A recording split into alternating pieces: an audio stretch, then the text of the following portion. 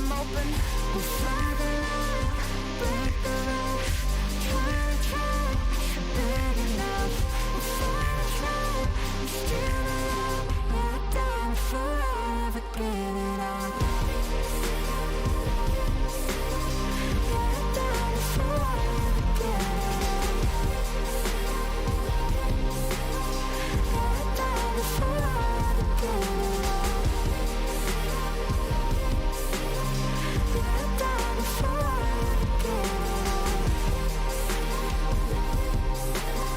Yeah, down forever, get it on.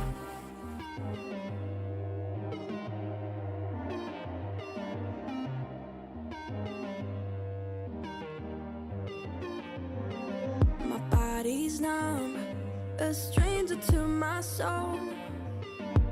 Pain is gone and left me stone cold.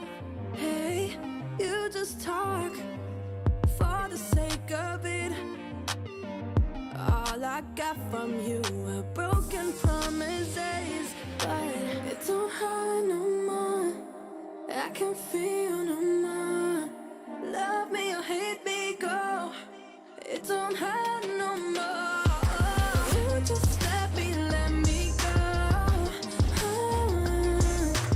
I'm not coming back to you. You keep talking, I'm sick of it. The same old stories, I ain't gonna listen to this. No, no, you had me so bad. Just like that. Now turn her back to you, 'cause it don't hurt no more. I can't feel no more. Love me or hate me, go. It don't hurt no more. Just let me go. I'm not coming back to you, go.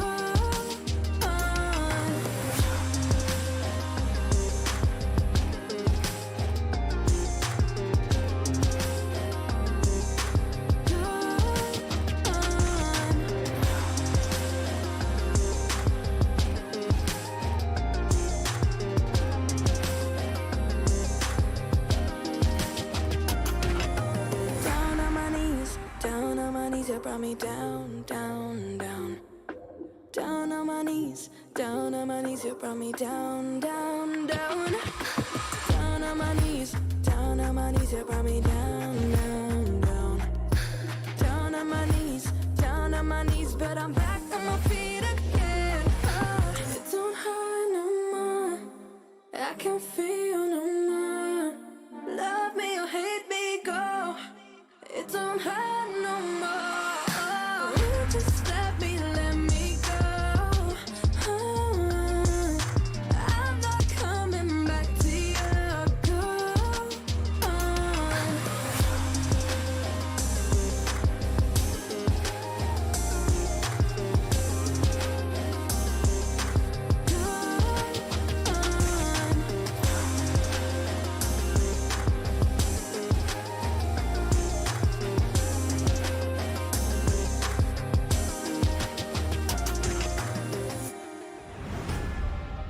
Destiny on the line, knocked out 100 times. Right back up, we climb, we climb, we climb, we climb. Victory on our mind, all we know is the grind. When we at war, we fight, we fight, we fight, we fight.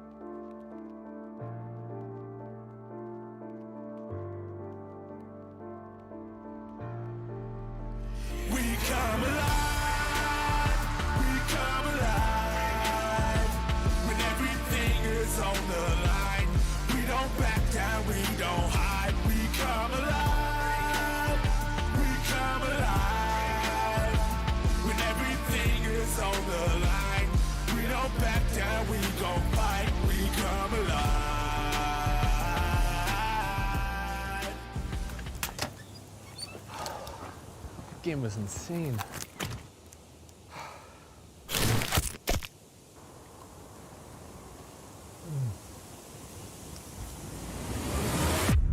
Even the biggest champ needs a break.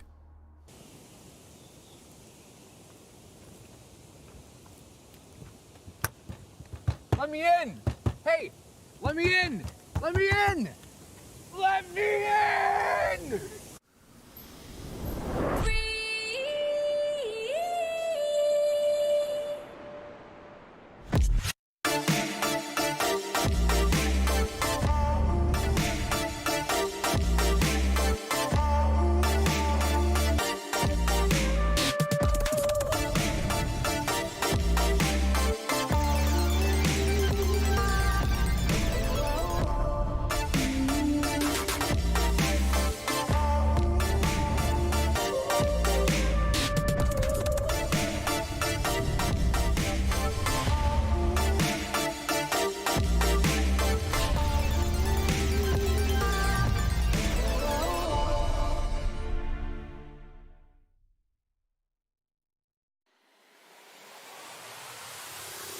I want it now and I ain't never gon' back down.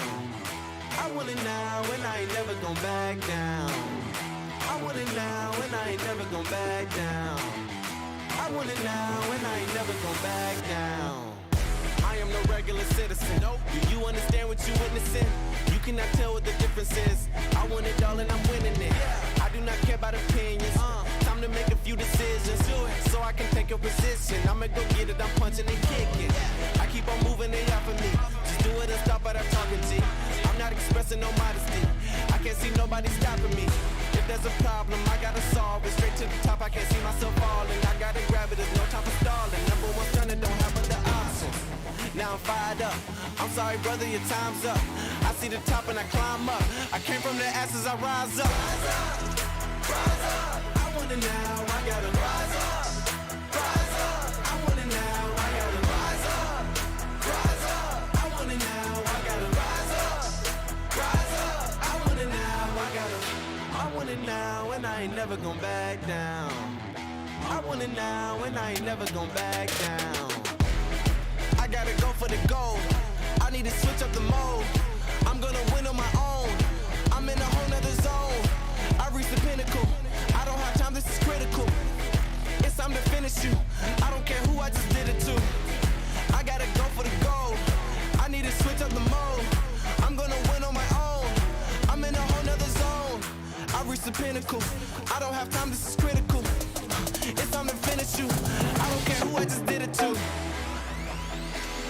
I want it now, I gotta rise up, rise up. I want it now, I gotta rise up, rise up. I want it now, I gotta rise up, rise up. I want it now, I gotta rise up, rise up. I want it now, I gotta rise up, rise up. I want it now, I gotta rise up, rise up. I want it now, I gotta rise up, rise up. I want it now, I gotta.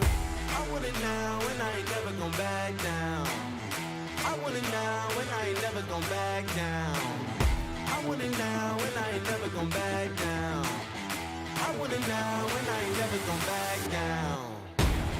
Said I'm fired up. I'm sorry your time's up. I see the top and I climb up. Came from the ashes, I rise up. Rise up, rise up. I want it now, I gotta rise up. Rise up, I want it now, I gotta rise up.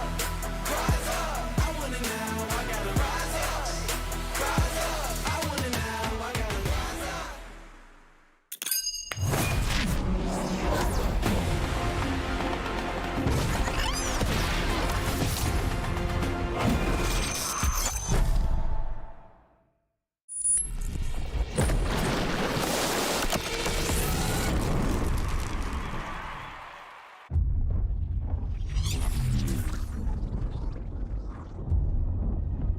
Tuve una caída en mi carrera, pero he vuelto más fuerte que nunca. Ojo con Supa, va a reventar a Marlon. Se atreve ahora con el 1 contra Flaque. No debería de ganar el tetón. J'ai progressé une étape à la fois jusqu'à arriver au sommet. Il y a maintenant qui est dans la mêlée. Et la côte de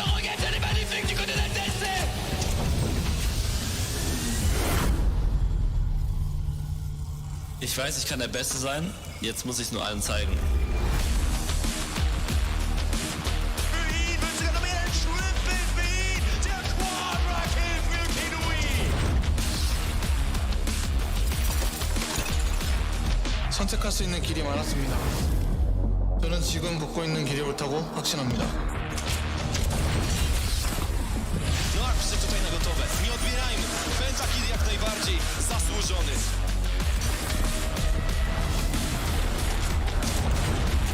Orada 0'ı bir değişim. Ayakta kalan son isim Erdemir. uzun zamandır bekliyordum. Şimdi benim zamanım.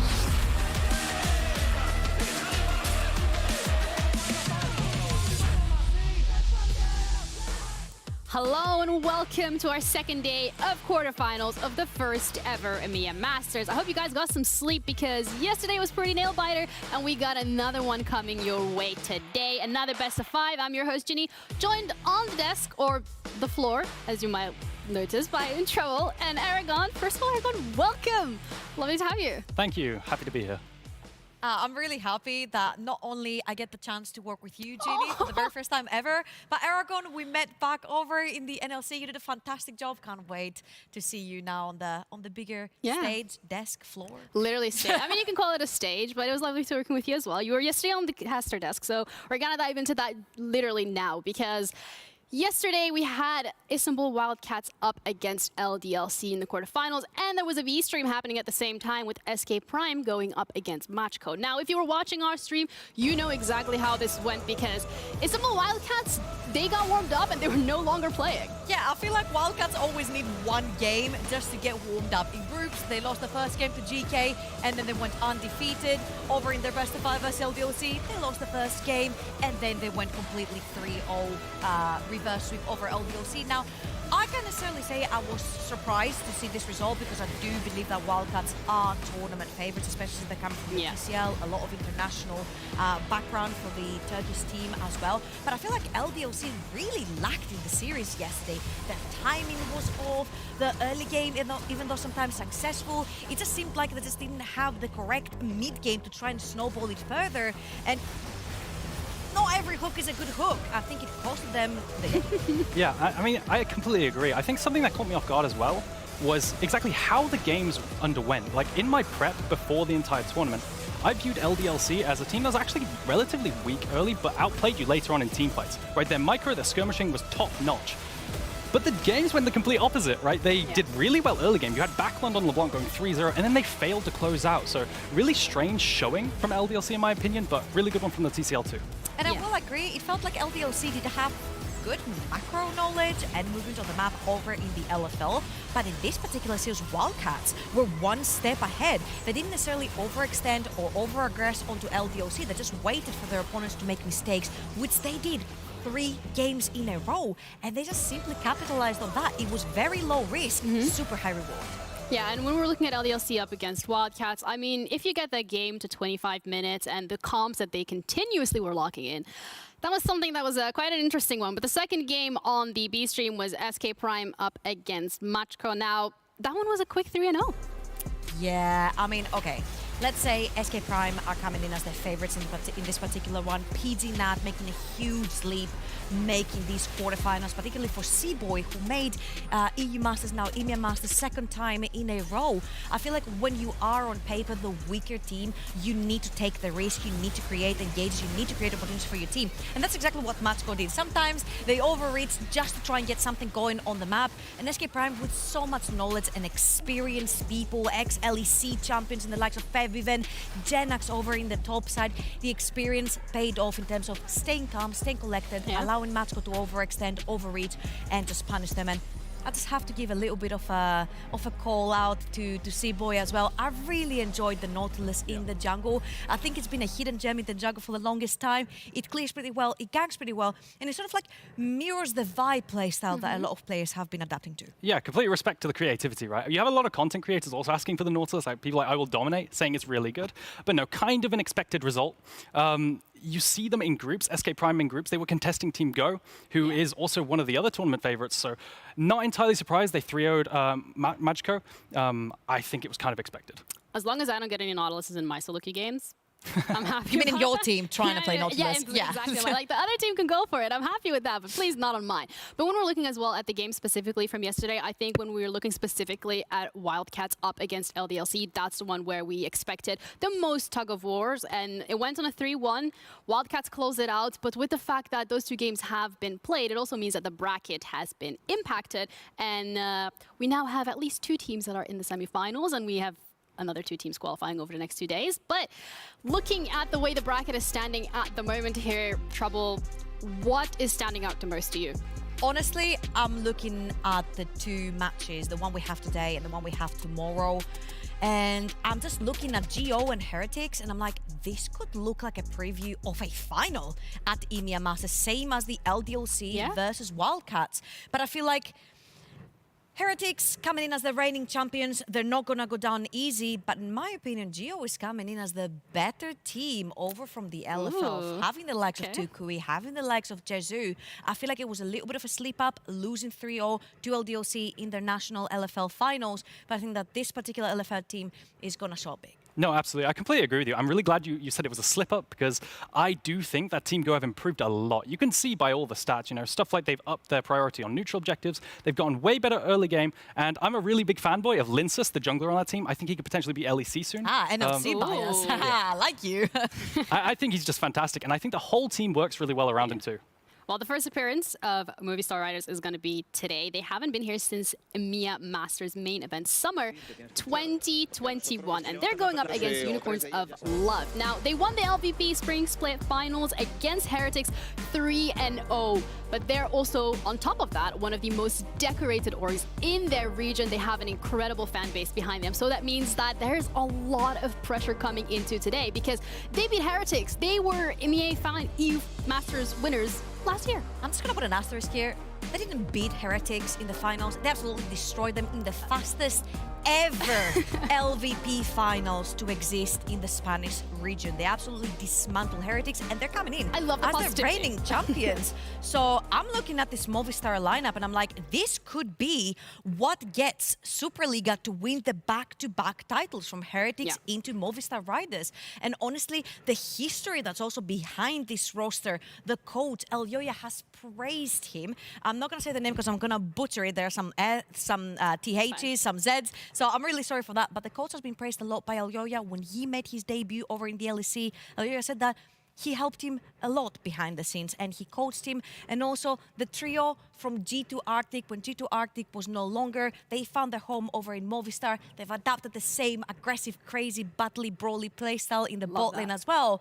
So yeah, I always love some fire from the LVP coming into EMEA Masters. Yeah, and looking at the roster as well, specifically of Movistar Riders, it's that bot lane Aragon that seems to be the star of the show, just as, you know, Georgia mentioned. They found their home again, and they seem to be popping off. Yeah, absolutely. I think Super always does his job, and Alvaro, man, he's the guy. He always pops off, and he always roams around the map making plays early game. Him and Isma are kind of the quote-unquote jungle support duo that you always talk about, and it's really good in the meta at the moment. You always see junglers, supports, and mid laners tagging up as a team and running around the map making plays. I think the meta suits them really well at the moment, and they're showing it. They showed it in groups. Despite only going 3-3, I think they did really well. Yeah, I mean, the performance that we've seen from them so far, it does put them in the favorites in terms of maybe predictions. I'm not gonna say that, you know, I'm just, you know, gambling here. But when we're looking at the fact that they're up against Unicorns of Love, and this is more of a redemption arc for Movistar Riders as well. They need to prove themselves, not just in their local league, but they also need to be able to carry that onto this international stage. And it feels like that's been the issue, even for LDLC yesterday. We've seen it with Unicorns of Love, we'll get into that later, but now just keeps going. I feel like they can do it, man. This man on your screens right here, 33.3% first blood participation. You don't necessarily see 80 carries right now who start with call, who cheat their recall at 4 minutes to buy a call, and they just steal bot lane hitting minions. You don't see them with that much first blood participation. That means they are willing to play aggressive, they are willing to play through the bot side, and if they do catch Unicorns off guard with their aggressive playstyle, they can definitely snowball this into a victory. And Supa has been the AD carry that has been talked about a lot over in the Spanish region. And as much as we're talking about Movistar Riders this time around, they're up against Unicorns of Love, and that's another team to not sniff your nose at because they've had quite an incredible performance so far. We can have a look at the interview with Sheepy himself for a little bit of a personal touch and to see what they've been up to and how they exactly got here. Thanks, Ginny, for that lovely analyst desk so far. We have an interview ready with Sheepy from Unicorns of Love, so we can have a little look at how you guys are feeling. Hello. Welcome. How's it going? Hello, everybody. It's going well. I'm really excited for the games. Yeah, we just done with our first 2 preparation games, and I would say it was a little bit rocky. So okay. I think it will be an exciting match today. Can we have leaks? Like, what did you pick? Sure. I mean, we played some interesting champion here and there, yeah. especially mid lane, top lane. It didn't work out quite as we wanted. Also, support tried out some new champion. I think we're good, and maybe we stick to more of the conventional stuff today, but we'll see. If you see a new pick from one of our players, that was probably the one we tried out today. Okay, that is such good leaks. I know exactly what you guys are going to pick. Thank you. Before we started off, though, Sheepy, your name, I would like to know where that's coming from. Oh, that's actually from back in the day. I don't know if people played the game Warcraft 3, The Frozen Throne, but there was a fun map called Sheep Tag, which is basically where you are trying to play like hide and seek with wolves, and whoever kills, if they kill you first, then you kind of win, and if you survive. So that's the sheep. And then I went to play Dota, which is kind of, Ice Frog, and it's like basically the origin story from League of Legends. So I played Dota, but I called myself first Master of Sheep because I'm the master of Sheep Tag. Then it was like Master of Dota, but that was kind of lame. So then I go to League of Legends, so I wanted to call myself again Master of Sheep, but it was already taken by somebody, so I called myself Master of Sheepy, and with UL in front it was too long, and I didn't want to call myself UL Master because that's kind of, that's kind of up there, so I wanted to call myself Sheepy. So here we are, Master of Talent. I think that is something that we've discussed a little bit. So what does it take for the fact that you guys are now on a 7-win streak across different leagues? What's your secret sauce? The secret sauce. I mean, I said it already a little bit, but I think that I have a really great support system here in Unicorns of Love. I've been with this organization now almost 10 years. 10 years it will mark it this year. And I get basically everything I want. My family, my father's the CCO, my sister's the general manager. So if there's like any kind of problems or something, I can come to them. We're working really efficient, and yeah, I think the trust that I can take some risk here and there, and that they believe in my ability is like the thing that always pushed me to do better and do my best. So I think that's kind of, if you have a family that's supporting you inside the organization, I mean, how can you fail? That is so nice. The power of friendship and family. Speaking of family, you have quite a history with Hilly-sang. Can you tell us a little bit more about how that started? I mean, Haley is a crazy dude nowadays. I'm not sure, how's his relationship status, but like back in the day, he was already together with Dory. He still is. So, I mean, back in the day, we found him kind of like under the bridge. He was like not talking at all. He's like, hey, I'm Haley. And then he played like those badass champions like Thresh, Nautilus, like Flash Hook, all this kind of crazy shit. And then at some point, I think he just started to develop more. And kind of similar to my story, I think we were very introverted people, but people needed our help. So we started to speak up to get the things that we are successful, because we didn't want to lose our friends, and the achievements we wanted to accomplish was like something that needed for us to speak up. And nowadays, I think he's just like a well-rounded person, crazy guy still, really good at fishing, very terrible at any kind of house chores, but yeah, funny dude. Thank you for the insight. We do really appreciate that. Wishing you guys the best of luck in the games to come, and we'll see. Maybe we'll get another interview. Yeah, thank you as well. I'm looking forward to it. Bye-bye. Bye. Yo, Jeannie, that was actually a really good interview. I feel like you should do those more often, Yeah, Some give good yourself a insight. pat in the back. This went from Ginny to Ginny to Ginny. Ginnyception. Yeah, this is a Matrix. We're just like stuck in it. But I want to touch upon the point of his history with Hilly-sang, because I guess they find good talent under a bridge. Honestly, it was the best impersonation of Kilisang I have ever seen. He's like, we found this guy who's a little bit low profile, and then suddenly he just flashes in, he hooks. Don't worry, Sheepy, he still plays the same exact playstyle. Nothing has changed with his playstyle. But yeah, when it comes to talent, when it comes to finding players, absolutely mind-blowing the fact that he has come back-to-back to EMEA Masters with Unicorns of Love, with completely different rosters, and mind you, he finds these rosters himself. He does the research and finds these people himself. And Ruby, who was playing Unicorns of Love last year, is now over in the LEC. He's got 2 new Koreans in his team that people might have their eyes. And you have something that they might be playing that's interesting? Okay, key picks to look out for definitely are going to be Jace. They flex it as well as play a lot of meta compositions like Jace and Maokai.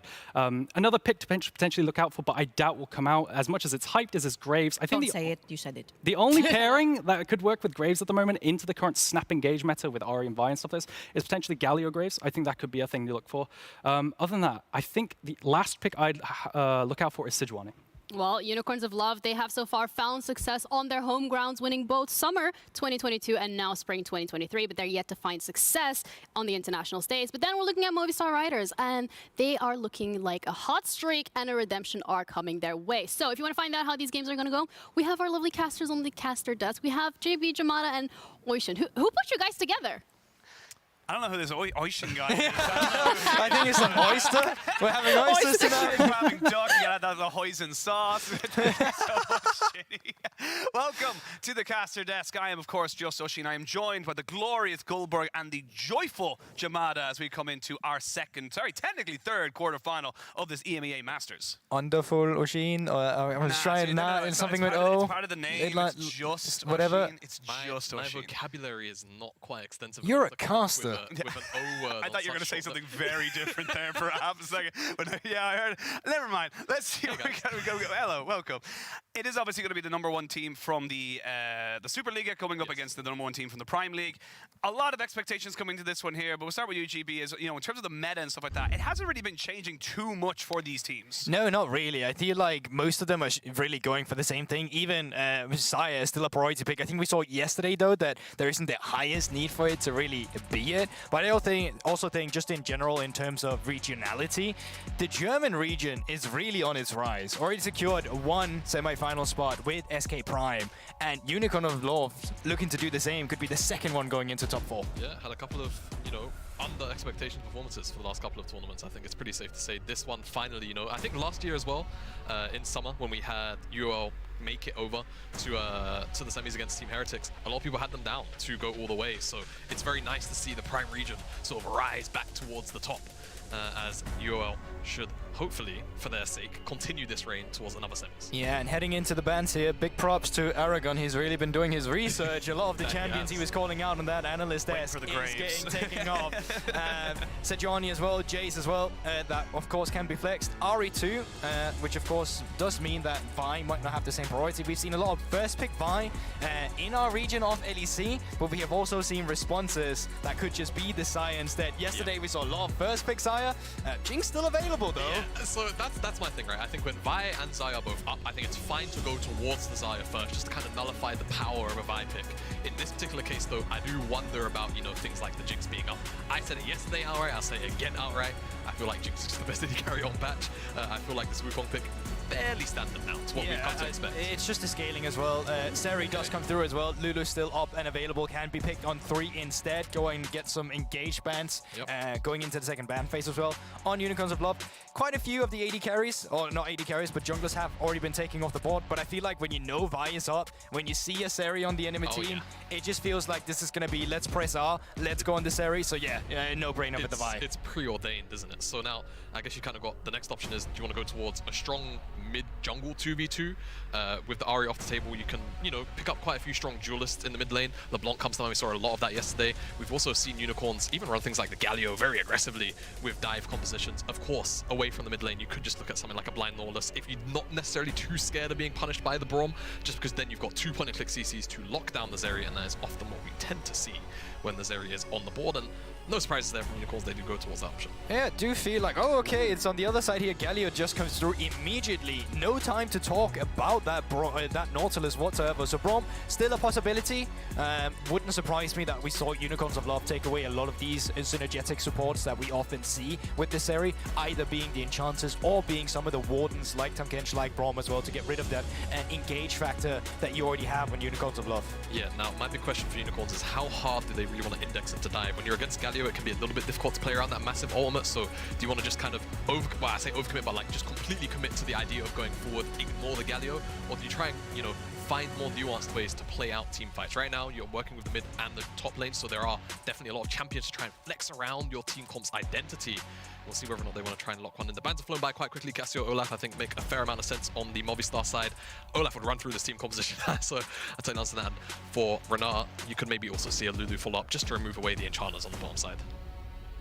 Right now, just looking at the last one, still loads of options to be paired up with that Seri, so it doesn't really feel like no matter what happens here that you take away. You can take away the biggest enchanters if that's what you're looking for, which of course would put a Lulu, but there's still the other way around it where you just get rid of some of the self-peel. They're going to actually opt in for the Thresh instead here, so still loads of different options available to you. Yeah, definitely quite a few. Very curious to see what Movistar will go towards. They'll just go towards the Braum, so just straight up lane counter, of course, but also just compositionally right now, Unicorns with the Vi, with the Nautilus, you expect them to be moving forward a lot of the times. Feels like Braum will always do a good job at dealing with that. Yeah, right now Movistar are quite low range though. They are pretty much all melee, and then of course Seri that does have that extra movement speed to make up for the fact that she doesn't have the biggest range. But having a champion that can now actually keep this spacing in between your composition and the enemy team composition is going to be really nice. So having a Syndra come through as well with the scatter of the week, one single good scatter in a team fight, we saw that yesterday, can really change the tides. And up towards the top lane, blind pick Fiora. Okay. Now that is confidence. Yeah, that is a lot of confidence. LPL, baby. That's LPL blood, yeah. I mean, now the real question is, what does Marky feel confident? What does Marky feel confident locking in to the top side, knowing that he's against this Fiora? Does he want to just go towards something scaling for the team fights? Because right now, I mean, Movistar, it's a team fight composition pretty much through and through, right? So do you really feel like committing to a hardcore side laner? It seems like the answer is going to be yes. They go towards the Jax. Jax, I think when you've got set up like Wukong, like Galio, like Braum, honestly, he can function a lot better than you would typically expect the Jax to function in team fights. And I think the big thing is that, you know, you mentioned a little bit earlier, GB, for Movistar, they're so short range. They have very little ways of actually kind of, you know, catching up to you once they've kind of used their initial kind of setup here. So looking at the way these two compositions go, it's kind of all or nothing here for Movistar. Yeah, here's the thing. I got two LPL casters with me, so I'm going to let you guys take care of the top lane, and I take my territory with the bottom side. Okay. Just say right now for the Movistar Riders, with the laning phase, how it's going to pan out is that you're going to beg for Nautilus to hook you. You're going to be like, please hook me so we can just get the passive going on you. Seri is actually capable of stacking the concussive blows off Braum quite fast as well with her Q into the auto attack reset, and you're just looking to play disengage down there. Up towards the top side though, what are we looking at, gentlemen? I mean, I think for me, I'm looking at Marky trying to have a very, very positive laning phase. I think obviously the Jax Fiora matchup is one that's discussed a lot. It's quite volatile, right? I think first punch up there from the junglers is always very, very important. If you get a lead up in there, you know, having the small item advantages, whether it's a Sheen on first base, whatever it may be, can really propel you into a massive, massive lead. So I think for Unicorns, maybe sending the Vi up there very early on just to ensure that they secure a solid topside scaling win condition will always pay off dividends, because Marky can take over in the later stages. We shall hypothesize no more. We are jumping onto the rift for this first game of this best of 5. Movistar Riders looking to try and stop the Prime League from having 2 seeds in that semi-final setup. So difficult with the Unicorns now coming in so high off their kind of, you know, group stage setup. They kind of started slowly, but definitely built up much more powerfully as the days went on. And again, I think both teams relatively happy with what they got, but GB, don't think we're going to be seeing anything shenanigans, as we love to say, in the level 1. I think everyone's just happy to kind of fan out, get your early vision if you can, but there's no pressure. Yeah, everyone's just covering their own foundation. What you could see is a little bit of a late invade with Braum. We quite often see that because no one really rivals you in the early game. And if you get your Q onto them, even if they flash, quite often are you able to actually follow up. So it wouldn't surprise me if we saw Movistar get a bit aggressive here. Yeah, I just feel like, Mask. Oh, he's going to lose his flash. And then he's, Yeah, they got the concussive blows. It's going to be difficult to get the last little proc off, though. There it is. Stun comes down. First blood to Zeri, and GB, that is not what you want to be seeing. No, I feel like this is what you see every single time you play against Braum. They pretty much always go for the late invade. Mask getting caught off guard. not ready for it, and well, that's costing them first blood in the first series, or first game in this series. Yeah, we'll see what Movistar can do as well, because you've got Galio in the mid lane. The setup is definitely there. You've got the CC from him. Burst damage as well, honestly, he has a lot of it in the early levels, so this is maybe something that Movistar can look to repeatedly punish in the mid lane. I mean, the big thing as well is that not only do you get that late invade and get obviously the flash out of the mid lane, it now sets up this, you know, kind of vertical jungling. You're now in a situation where you're going to see the Wukong taking all of these camps down bot side. And, yeah. Is there much more to say to it than what we're witnessing on Braum the screen? is it's a Braum good team, at level 1. It's a flash, yeah. I think that's the takeaway, gentlemen. Easy stuff, as it were, in the early stages here.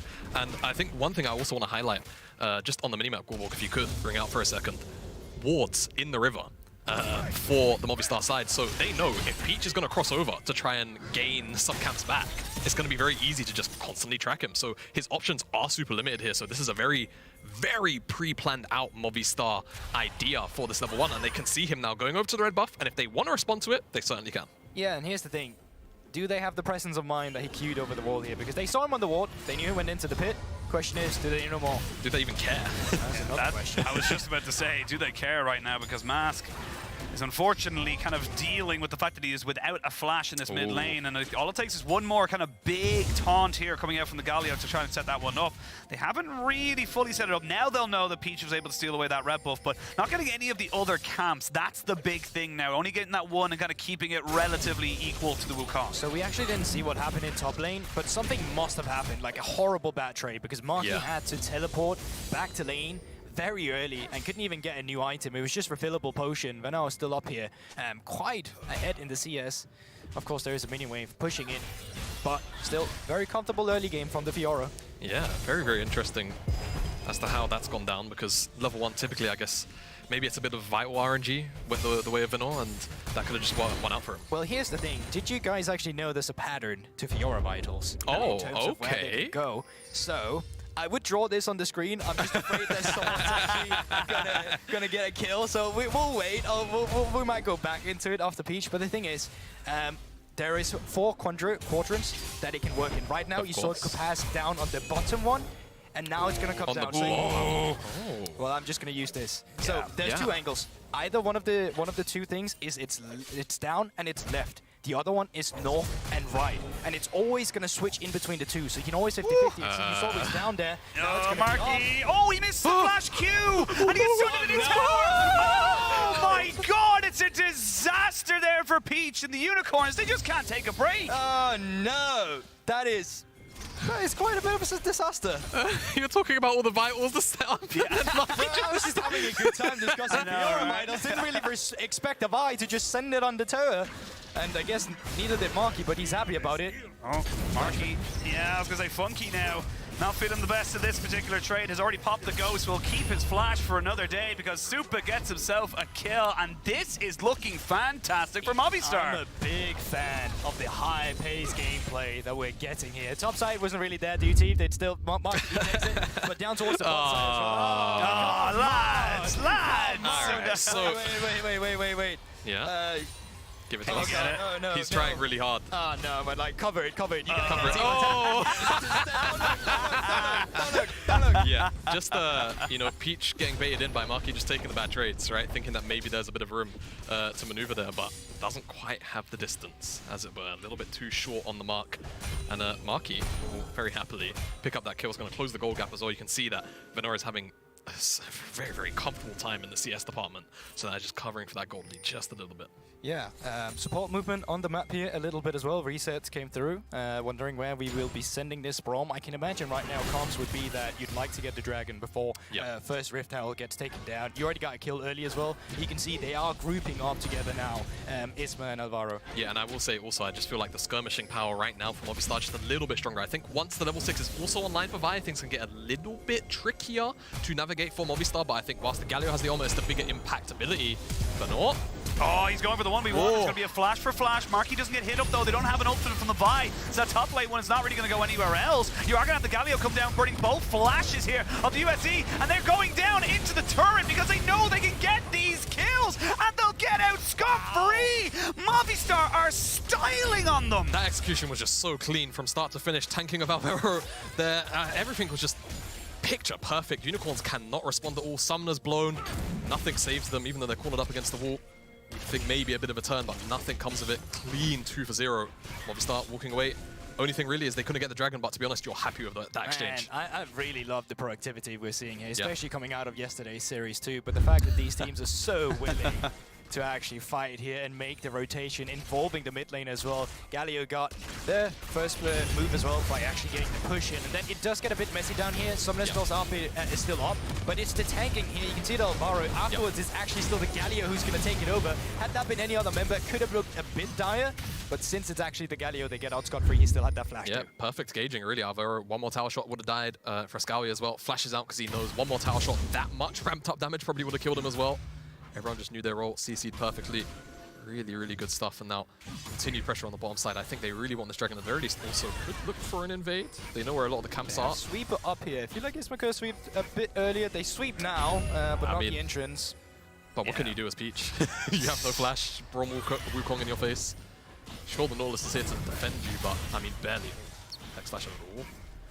You gotta be very, very aware of this now. You don't really have any kind of presence in this bot side here as a side of Unicorns, and this is the problem when the game starts to snowball against you like this. That's a 2-0-2 on the Zeri. That Zeri is starting to get pretty scary already into this game. We have yet to see a dragon be taken by either of these teams, but if Movistar can get those dragons stacking for themselves, they're going to be in a pretty easy kind of setup to just ignore the Fiora. Yeah, most definitely. And you can even see, though, Unicorns of Love, they had an idea in mind of how the early game was supposed to go out. Leave the bot lane alone. We're going to spend our resources on the top side. We're going to try and get the Fiora ahead. As soon as you die to the tower, that plan backfires, and now suddenly on the bot side of the map, you're also finding yourself in a sticky situation. Exactly. You're just trying your best to find proactive options, but the issue is, you know, you're dealing with so many defensive tools on the side of Movistar that they're actually also simultaneously using proactively, that it does feel like your options are relatively limited. Now that Peach has level 6, potentially plays are a little bit easier to force, but as soon as Frescawi has the ultimate back online, it's going to feel so hard to play. Oh, Mask getting taunted up. Nothing happens more out of it. And at first I was going to say, Movistar Riders being a bit indecisive. It's taking them quite a bit to start up the first Drake, to the point where Peach was actually... Okay, hold up. Nope. To the point where Peach was actually moving up towards the Rift Herald. They then decided, oh shoot, we can't actually take this dragon yet, so we're just going to go up towards the Drake instead, or Herald instead. Yeah, exactly. I mean, Peach is still here hanging around. Frescawi is also about to have his ultimate come back off cooldown as well, like 15, 20 seconds away from that. No, 10. There you go. Thank God. And once that's up, I mean, it's pretty uncontestable. I think for Unicorns, top side prior not there.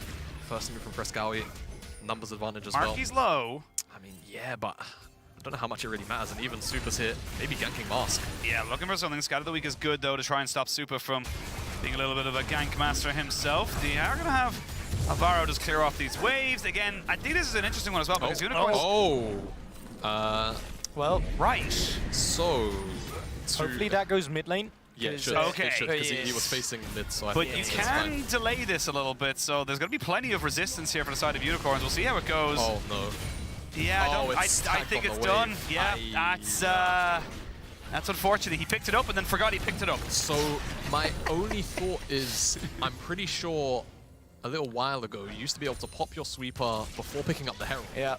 And I think that's what Isma tried to do. Yeah. And accidentally just, you know... summoned it. Yeah. Oh, wow. Funky. Getting 1v1'd here by Super, or Supa even, as does pop his own ghost and get himself out, but still a favorable trade, you would imagine, for the Movistar bot lane, and Unicorns definitely being let off the hook a little bit there, GP, with the fact that Shelly didn't get to do anything. Yeah, I think so too. I think they pretty much just said, hey, we're going to get this Herald, and we're so confident in our own abilities that we're just going to show it to you right here. There it is. That's Shelly. Look what we got! Isn't she cool? And you can't have it. Yeah, wait a minute, what are you doing? Up towards the top side there. Still no Drake Prio, but they're actually going to use it on the top side here instead. Seeing if they might find themselves a cheeky little kill. It's a good minion wave here from Marky, but no, still actually patient with it and respecting the fact that there might be a jungle up here. Yeah, I think just also trying to abuse the flash timer. Just came back up for Venner, but I think the fact that he steps away just kind of makes this opportunity slide out of the hands of Movistar, and they can just continue to play the map as they have been. I think Dragon already up. Hasn't been taken, rather. I was thinking it was the second one. Yeah. This can just realistically be the next target for Movistar. Yes, the Herald didn't go their way, but they should still have priority pretty much across the board. Yeah, I think that's the only thing that's just been, I really wish they would have gotten that Drake earlier. I think that could have really elevated their high-octane gameplay that they had. It's a small thing for now because they still have the gold lead in their favor, but they also need to get the objectives and use them meaningfully as well afterwards. That's the big thing, is that we're looking at these teams, and yes, they can get advantages and can work with them, but it's the best of 5, and this game's not over just yet. It's kind of an interesting setup to see what Unicorns can do now that they are behind. You know, we have seen them even in the one loss against LDLC in the group stage, that they did kind of just let LDLC kind of run the map. They didn't really push for anything crazy to happen outside of what was actually going on. So now we'll see if Unicorns have actually changed it a little bit. Hold up. Super can join this fight really easily just by dashing over the ball, so let's see what happens here. Oh, Funky immediately going to have to flash away after going into the Feathers Fly. Peach is dead, and I think Desire is as well. Nothing you could do. Great 4-man scatter, but that's just a disengage, and that's just Movistar just owning these engages. No, it's so interesting to see Unicorns kind of get picked apart by this Galio Braum skirmishing power, because this is actually the combo that they use to get into quarterfinals against LDLC. Sort of falling trapped there, but I feel like, again, you know, for Movistar, just having the faster collapse from the Galio and the ability to lock down so many members with the concussive blows, it just makes it so difficult for Unicorns to go. And you saw as soon as Peach presses R key on somebody, everybody just turned around to Movistar and blew him up, and no one else from Unicorns could even follow up. And that was the gold lead we were talking about here, finally deciding to stack up the Drake. And I think they don't have too much vision around it. There's no vision in the pit right now, so they don't actually know Isma is coming over the wall. Once again, so easy for Galio to join the team fight. And yes, to have the Sire, that's usually quite good at disengaging one thing, but there's multiple layers of CC that can be layered on top of you, and we saw that there in the fight. And that was the big thing as well, is that, you know, it was a fight on 2 fronts. It was a 2v4 at all points because they couldn't really get the Unicorns team together. They were always, you know, the Nautilus and Syndra towards the top, your Vi and your Xayah towards the bottom. It's just not really going to work out for you right there. And it's a 0-7 on the scoreline. You got the Dragon, you got the first Herald. I'm not trying to talk about a perfect game just yet, Shimada, but like, I mean, it's looking fantastic from the Superliga #1. Yeah, I mean, you know, on the right track at the very least here for Movistar.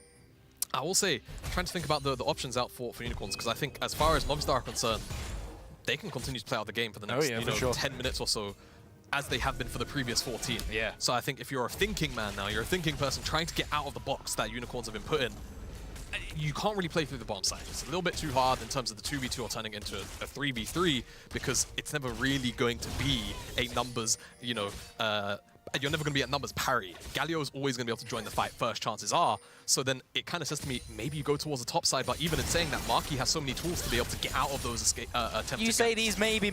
No, I'm pretty sure like cross map would be a really good idea. It's got to be the only option. Specifically if you know that the Galio is leaving lane. That Drake fight there could have been a good example of where to do it as well, because you know you have this matchup, and we saw them trying to give resources up to in the beginning. Divine Sunderer versus components of a Divine Sunderer. I'm just going to be honest. If Venom wanted to turn around and kill him, I think he could have. I think he's actually just respecting where Movistar could be, because they're all in fog. They're showing now on this ward because they're on the bottom side. Yeah, it's a little too late. As you said, I feel like the Fiora could have done it, but maybe they're going to see a bit of a dive on this bot side. That's the next kind of play. You can see Movistar really trying to make use of the fact that they have got these advantages in lane. They have been able to kind of, you know, get this Zeri going.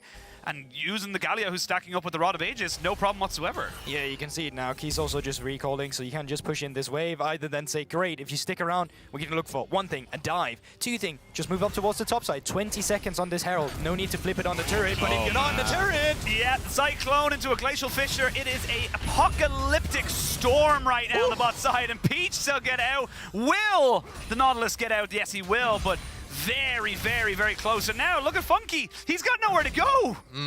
I wonder what's about to happen to Funky, guys. He has his ultimate. He does have Ghost too. Don't know if that's really going to help him out.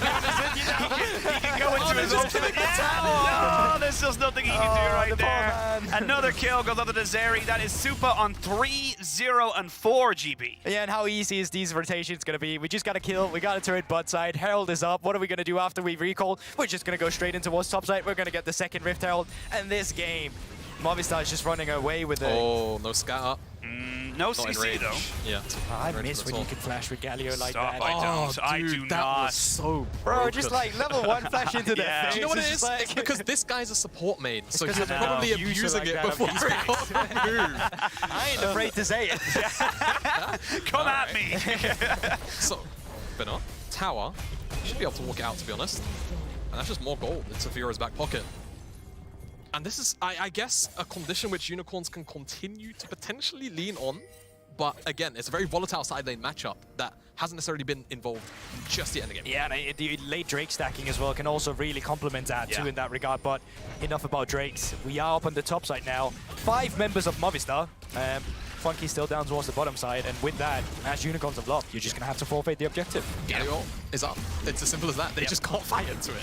It's so difficult to do right now, and Unicorns just paying that respect, trying to cross map for the tower at the very least, right? Try and find a little bit of gold back, but it feels like the uptrade is always going to be Movistar's, and hopefully this time Isma, you know, holds on to it. He puts it down in a place where Hey, it's this going is to already better than the first one. It's improvement. I was going to say he actually got the sweeper off before picking it up this time, so not too bad by him. But I will say, look, obviously a lot of positives coming in here for Movistar Riders, but when you look across the kind of gold and how far they should really be ahead, it's not really feeling they're a million miles. It's only about 2k gold, and with the amount of burst damage you have available to you with something like that, there is very much a situation where Movistar, if they don't find a good position, they're going to be caught. Yeah, I will say that. I mean, speaking of being caught, yeah, Marquis. They're going to fully commit. There's going to be the cease and desist down. They're going to have the counter-strike come in, but he's in the bounce house right now. Welcome to my party, says Peach, and they finally get themselves on the board. Yeah, but how much can he actually get on the top side here? This is going to be 1 turret. You can even look for a tier 2 turret here. You see so many members on the bottom side. Not so many members. You see all of them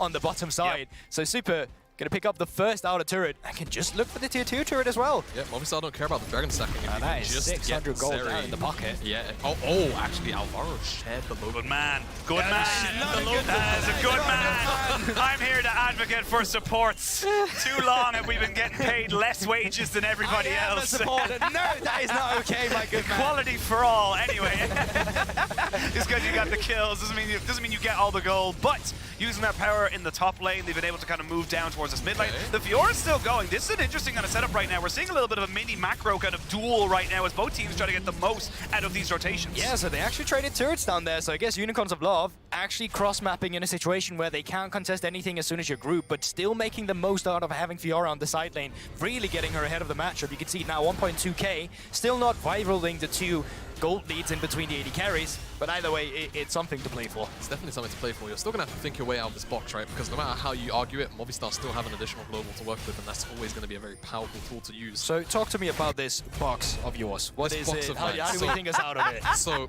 unicorns are inside of it. I know you can't really put a unicorn inside. No, I could try and draw it, but my artistic capabilities are really not that good. I really want to see you now draw a unicorn. You know what? In the break, we'll get him to do it on the telly. Don't worry. But I think for unicorns, it's probably going to have to be about trying to overload numbers in the side lane and catch Movistar off guard, expecting only there to be just Venom or maybe at most Peach. But the bigger issue is, now that Baron's on the map, doing that on the bottom side is always so difficult because you always run the risk of Movistar just bursting down the Baron, even if you find the side lane good. Yeah, that's the thing as well. And even when you do that as well, every time you overload the map, there is the risk that you're just going to lose out on objectives. Cyclone coming in, but this is not really a setup you want to go for just yet. Now they've got the rest of the team coming in. Mask still hasn't died. They got the CC down, and finally the Syndra and the Vi will fall. They get the Xayah as well. They trade 3 for 1. They go straight for the Baron. Yeah, and then you won't have to worry about the Baron any longer if you want to split push on the top bot side.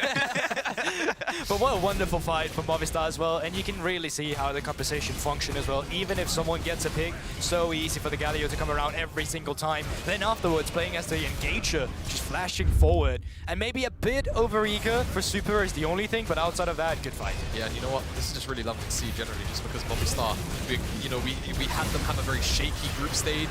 They said self-admittedly, Frescow in the interview, our best of 5s, that's where we shine. You can see it in this team fight. All the defensive tools just being used aggressively because they know even if they overstep like this, sure, Super dies, they're never losing out on this skirmish and they're always going to run over the unicorns in this kind of fight. Yeah, and unfortunately Fiora TP down as well in that instance, so don't really have the same proactivity if you want to TP to a minion wave on a side, if you want to teleport to your team after you've been overextended, anything like that. So just straight up win, 2 minutes on the next Drake. Not sure it's that's going to matter too much. I think right now with the Baron buff for Movistar, it's very much about taking care of the tier 2 turrets, push in the mid lane, and then just take care of the red side so you have a clear path between mid lane and bot lane every single time you want to juggle the members of Unicorns. Movistar as well, just opening up on 2 lanes, sending Frascari down to the bottom side. You can always kind of just go very quickly. His ultimate is on cooldown, so it's not as instant as a button press as it normally is, but just acknowledging that they know there's not really much that Unicorns can do about 4 men grouped up in the mid side.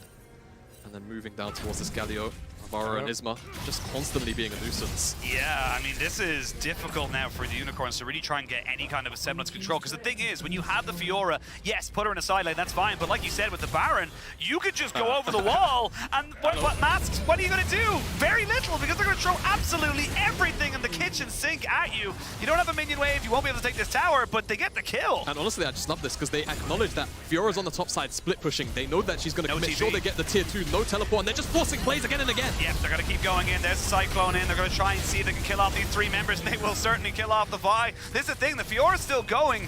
I don't know if they can end right now, but they're definitely going to crack open this base. Oh yeah, they are definitely. They're looking for it. 20-second on Mask, 30-second on Peach, still 3 members alive. Question is, can they actually hold the defenses? Fiora's still not back in Funky can't move forward. He can't move forward on this, because if he does, he's going to get CC'd. Immediately, you can see the Braum going down. They're going to go try and jump onto the Nolus. They will. Super will die. And now it's down to Fiora. The Nexus is exposed. Funky with a massive blade call gets them all down. Triple kill comes in. Give them the Quadra. And the Unicorns stay in by the skin of their teeth. And that's a massive fight! But the question is it going to be massive enough even looking at that? Because they're still at a gold deficit. They hold on to their Nexus, but the question still remains, for how long? I think in the silver lining, you get a lot of gold over on your AD carry, but it's still going to make team fighting really difficult.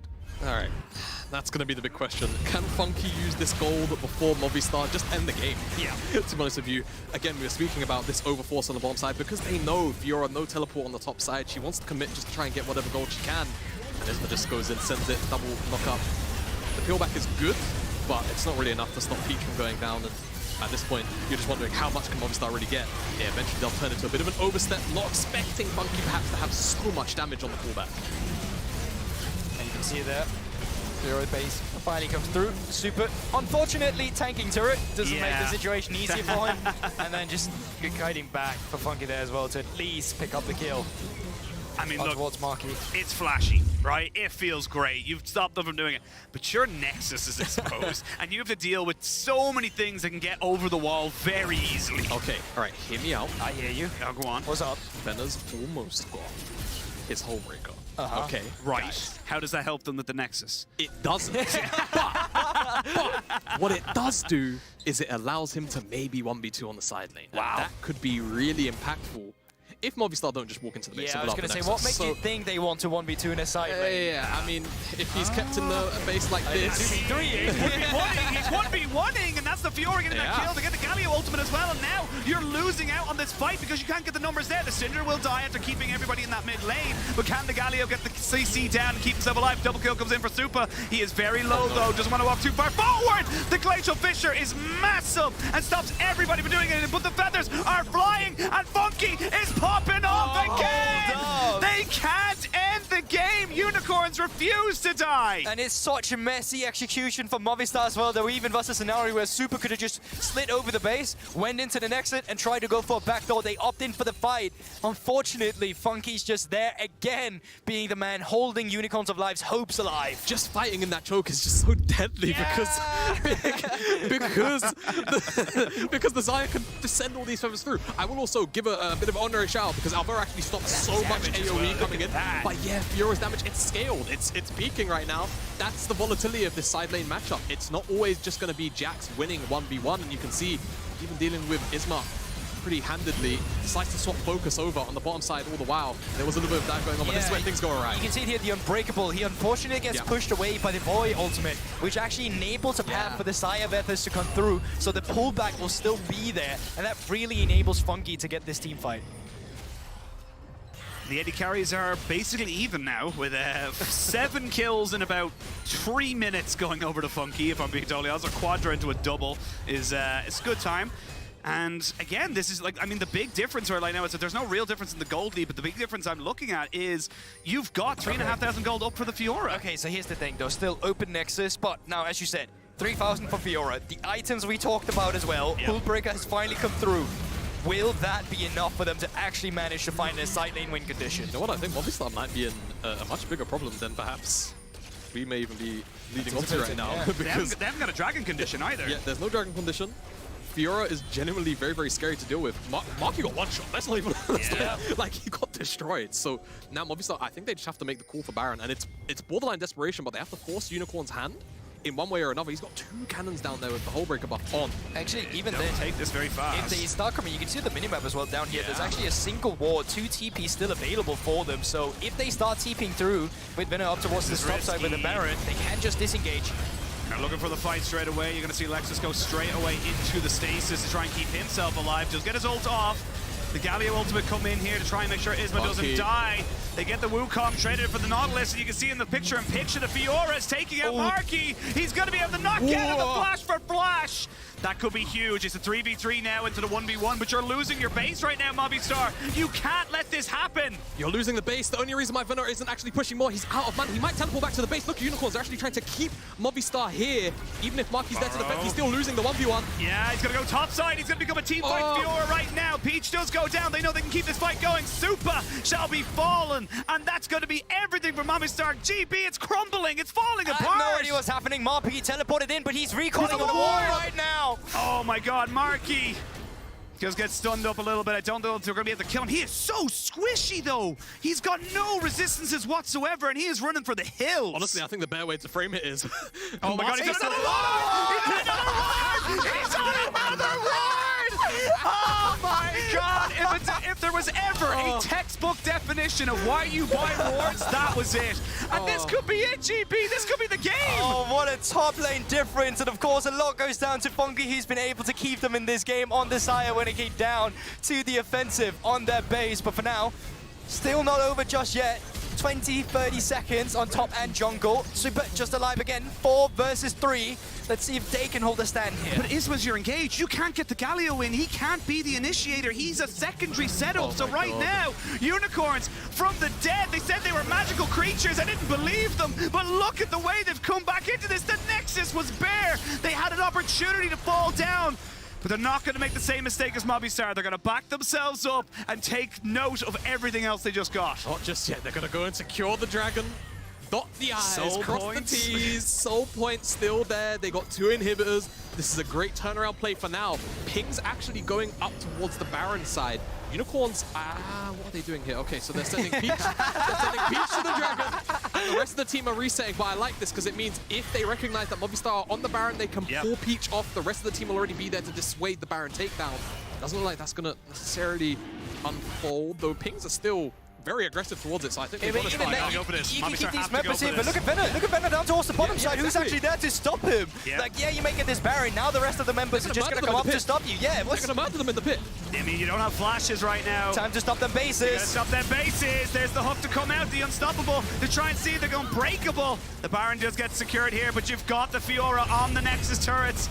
Not going to be able to get anybody on the exit, though. That's we'll one take Nexus turret. one Nexus turret. Just stopping the recalls. There's the Galio ultimate to try and just defend. They can catch right now. They can defend him, but can he get out? That's the real question. The parry does not do anything whatsoever. They will be able to kill off the Fiora. That's big, that's big, that's big. Big on Peach, who tries to go back in on his ultimate, but a scan of the weak is fantastic. They're trying to jump on a Super, who hasn't got a place to go, and he's deleted. Look at Funky dropping down the feathers. He needs to stay alive, though. We'll go into GA and resurrect. Can he get anyone else off the back of this? That's the question. Oh, the flash! Oh, no! My God! That scan of the week was massive, and that should be the game. You can see the Galio going forward, but there's nowhere else from the B. And my God, the Unicorns have done it. What a turnaround! This is absurd. Movistar are up 15, 20 kills. Nexus open. And Unicorns are gonna turn it around. Have we just witnessed? This is absolutely unbelievable. You never have to lose faith. That's the thing. With all the evidence. That's a unicorn win. I was just about to say, that's a unicorn win, because when everything else tells you they should lose, everything else is pointing in the other direction, you never lose faith. And they are just chilling, they vibing. Because why would they be happy? They've got a job to do. They're not chilling, they're not vibing, they're as confused as we are. Don't you enforce that narrative? They were confused. They don't know how they won that game. But I mean, what an opening game to the series, right? Because huge. I think the way that at the very least a lot of us kind of massive, yes, kind of broke down this game looking at it. Coming into it was Unicorns were very much a thinking a chess team. They really do like to outthink the problems that they're in. Movistar put them in one of the biggest holes I think I've seen. And they still managed to climb out of it. Let me tell you something. Earlier Drake stacking, Herald not actually missing the mark. So like many all things. these all the gameplay from Movistar Riders, it's great, it's crisp. I like the high octane. But the objective afterwards is not there to follow up with it. How you elevate the lead even further with the Herald, no longer there either. They really were their own worst enemy to the point where this game should have been won. But Unicorns of Love, they held on and they found their win condition. They fought themselves out of the box. Yeah, well, look, we could talk about that game for hours. But we have other people to do it. Yeah, we got other people who are paid to do it. We're going to send it back over to the AD. Lads, tell us what happened. Thanks, guys. We need to break this down now. Yeah, I mean, we're going to do our best, but the Unicorns of Love, magical creatures that made the impossible possible because they managed to flip that game in their favor. I don't know how they did it, so that's up to you guys. I don't think they know how they did it, because I saw the players at the end, they were sitting in the chair staring at each other like, we won this? They were not quite sure. You know what? I was talking to Noah a little bit from the LVP, and she told me that, you know what, Movistar are really good at getting that early game aggression, getting that early game lead. We know the bot lane from the G2 Arctic likes to play a little bit more aggressive, and they did just that. They used the Braum to their advantage. You never overextend level 1, because Braum loves to late invade. You've got the tools, together with your teammates, to stun someone in place. If they don't flash in time, if they flash too late, it's already too bad. And right here, Pete also donates a kill over to Jax. That's rough. I wouldn't be very happy if I was the Fiora right there, but it was a streak of events that favored Movistar so bad. Now, chatting to Noah, she told me that Movistar have a little bit of a reputation for being flippers in the mid-game. And I'll agree with what Goldbox said at the end of this game. Even though the kills were greatly in favor of Movistar, they had only 1 tower difference. So 11 kills to Movistar, only 2 to Unicorns of Love, but there were 3 to 4 towers. The goal was only 2,000 gold apart. So even though Unicorns of Love were losing in kills and they're consistently being picked apart, Tanzania kept farming, the towers kept going down, which meant that the global gold stayed very even to get that final team fight going. Yeah, we'll get into the global gold later. We get into the final team fights, but one of the really interesting matchups that we said we wanted to kind of like have a look at, you know, as a former pro top player yourself. Yeah, I mean, I've got to say, Venor completely outperformed Marky. I did think going into the series that Venor and Marky were both the weak points of their team, right? Venor, you could see him in groups. He was just either going even or losing. For example, he just kept getting chain solo killed versus Hero, non-stop in groups. And then the same on the other end for Marky, with Starscreen getting the better of him in groups also. But now they come together, and Venor's clearly outperforming. I do think the Jax counterpick was a bit peculiar. I don't actually like that matchup at all as a counterpick. When you get R5 counterpick, you really want to, you know, use it really well. So other options into Fury included stuff like Kennen, Renekton, and I'm really surprised they didn't get utilized. Yeah, guys, put it down in your notes next time you're up in solo queue from Aragon himself. But Georgia, these are the team fights that you're spoken about. You're one auto away from ending the game. This is so hard to watch as a Spanish fan, because they were that was a 22-minute stomp had that Nexus gone down. That was LVP putting their foot down, putting their stamp in this tournament. Because Unicorns of Love is one of the strongest teams that we currently have in EMEA Masters. So if Movistar came into this best of 5 dismantling them off the get-go, that means that draft conversations have to happen, performance conversations have to happen really quickly before we jump into the next one. But here is where things start getting really sour, because Movistar, that's a 2v3 that you're engaging into. There's 2 more members towards the top side of the map, and even though you kill the Syndra, Funky was, no pun intended, but the key to victory for Unicorns of Love. He was the one with the gold on him. He was the one with the consistent damage on him on the Xayah. And I feel like Movistar kept repeatedly pushing themselves to these very tiny choke points where feathers from Xayah really shined. Yeah. Completely agree, and this is just the power of a very accelerated Xayah. Despite being behind really early, I think he was 0-4 at one point. This is the power of Navori on Xayah, constantly keeping up that W story because all the CDR and multiple feather pullbacks you could see, especially in the final fight, which I hope we get a recording of. There were so many feather choke points, and they kept just going into it. At the end, I think Mask finally came online, and yeah, in this fight right here, I believe it's going to extend on quite a bit with Venor and Peach getting caught, but towards the end of it, the feathers towards that Raptor's bush right there, as we keep going, I believe he Gale Force is in now, right? Watch these pullbacks. They're absolutely ridiculous and insane, and then also Mask to top it all off, playing really well. I think he flashes out here. Yeah, it's really phenomenal. And that's why you wore the bush. I mean, look at that. Buy your wards, guys. Okay, I would have to say that Funky was absolutely instrumental for the victory right here from Unicorns of Love. But I feel like overall Unicorns, you said it yourself, Aragon, they shouldn't be happy with this performance. The early game was absolutely abysmal. The death after the top lane from Peach, like we didn't expect this sort of plays. And the fact that one player has to pull out 37,000 damage to pull you out of a hole. Wow. Yeah. You're not going to have this every single game. Funky's not necessarily going to have this performance every single game, so everyone needs to start pulling their weight. My eyes fall straight into Peach and Mask because we actually wanted to highlight them at the very beginning of the show. And honestly, they had a pretty poor performance, especially coming from Peach, which we expect a little bit more aggression, especially around that mid lane area, because we do know Korean duos are so good at synergizing together to get their leads. Yeah, also one of the things that we spoke about earlier was that goal difference. And it feels like a repetition from yesterday's games where, you know, it's like going one way and then just like the stock market. Yeah, I mean, just to hop on what you said, I think it was uncharacteristic though, right? I think Peach and Mask, maybe it's first game jitters, they were so consistent. I had Mask down as my most consistent player of the team because I legitimately have never seen him get ganked. I've never seen him die. That first death against Nort was the worst thing I've seen in the entire group stage. And on the same, yeah, this was my mid lane. This was my matchup to watch. So I'm really upset that, honestly. I really hope they bounce back and it was just a one-off. And I think they will. Yeah, coming into the next game, though, it's quite important to have a look at the draft as well. As you said it yourself, Georgia, the fact that if this was a 22-minute stomp, which it could have been with one auto attack, would have been a crazy situation to be in. I mean, I really like the switcheroo that Movistar pulled here with the Galio.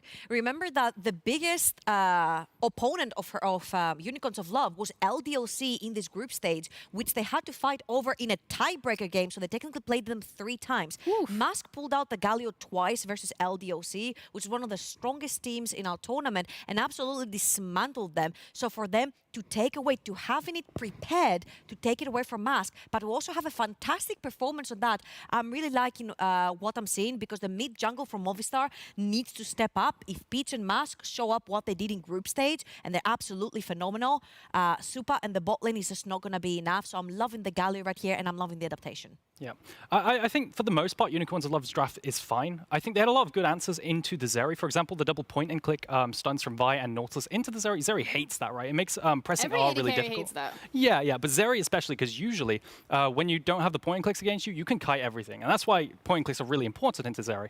But on top of that, you have Syndra, which was one of the, like a couple months ago, back when Zeri was meta, you picked Syndra into it because you would just use your R on Zeri, then scatter the weak, and you would automatically stun because it's such a wide range of balls to just stun.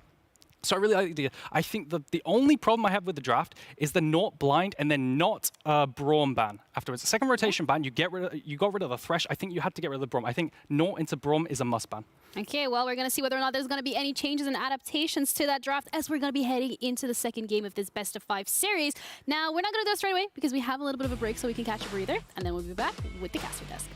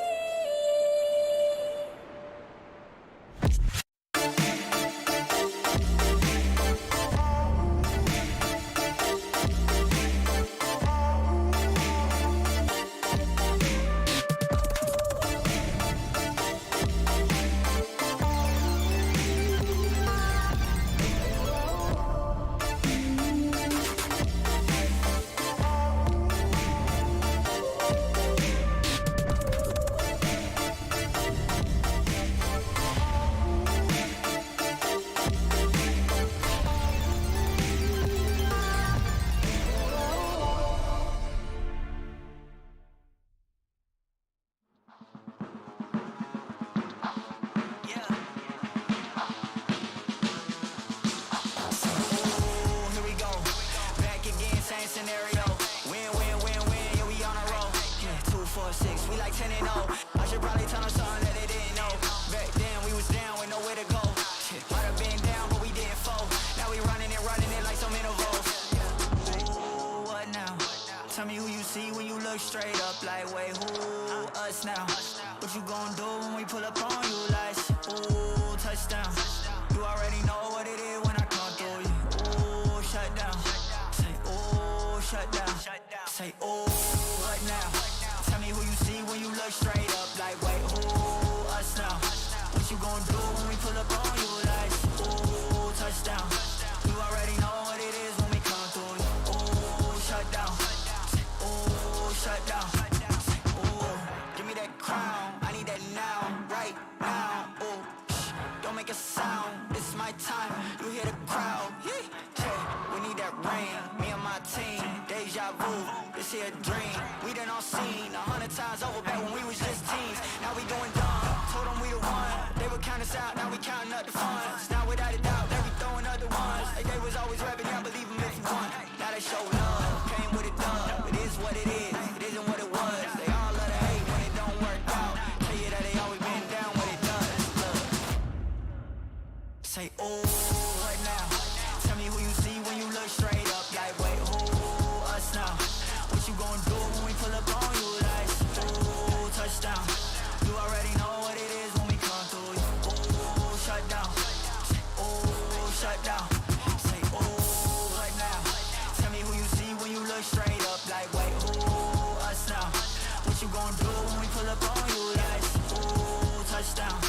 You already know what it is when we come through you. Ooh, shut down. Ooh, shut down. Game time. We on a conquest. Came a long way. Look at the progress. I see no competition. It ain't no contest. You ain't in discussion. Not even a prospect. Yeah, you better go and get to meditating. Yeah, we coming for you, no hesitation. Might as well call the league up. Tell them put the trophy on reservation. Been going up, that's elevation. No holding back, no preservation. Treat off season like postseason. No days off, this dedication. Game time, don't expect us to play nice. We got plans to take every record home. One thing you should know is how to. Yeah. You better go and start meditating.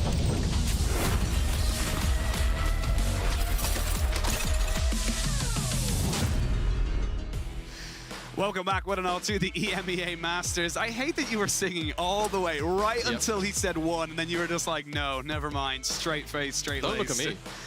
What are you talking about? Now he wants to play it off like he doesn't have an angelic voice. I know, right? We'll get you to sing on cast one day. We will. One night you'll witness me in a karaoke. Oh, that'll be glorious. Yes. We went karaoke a week or two ago. That was great. I actually did with Rob as well. We did 1,000 miles together. Oh, classic. And yes, classic. and in that moment, the world around us disappeared, and it was just him and I, and like, You know how it goes. Yeah, I don't have to say the rest. I was really hoping you would continue. You guys know how it goes. No need to Yeah. continue. Well, coming back 1,000 miles towards the LEC studio and towards this game. See that beautiful segue? It's called being a professional. You're very good. We're having a bit of a fun time here. I think this is going to be, you know, we've got ourselves an absolute banger of a game, but we were talking a little bit in the break. Movistar really didn't give themselves any favors, and I think that if they are to kind of bring this one back and just kind of because a lot of the early game was fantastic. They just need to, as you mentioned, dot your I's and cross your T's. Yeah, you know, I think when you have the kind of, the way I'll put it is map state like that, game state like that, the fact that you weren't necessarily using the objectives particularly well, the first Herald, or, you know, stacking up the Dragons when they had an overwhelming lead, kind of set them up for a little bit of failure where they don't have a fallback mechanic in the later stages to potentially make Unicorn to make a bad decision. It's not like they didn't plan for it, because if we go to the 6-minute mark, I wish I could bring you B-roll, but I can't. We just can't. imagine Just imagine. 6 minutes mark. Yeah. They clean out the entire red side jungle, and they just get vision in there. So you reach 7 minutes. Thank you. They still just go around back and forth and mid. They can just start up Drake, but then comes around the 8-minute mark, and that's when the Rift Herald already gets put into place, and now all of a sudden they can't get both at the same time. It just gets more extended. They have to focus Rift Herald. They only get their first Drake 11 minutes into the game, when they could have just done it so much earlier. Ooh, okay. So curiously, because the way side selection, I'm pretty sure, only works is inside of a series, loser takes side selection. Movistar are on red side again. So I'm gonna hope for a little bit of comfort on that. Because I've just got confirmation that Movistar did pick red side. So that says to me that they don't inherently believe that the draft was necessarily the issue, nor do they even care about blue side, which is of I don't course. think anyone in Game 1 would have said draft was the issue. Of course, because I mean, I'm just going to spade a spade, man. we all saw how the game played out. It was miserable for Unicorns. So we'll see what level of adaptations come through from Movistar. Realistically, I still believe the onus is on Unicorns to actually change up their proactive ability to play the game in the early stages. Yeah, question is, does this now open a different first pick now that you see, ban already come through? Because Desire first pick has a ton of value for the reason that Vi is still up and available. You know, you don't have to worry about someone picking that, and you can get it on your rotation. With Saya now also being banned. And he's up. And he's up. Jace is up. Yep. Plenty to kind of go for here. What should be like B1 Maokai? Oh god. I mean, I think I said this it isn't yesterday. BDS. I think I said it on the desk yesterday. Personally, I don't like Maokai B1. That's why I said that. There's no particular. Oh my god, please don't. Okay, I mean, explain to me why, if it gets Wait, lost, hold up. hang on, Everyone hold your horses now. Okay. I just feel like it gets out Now, obviously, Maokai's not picked for the early skirmishes per se, but I feel like early game, the first 5, 6, 7 minutes are so important for the pace setting of a game a lot of the time, especially in this meta that we see, where if you pick something like the Wukong into it, a lot of the times, you're just going to run into 2v2s or 3v3s, which oftentimes you end up losing. Now, Maokai obviously brings a different flavor of game later on, where it's all about the objective setup, making it in front of an objective first, and that's where his strengths obviously lie. And in that facet, obviously the champion is awesome.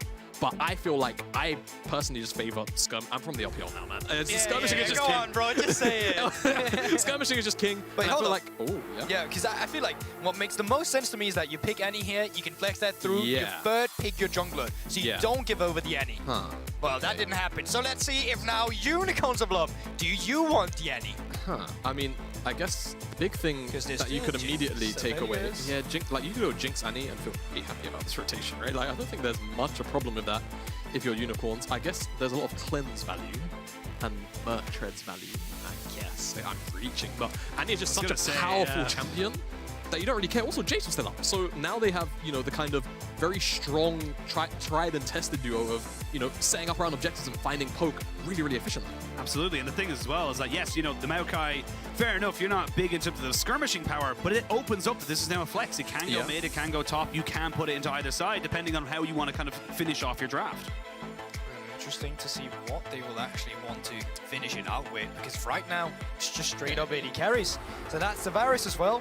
I mean, at this point in time, if no one wants the Annie and they've said that, yep, just say it, and then you can just wait for it later down the line. Now, with a Nautilus coming through and a Varus on this side, I feel like you have to get rid of the Braum. You have to get rid of some of the Tom Kench here so you can actually have that lockdown that you're looking for. Yeah, I think Tom Kench as well, really, really powerful ban for Movistar.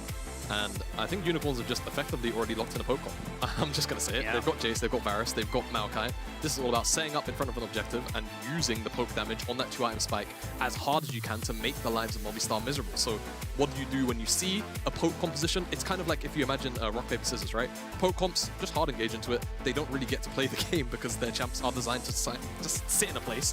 And artillery made you out of the game. So I want to see Movistar go towards something like, honestly, even an Ornn Mao fight is obviously very good one-to-one into the Jace, and also makes immobile AD carries like the Varus' life miserable. Yeah, what are you looking out for here? If we say that that was the rock and you're not looking for the paper, it's just that instant engage you're looking at. So they don't get time to set up and poke you down over 2 or 3 rotations of spell. But you see them walk forward, you kill them. And we've seen that aggression from Movistar as well. We saw that throughout the entire early game, and that's something they're going to have to rely on as well, if that's what they're playing into. Now, with a Rumble coming through, that still allows you to have multiple options to get rid of some of that engage. You know, actually, Movistar here. I'm wondering. I feel like Unicorn should remove Sion. What are you wondering? I think they should ban Sion, because if they're going to go double poke, Sion is going to be really unkillable here. I mean, I guess there is the option of maybe going, you know, kind of a hybrid AP build on Varus to try and remove, you know, the tankiness of the front line, but I think Sion ticks a lot of boxes. Ken and I understand because, you know, flanking, snap engage, team fight, it can be a bit of a thorn in the side to deal with, but I feel like for Marky, mid jungle as well is always going to be powerful. Dive here for Sky with the Ahri. You could have also got something like Lissandra, even blind. I think it's okay with a kind of composition like this.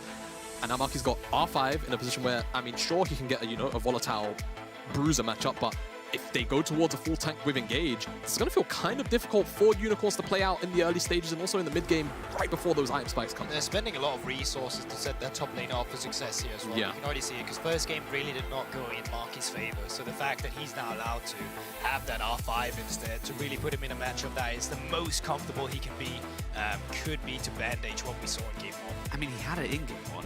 He picked the Jax into the Fiora. That was the big thing. I know, I completely agree with you. But given how history has gone, it really was literally this exact kind of setup. They were R4 the mid lane. They go down towards that last pick, and then it's still, you're still going into effectively a losing matchup. Now, though, I would argue you have a lot more options available to you because the Olaf's just going to be able to run at people. He's not going to be dealing with a silent as much. Yeah, I'm not sure how much you want to make this a poke camp now. I feel like you just go for that on-hit barrage. You have the Leona, you have the full engage, you have to send it as well with the Maokai when you start these engages. And it is just going to be the Jax again on the R5 as well. Let's see if Marky is a bit more comfortable going into the Olaf matchup. Yeah, we'll see how Marky navigates this one. Obviously, Olaf, takes control of a lot of early laning phases. There's also an adaptation of just maxing E instead of the undertows. That can also kind of just get through the Counter-Strike damage. So we'll see exactly how Unicorns decide to pilot this. Of course, they've got the option of going poke. They can obviously still send Varus into an on-hit build if they want to kind of play more front-to-back team fighting. I think it's very versatile from Unicorns, but from Movistar, a little more straightforward. Now I'll go back to laning phase of supports here with Nautilus into Leona matchup. Quite often, you favor that as the Nautilus. Now, reason being that you can hook them out of Zenith Blade. Much like Thresh often stops the Zenith Blade with a Flay, that's the same interaction you're looking for to play as a Nautilus. So I think Leona will have a really hard time actually ever locking down that Seri. And Super should also have gone for the cleanse in that instance. Lots of cleanse value against Silence, against the Maokai, against the Leona, against the Varus ultimate. Just all these things that you know is going to be layered on top of you.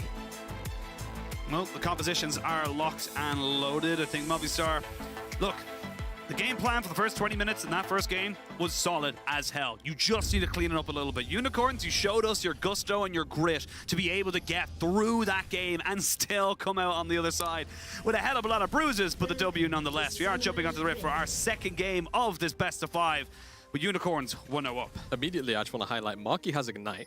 So I think there's going to be some scrapping in the top side, boys. I'm going to show me the runes. Oh, yeah. Get them runes up right now. Get them up. There they are. Ah, not fully what I wanted for Alvaro, but we are getting the Aftershock Nautilus. This matters a lot when you're playing into a matchup against a melee like Leona. Now, if you were me, you were looking for Cheap Shot and Relentless Hunter to just look for these kills, the extra damage. You're going to go Emax. Emax has a lot of value. Turbo broken for solo queue. Abuse it while you can. Gave me Masters, and I'll tell you, my negative was negative on the other champions before that happened. Yeah. So yeah. I'm gonna be real with you guys, as casters will talk about their solo queue dot 101 again for the 1 millionth time. I played with Gorborg for many years, and if that can give him Masters, it can give you Masters too. So that is my point. I don't know why you're burning me. I was in the middle of burning myself. Because now it feels a little bit better. Yeah, now it seems like you're not being humble. Now it seems like you're just bad. Yeah, but why would you do that? I don't know. That's so rude. I don't know. Honestly, that's so rude. Why would you do that? All right. Game, fellas. Game. Coming back into this one here, we can see where this is going to go. Obviously, we talk about the bot lane matchup a lot. I actually kind of want to see these, where the supports can make the outside of this bot lane, how they can actually kind of affect those lanes, because back in 2021 and back when Nautilus and Leona were kind of the meta across the world, this was how you saw these picks use basically. You move them around and kind of combo up with your jungler. Yeah, I mean, I feel like for Movistar here, it's going to be a lot of what you just said, right? Trying to combo up with jungler as much as they can, so a lot of this is going to come down to lane priority right now. Movistar just getting the first wave prior, but we'll see how things bounce back and forth because Varus is a very dominant laner. Bad early trading pattern for Super there. He was trying to hit the wave at his Q, but he didn't actually hit it, so Funky just got 2 auto attacks back on them. They still get the priority through, but it's just small things to pay attention to. And yeah, that right there is also why it's going to be difficult for Leona to actually ever find an avenue and get aggressive. There's just a lot of mobility in Seri, isn't there? Yeah, being able to dash away from the Zenith Blade. Yeah, very, exactly. very strong tool. And one thing I also want to highlight is kind of just the jungle pathing in general, because Peach taking kind of a 3-camp approach towards the bottom side. Isma's clear 3 camps and is also up here. I think just trying to look at the early guard actually. He's the top navigating side. all of them, so they don't actually know he's coming through here. He's managed to dodge 2 of them, and now coming into the mid lane against Mask. Last charm could be on the table here. They're going to look to try and maybe jump back on top of him. Can they get the CC down? That's the question. They cannot. Holds on to it. I was going to say, I would have preferred to see them fully commit to that right there. I've got to say, I mean, obviously there's a bit of an issue maybe as this trade, I think, is just going to dissipate. Shouldn't be too much. where if you're first Scowie, sure, you kind of care about not having flash, because then Peach, it's a really easy option to just flash, twisted advance in the mid lane, but if you feel like you're confident enough to make it to level 6, then you're just going to have Spirit Rush anyway, Super. The cleanse is a little early, though. Does mean that the Ignite goes down. Flash there by Lexus. He flashed it. It looked awkward, but he flashed it. That's why it looked like that. Now that's a Gorborg Nautilus. Last one, I promise. Yeah. You're D2, no? I am D2. Yeah. Okay, cool enough. Wow. I think I just witnessed a murder on cast. My lord. But obviously, much brighter start coming in here for Unicorns. Kind of dodging out a lot of different things. They're going to try and go aggressive here. Good charm to stop Peach from getting very far ahead. A flash for Flash would be good, but you kind of want to keep it. You're taking a lot of damage, and you've waited too long. Peach picks up first blood. Yeah, that's the thing, right? He was trying to hold it, so if the Twisted Advance came out, he could bait him and flash on the turret, but Mask was just auto-attacking you. That flash had to come out, and he tunneled on the fact that there was a potential outplay. Really greedy, and I mean, it's kind of, I don't want to say greedy, but very apprehensive about greedy. I was going to say, you just really said greedy, but what I want to say is, in relation to the previous play, very apprehensive as well about exchanging the flash earlier on, and just not using it now just feels awkward. Not only that, flashing actually in between both the towers. Yeah. There's no aggro going on to Peach in that instance now, so just feels bad. Hold up. Oh, we're going to see them move into the top side. Two-man's counter-strike, but he leveled up. The triumph is enough to keep him alive. You lose so much off this, and Movistar, they don't know that the Leona's here either. You have a flash on Isma, but can he get out? That's the question. It's an Olaf low on health, but there's nowhere for him. He's getting beat down by two massive men, and that's just nothing he can do. And what an early game for Unicorns of Love. They were caught slacking in the first game in the series, but this one, great movement as well coming out, having the support difference by just being the first one to make the move. Now, what does that cost you down in the bot side? Oh my gosh, still in mid lane. No flash, did hit the ult now. No, he didn't hit it just there. Oh yeah. Not quite able to get it, so they're going to be able to kind of move over to this one. They're not going to get full in movement there as GB checks his glasses just to make sure he can see the difference between a 5 and a 6, but we're going to see a little bit of a move here from Marky, but you've got the Glacial Augment. There's nowhere to go. There's nowhere to be. And now Marky has Flash, but does he want to have to use it? That's the big question. You've got a little bit of movement speed. A Zenith Blade would be good, but they know Isma's coming, and they don't want to commit. This is just such an awkward exchange, isn't it? Just from start to finish. But just better map movement as well from the side of Unicorns, isn't it? Yeah, it has. I feel like this is the Unicorns that I thought was going to come into the series in the early game as well. From game on, of course, very muted. I want to say, you talked them up a lot. I've talked them up a lot because I feel like there's oftentimes when you come to EMEA where ceilings aren't often explored until finals. Right. And it felt like, to me, some of the games that I saw in groups from Unicorns were just so damn clean that it really did make me wonder, who is even going to come close? Triumph is what saves the Olaf there. And then Isma. Triumphs in its own right, isn't it? Yeah, and then here, Isma, I think this is really good from Lexus and Peach. They're cover your eyes. What I would also say is it's really good from Lexus and Peach because they're kind of body blocking him off the wall, so he can't flash and get over the distance. Now, this is a dive. We've seen Funky in this situation before. Now we have indeed. He's going to try and keep himself alive. Flash away, but Charm gets the kill secured there. They are tanking a hell of a lot of this turret. There are two tanky boys coming at them, but now Isma in a lot of trouble. They have to trade back of the kill. He's going to flash forward. Alvaro can't get it, but eventually Super will take it. It's a 2-for-1. I think there's everything secure as well. That's an execute. Stop pointing at me, Jamada. What's going on?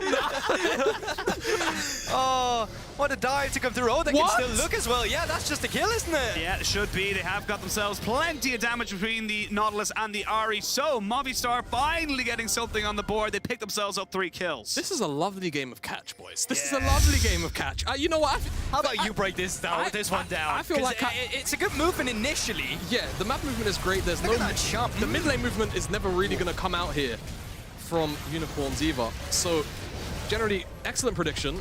Isma, unfortunately, takes a little bit too much damage on the way out. That's a Gorborg Nautilus, again, if I've ever seen one. Jesus, why am I said the last one. What did you do to this guy? Like, did you guys have a fight on the yesterday? That was actually my good champion as well. Yeah. All right. I said last time was the last one. That one was the last one. Isma's going to let his red buff reset. A little bit scared of the invade there. And now, for Scowie, no ult, no flash. Yeah, no ult, no flash, and all the CC in the world available to the Leona, even before level 6, and that is going to be a pretty easy capitalization. And it's just the first movement as well from supports different down towards that bottom side here as well. It's not really about the 280 carries in our first game, very much about the 2v2. Going into our second game, all about the map movements. And we were talking about the early objectives. This time around, it's Unicorns of Love having that early priority on the Rift Herald. Drake's still available, but you can even see it now. They still have the cover around it. Leona right now on the minimap getting the ward down. They will have the information if they're getting cross-mapped. And this is what I wanted to talk about. And instead of, when we saw the Leona and the Nautilus in those, metas, those two were the ones that were coming out of it. Those are the two that, kind of roaming around the map, getting the things done. And Alvaro, unfortunately for the side of Movistar, has just been one step behind. He just really hasn't been able to kind of set up for Lexus, or step up to Lexus, who's been able to kind of bring himself, much more advantages around the map. Yeah, it just feels like the first move from Lexus has just been a lot more impactful. And generally, Alvaro a little bit too far behind now. Another engage. They're going to get the Spirit Rush off straight away, and there's going to be Nature's Grasp. The Bramble Smash, Alvaro. He's got the Aftershock that you love, GB, but it's just not going to help him. When he plays like this, I'll be honest. Hey, I mean, it's just the setup again. Like the setup, they saw they were under Drake area. It's that one ward they had. It gave them the information. They regroup again after the resets on Herald, straight into Drake, pick up another one. So first two objectives, earliest than we saw the first one as well, should go over to Unicorns. Yeah. I think he's okay. W is a great ability on Leona. Well, so is Eon Seri. So is Eon Seri. Yeah, how obnoxious is this? I was going to say, does get caught out. We might hit a little bit of poke off the back end of it and should just be fine. That's all right. You're okay. Yeah, that's all right. And you guys made up? Yeah. No more fighting? No more fight. I mean, we didn't introduce it. What do you think this is? Peaky Blinders? Yeah. You listen here, mate. All right. Most Birmingham accent an Irishman can put out. The guy who plays him is Irish, to be fair. Yeah, I know Cillian Murphy is great. There you go. Today I learned. Did you not know Cillian Murphy was Irish? Yeah. I didn't even watch Peaky. Oh, you didn't even? Wow. I mean, to be fair, I'll raise my hand neither. Anyway, you guys just getting the Giga Chad memes on like Instagram or TikTok, and it's just with Cillian Murphy. Exactly. I've never watched Peaky Blinders, but the amount of things I've actually watched because of social media is incredible. All right, so away from Peaky Blinders and back to a game where there is a lot of fighting. Unfortunately, sorry, Cillian. Unicorn's doing a pretty good job, right? Objective. First move on the map a lot of the time. -1. -1. It happens. We need that emote. We need the we EMEA. really do. We need the EMEA chat to catch up with the Twitch TV lingo. Like its own meta coming into in terms of stuff. But again, this is a much better start for Unicorns. They're 3,000 gold up, 8-3 up in kills. They've got a dragon to the name as well. Rift Herald in the back pocket, and first items coming through. The Eclipse already built up, and again, this Jace pick that was banned in game 1, left open in game 2, wreaking havoc. I also think there's a really good reason to just use your Herald mid lane here. You can just get priority in top lane, shift it into mid lane. You can get priority in bot lane, shift it into mid lane. There's already 3 or 2 plates down, only 3 plates standing. So it's just a couple rotation where you go for back and forth and boom. As soon as mid turret is open, it's so easy to take care of the side lanes afterwards. It just makes a problem that's already very difficult for Movistar to, navigate even harder, being able to catch those waves up super high. So I agree with you, Gulborg. I want to see them try and use that Herald mid. Could you see top lane as well here? You could. He already used his ultimate. Wow. They want Marky. They're going to be able to try and get on top of him. Nothing he can really do. You're against an Olaf. He cleanses away all the CC. Peach taking up a hell of a lot of that tower, but the Jace is here to make sure nothing else can happen. They get the kill. They don't even need to drop the Rift Herald. That was just straight up an opportunity. Yeah, and Marky's going to miss a fair amount of CS too. Maybe another play if NL wants it, but I think he could just look to base and just get a nice little tempo. Also, really nice knowledge of Peas of where he needs to start that ultimate. Just at first, when they looked at it, you were like, was that a bit preempted? But no, it was perfect for the dive. The route was there. He came in afterwards, and that was just an easy pickup. So great job by Peach for setting that up. Know where Marky can go. Easy as that. And they've still got the Herald, so they can go and make another play if they want. There's not actually a lot of time on it as I say that, so Peach is kind of sprinting down the mid lane right now. I expect he's probably just going to drop it behind Mask and Lexus down here. Funky, maybe in a bit of trouble. Oh no! Oh, that's unfortunate there from Supa. Doesn't get the pixel perfect cleanse, and that's the thing. I think I always find it funny when it comes to those little cleanse moments is that it looks bad in the in the moment, but then you realize it has to be pixel perfect, and we're going to see a full engage. My God. Just deleting Isma, and this is just, I'm going to call it right now, this is a support diff right now. It really is. Lex is doing a phenomenal job in the Leona here, and really just speaks to the fact why they did not choose to put him on something that was going to get the AD carry out of the CC easy, you know. They did not go for the Tam Kenji into Nautilus. They're just straight up, you know what, I'm going Leona, I'm going to outroam you, and I'm going to make the difference. And now picks like these are going to become more frequent as Unicorns start to bleed their pressure out of the lanes, in between the lanes, in the jungle, and set up camps of vision where Movistar are going to have no idea where the next player is going to come from. Look at the map right now as well. So there's a recall trying to come through from Vescori, but there's a shift as well for Marky. So we actually have 3 members around this mid lane where Unicorns might think they have movement. No, the Discipline, they're still waiting for it. Charm though, will it connect? Oh, they're going to look to try and get in with the Spirit Rush. Good Charm there, but has to flash away as the rest of the Unicorns are coming.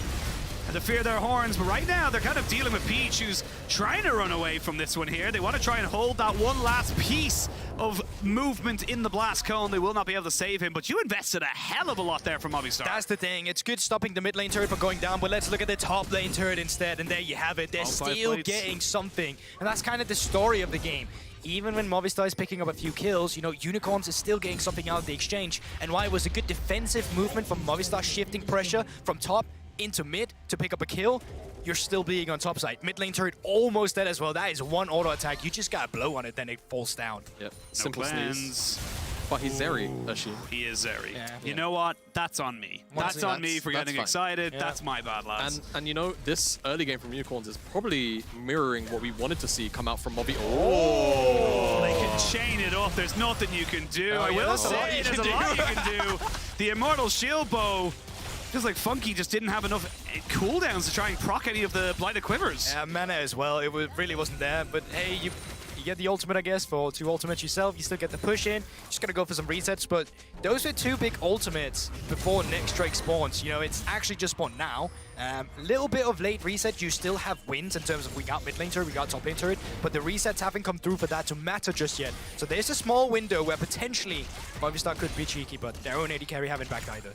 I just feel like with Funky being so out of resources right now, needing a reset ASAP, Movistar could maybe look to just try and force this, knowing the numbers advantage. Even if Mask got teleport, maybe you can utilize the poke a bit. He's just hit Manamune, so him, Peach, and also Venom's run all the way down. He's on the 1-item spike at level 11. He is very, very powerful. Yeah, you have to be so scared of this right now. And the Olaf just so big. You cannot look for this in any way, shape, or form. They may look to try and take away the Rift Herald as a response, but they're already a little bit late on that rotation. This is kind of like, this is the bad side of what happens when, you know, game 1, you don't dot your I's, you don't cross your T's, you don't get those objectives, but now you're on the bottom half of this, you know, goal difference. So what are they looking at now? They're looking to cross-map the Rift Herald, at least get some objective bounties, but they're probably going to be losing down towards this bottom turret as well, and there you have it, up towards the top side of the map. You can see it now.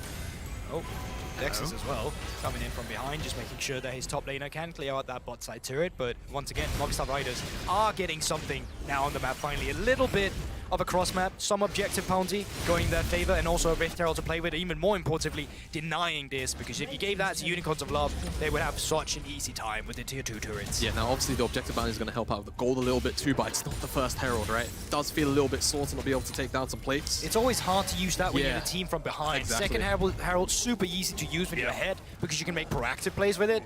Second Herald, when you're behind, you can't even get platings out of it. It often feels like you kind of have to make a bit of a Hail Mary attempt when you do it, and you're hard trading like 2 towers for 2.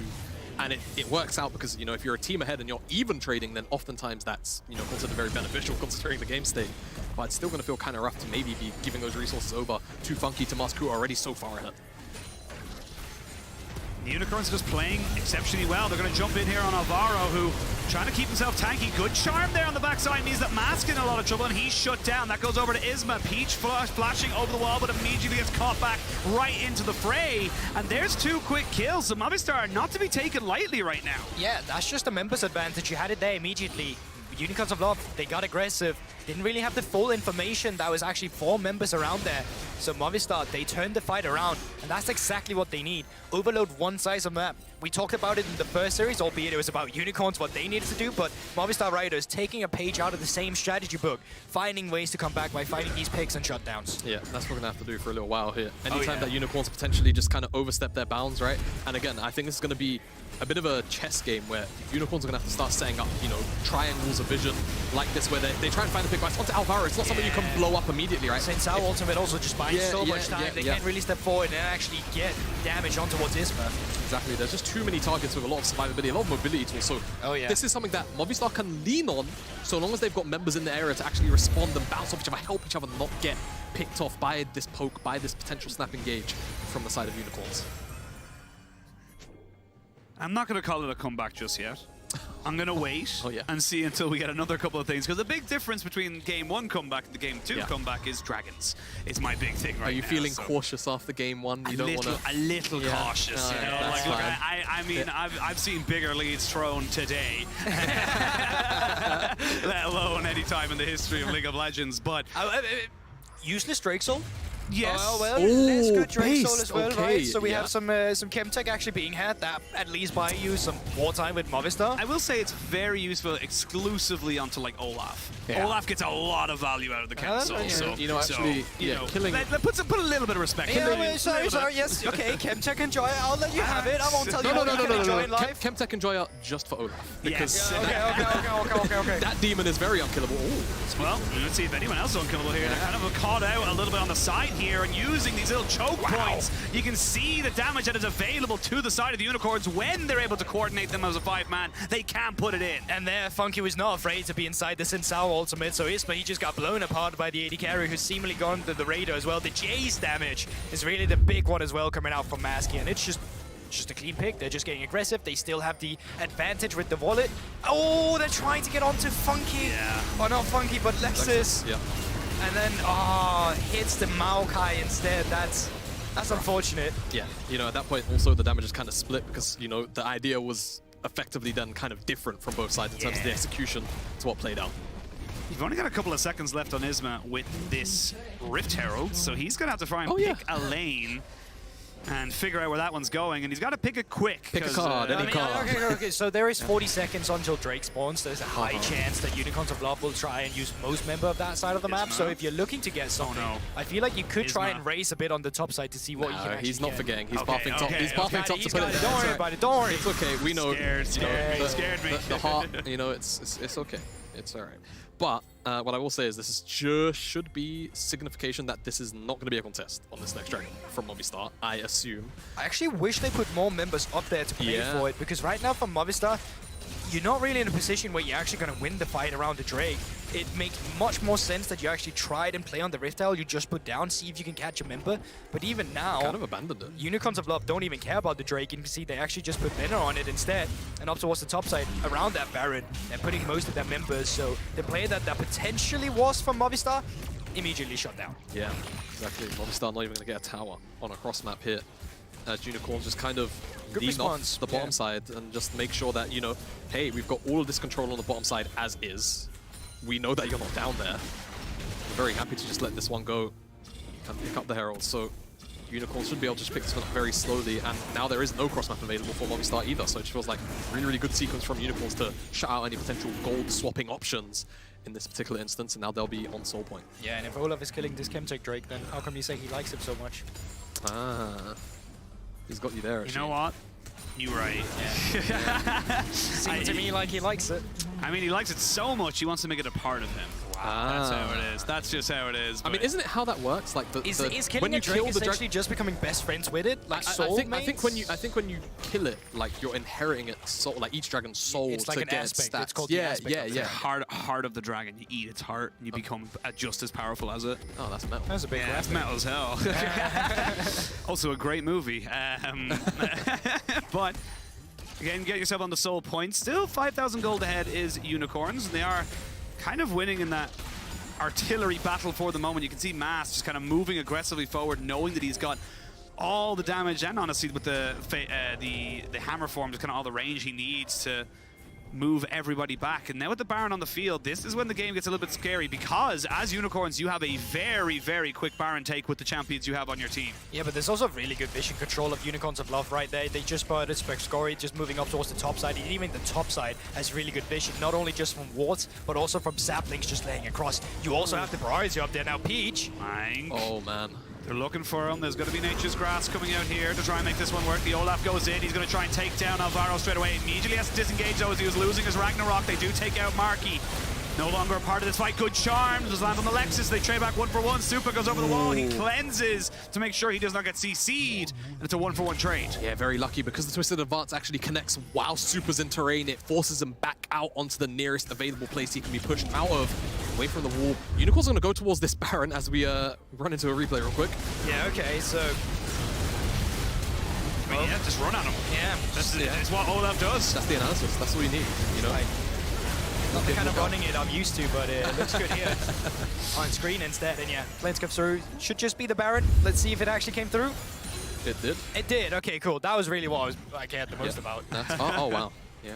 I mean, Venner doing his job though, right? You can see how threatening he already is. Just the backline as Frescowi, speaking of threat, is going to be fine as he walks away from Mask. So no big danger as of yet. Come back into it and see.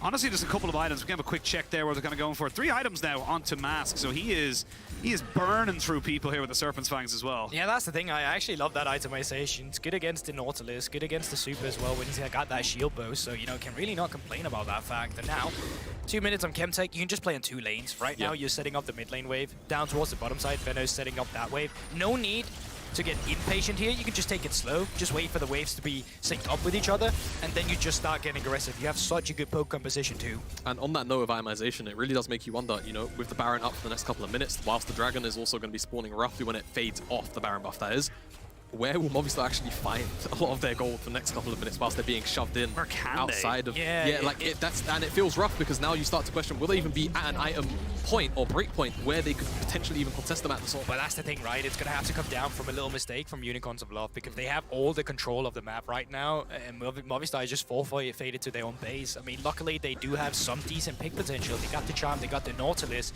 but even if you connect on that, you kind of need a man advantage. You'll just find Funky completely out of position on Mask because most of the time it's Peach, it's Venner, it's Lexus in the front line, and hooking them don't really do anything. I mean, look, unless there's a wild turn of events here with Marky getting a god tier flank, but he's already been spotted out. They're going to jump straight away on top of him and just burn him down. He's got himself the counter strike, but he's in a defensive manner. The Maokai ultimate coming across from a perfect angle to stop any kind of retreat. The Jax is dead, the Nautilus too. Sure, we'll throw the Jinzhao into the Death Realm as well. And there's just nothing else to really be said about this one. This is going to be Unicorns all but ending the game. Yeah, question is, will the Drake even matter right now? Still 20 seconds on majority of the dead members here. Baron's still up here. No teleport, importantly, from Mask. And you can Peach actually backing off as well. So not even going to look for the end. They're just going to play it by the book.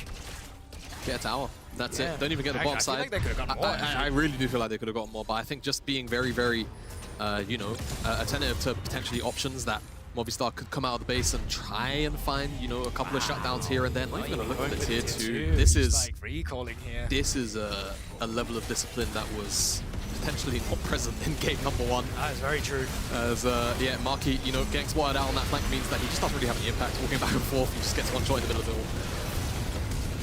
And look, for Movistar, as I was saying just before this fight kind of really broke out, you're thinking about game 3.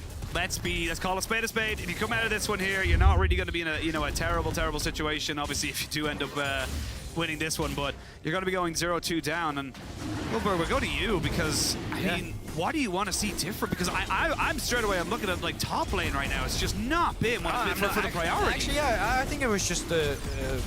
Assessing when the roam timings are happening. Once again, like the early game was really carried about Lexus movement, and Alvaro wasn't really matching that. Most of the time when as a support, when you have a reset, you have to go through mid, and then afterwards you can go down towards the bottom side. Something we've seen more and more now is that most supports will actually just move straight up to top lane while the enemy support is moving mid, because there you actually make the difference. It's way easier for your mid laner to play safe when enemy support has roam timing than it is for the top laners, because of the difference in how long the lane can be. Yeah, and I just feel like that top lane roam from Lexus really broke the game, because when you think about it, at that point for Unicorns, when you try and or for Movistar, when you try to make plays, if the bottom side isn't working out, the mid lane needs to kind of wait until level 6 maybe, where there's a little more mobility for Frescowi.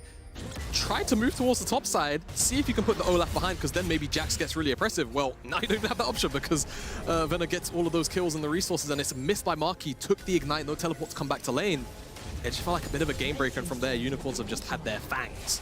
kind of want to see Mass just take a couple tower shots just to get full value of that Chemtech Drake, you know, go below 50 HP and then start firing through the poke. I want to go back to the point that you said that unicorns have fangs. That is terrifying. Like, just to think about a horse with, like, jagged teeth looking at you, coming at you, make horse racing far more intimidating than it already is. But, You got some nightmares behind the scenes. I was going to say, you're very creative over there. I worked in horse racing for years. Oh, did you know? Yes, I did. That's where might not have seen the family. That's where my family comes from. Wow. The stables. Oh. Potato farmer as well, then? No. Oh, okay. That's racist. I swear you told me this. No, I swear I heard him tell me this before. Well, we'll see if they can keep themselves going in this fight. It's just going to be too easy. Look, you've not got any damage left. Super can try his absolute hardest, but the Chemdrake doing everything it can just to make sure nobody dies. And that is going to be a full 8 coming out here for Unicorns. They take themselves up to 2-0. It's the rare Chemtech soul value coming in that final team fight. Nobody dies on the Unicorns as they, quite frankly, just slap Movistar with their wallets. They're going to go 2-0 up.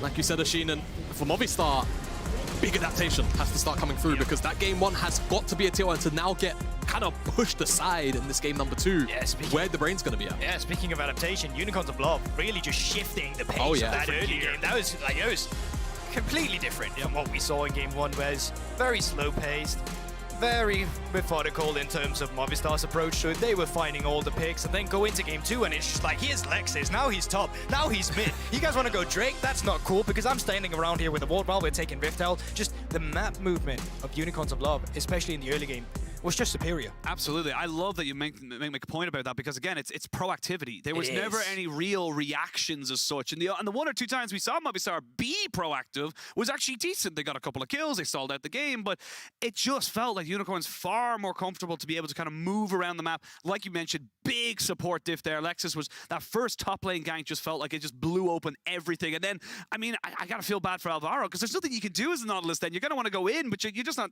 able to do anything. Yep, you're just getting blown up even through the aftershock. I'm sorry, Gulborg. And how many times is he going to do this? How many times? Every time's the last time. Is it still funny? Every time's the last time. Is it still funny the third time? Yeah, everyone knows how we get on. Okay, he'll get that. He'll get that. If it is, it is.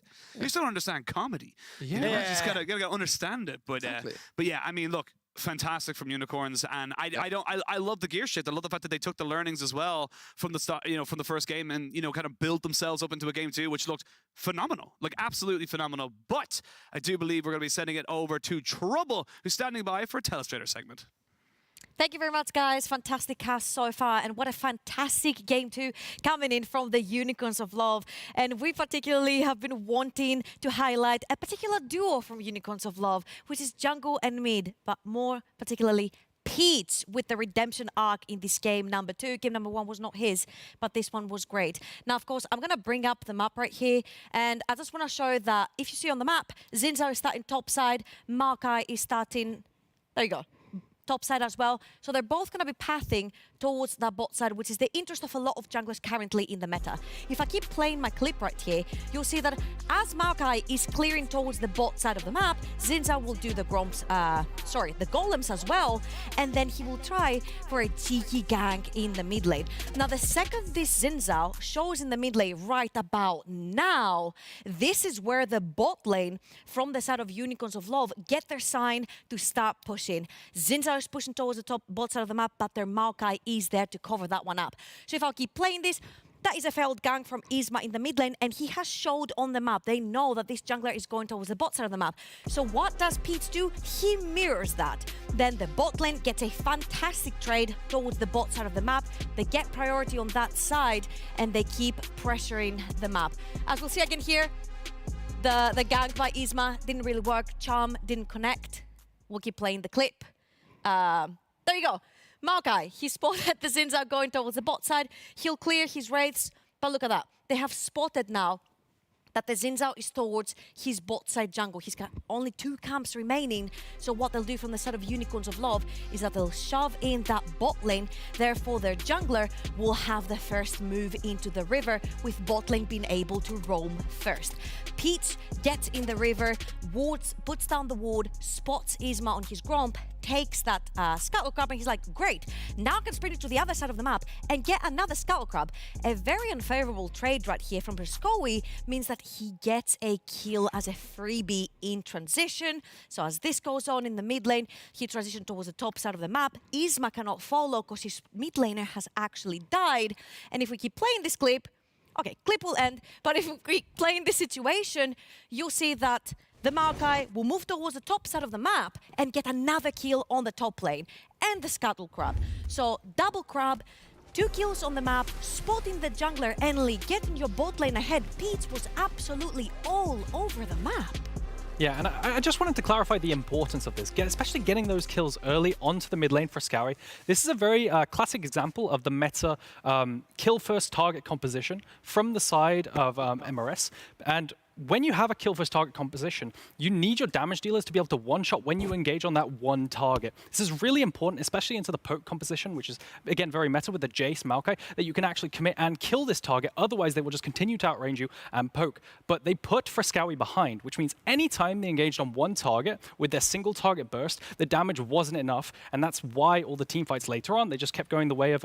They kept going the way of... I've mind blanked. What's the team? Unicorns of Love. Unicorns of Love. There you go. Yeah, it kept going their way indeed, and it felt like a lot of confidence, but also a lot of composure and discipline that we've seen from Unicorns of Love this time around, something that we said we wanted to see. But another thing that we really highlighted earlier on was their draft. We wanted to see a couple of changes because we were not looking forward to a 22-minute potential stomp. So looking at the draft and the picks that we've seen come out from Unicorns of Love, it feels like they really just want to take the game by the reins.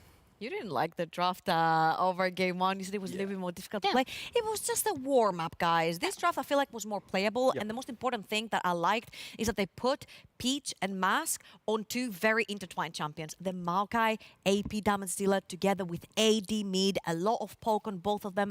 A lot of setup, a lot of CC. You lock down the Ahri pre-6. You set her behind, as Aragon said as well. You pretty much win the game from there on onwards. I feel like the cast said it as well. They were being mega proactive because they knew they had the setup to do that, and they did not allow Movistar to make a move themselves on the map before them. Yeah, and this is exactly why I was stressing about a Jace ban in the first game, and they unfortunately went away from it because it unlocks you to play Jace Maokai, a very potent duo. The way it works is Maokai throws a sapling, the sapling slows everyone down, and then guarantees the skill shots of Jace and Varus, which makes a very potent poke composition. I don't know why you would take this away and potentially ban Fiora. Do you not have like a meta counter? You know, you have so many picks now that could potentially counter a weakened Fiora from nerfs. Kennen, I'll keep saying it over and over again. But yeah, very, very strange. I want to see the Jace ban coming into the next games. Okay, I mean, that's something that maybe we'll get, maybe not. But one thing that we really need to focus on here is the fact that when we're looking at Movistar Riders, this is their last game. This is the lifeline that they need to give themselves if they want to be able to push this to Game 4 and potentially Game 5 and stay in it and stay to the semifinals. So for them at this point, it feels like a lot of things are slipping. A couple of mistakes are coming through in terms of not a lot of decisiveness. It felt like just the jungler was everywhere from the side of Unicorns of Love, and there was no counterplay coming out when we're looking at Movistar Riders. I feel like I'm not really vibing with Azeri right here. We knew that Super and Alvaro really like to play that very aggressive style from way back in G2 Arctic. I just want to see the same playstyle coming back.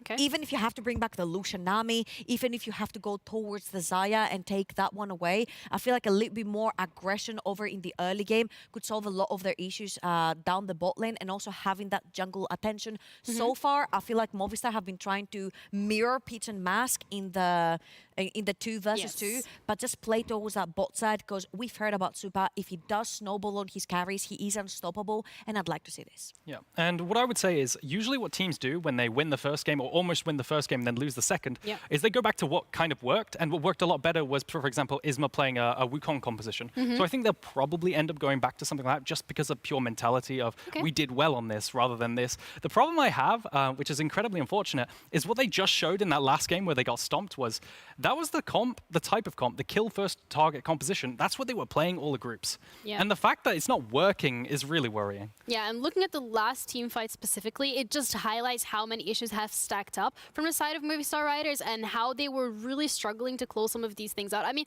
the team fights, again, felt very one-sided. Could bring it down to the draft, bring it down to the leads that a lot of these laners have had. But all in all, Movistar Riders need to really pick it up. I feel like in this particular one, I think the draft is very straightforward from the sort of Unicorns of Love. See champion, kill champion. You see champion, you engage, you have Leona, you have Vowers to engage, if you will. You do have the Maokai as well. So whichever champion gets stuck on any type of CC first, that champion ends up going down. On the other hand side, I see that they're sticking to Jax. Get away from the Jax. I don't want to see Jax anymore. I had a little bit of a chat with Kryze yesterday and I was like, hey King, was there any chance of a Jax angle potentially in the top lane? He's like, you know what? The champion is just not necessarily as powerful as he used to be in the current meta when it's all about the bot lane. And when Movistar Riders have an S+ caliber AD carry down the bot lane, get that Sion in, get that Malphite in, get that Xante in, and actually start facilitating for the rest of the map. I mean, looking at the bot lane in last team fight is just instrumental to getting some of these picks, playing it back to front. I mean, it doesn't matter. You can't get onto the Varus, but he's going to get onto you. No, exactly. They definitely got to work on their engages, and I hope to see it improve in the next games. Yeah, well, we're going to see whether or not that's going to be the case because we're going to be heading over to a quick break. And then we'll be back with the third game, which is where Movistar Riders really need to step it up if they want to give themselves a chance to stay in this best of 5. But if Unicorns of Love want to make this a quick 3-0, that's always going to be a possibility. Find out later with our casters.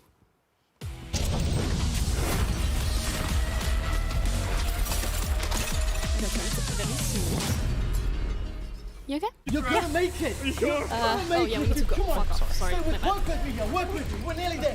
We're nearly there. Come on, let's go!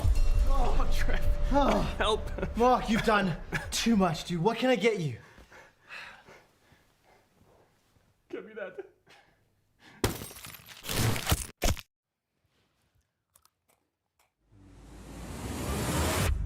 Even the biggest champ needs a break. Are you guys being weird again?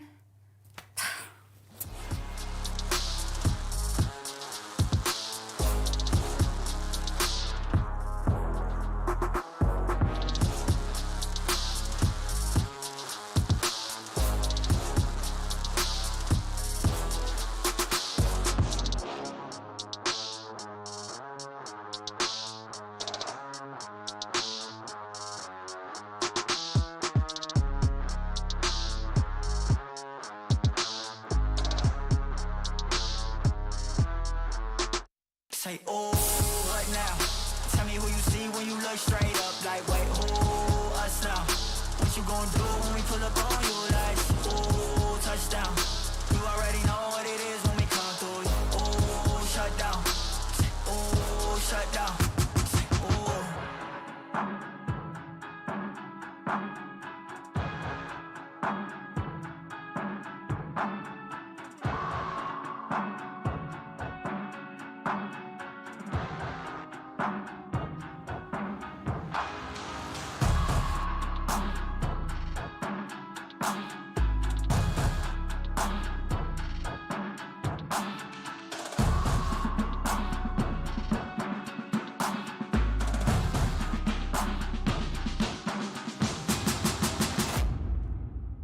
Say, oh, what now? Tell me who you see when you look straight up. Like, wait, who us now? What you gonna do when we pull up on you? Like, oh, touchdown. You already know what it is when we come through.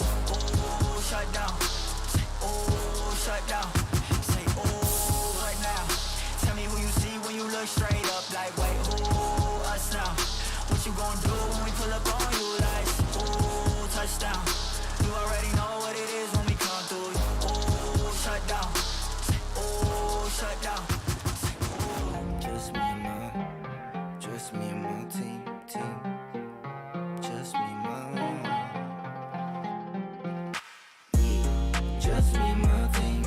Just me and my team. Just me and my team. Just me and my team. Just me and my team. Just me and my team. Just me and my team. Just me and my team. Just me and my team. Just me and my team. Just me and my team. Yeah, I know they be tryna watch the moves. Couldn't run a mile in the shoes. I ain't got nothing tryna prove. Win some, I got lose. I'm an animal, but too much for a zoo. I'm the one that's usually breaking the rules. And to make everything work, I got the tools. Living on my own, just me and my. Just me and my team. Just me and my team. Just me and my team. Just me and my team. Just me and my. Just me and my.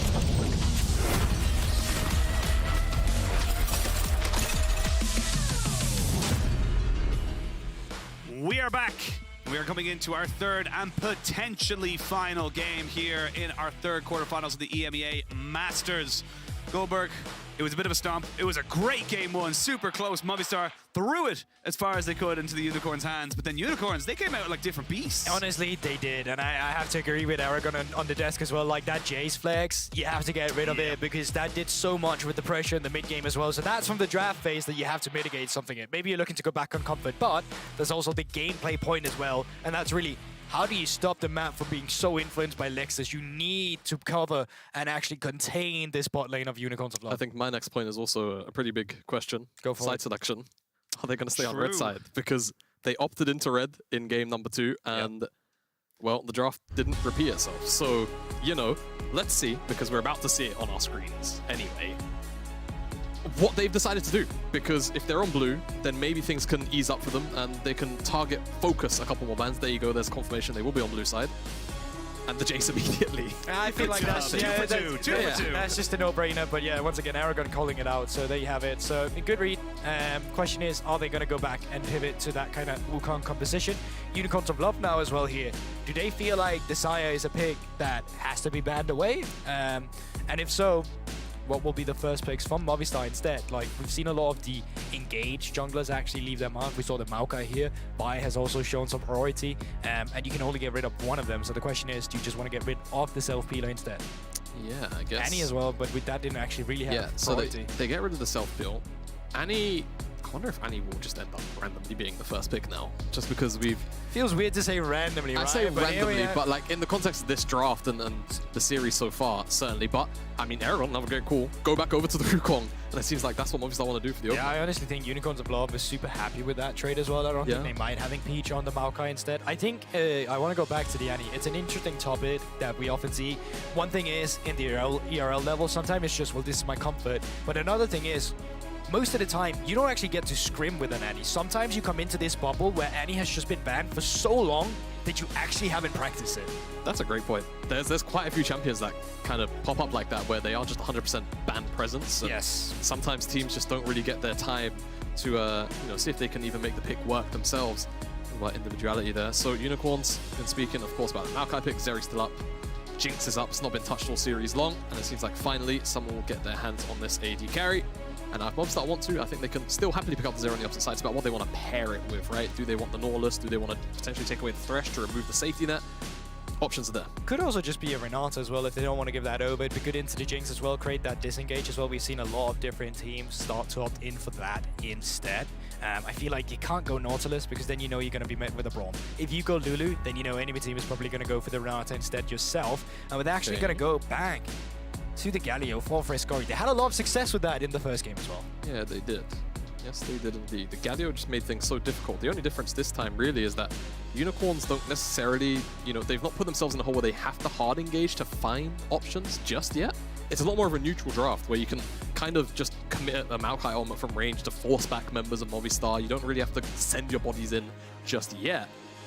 Yeah, and I feel like here you just go Nautilus because it wasn't picked up. You can ban away the Braum now. You can ban away the other engage options, the Thresh if that's what you're looking for as well, the Lulu, Renata, you name it. All the things that you don't want to play against. And you now have the Nautilus into Seri, which is great. And you have it with the Jinx as well. So this is a bot lane that quite often gets priority and can make the map movements as well when they get the first reset through. Yep, you've got your long range point and click CC, check. You're not running face first into Galio ult permanently, check. There's the Renata ban, check. So now all they need to do is remove away the Braum, and they've kind of just hit all of the criteria to not have as disastrous as a game like they did in game number 1. For Movistar, I feel like they're still in a very confident position, right? They've got Maokai plus, not Maokai, Wukong plus the Galio, so they can always make those engages work. Engaging onto them is always going to be difficult because of the CC and the mobility, so Movistar now have the opportunity to potentially go towards side laner if they want it, commit to a full-blown team fire, as I'm sure they are still very much concerned about Vena's very much strong capabilities to play on the sideline. Check, check, check, check, check. Braum taken off the board as well. So they've gotten through the criteria. They've gotten themselves a A+ from the inspectors, Jamada and the draft inspectors. Draft inspectors, the weak side police. They're under many names. Yeah, but we're not that kind of inspector. We're more like security check. Like, come in, is everything actually working here? So it's not that department. I will say I'm actually really interested in the fact that they go towards the Camille, because I feel like when you're going to discuss forget all that. I think the fact that they've got the Galio means that not only are they comfortable playing with it, but they should be comfortable playing against it.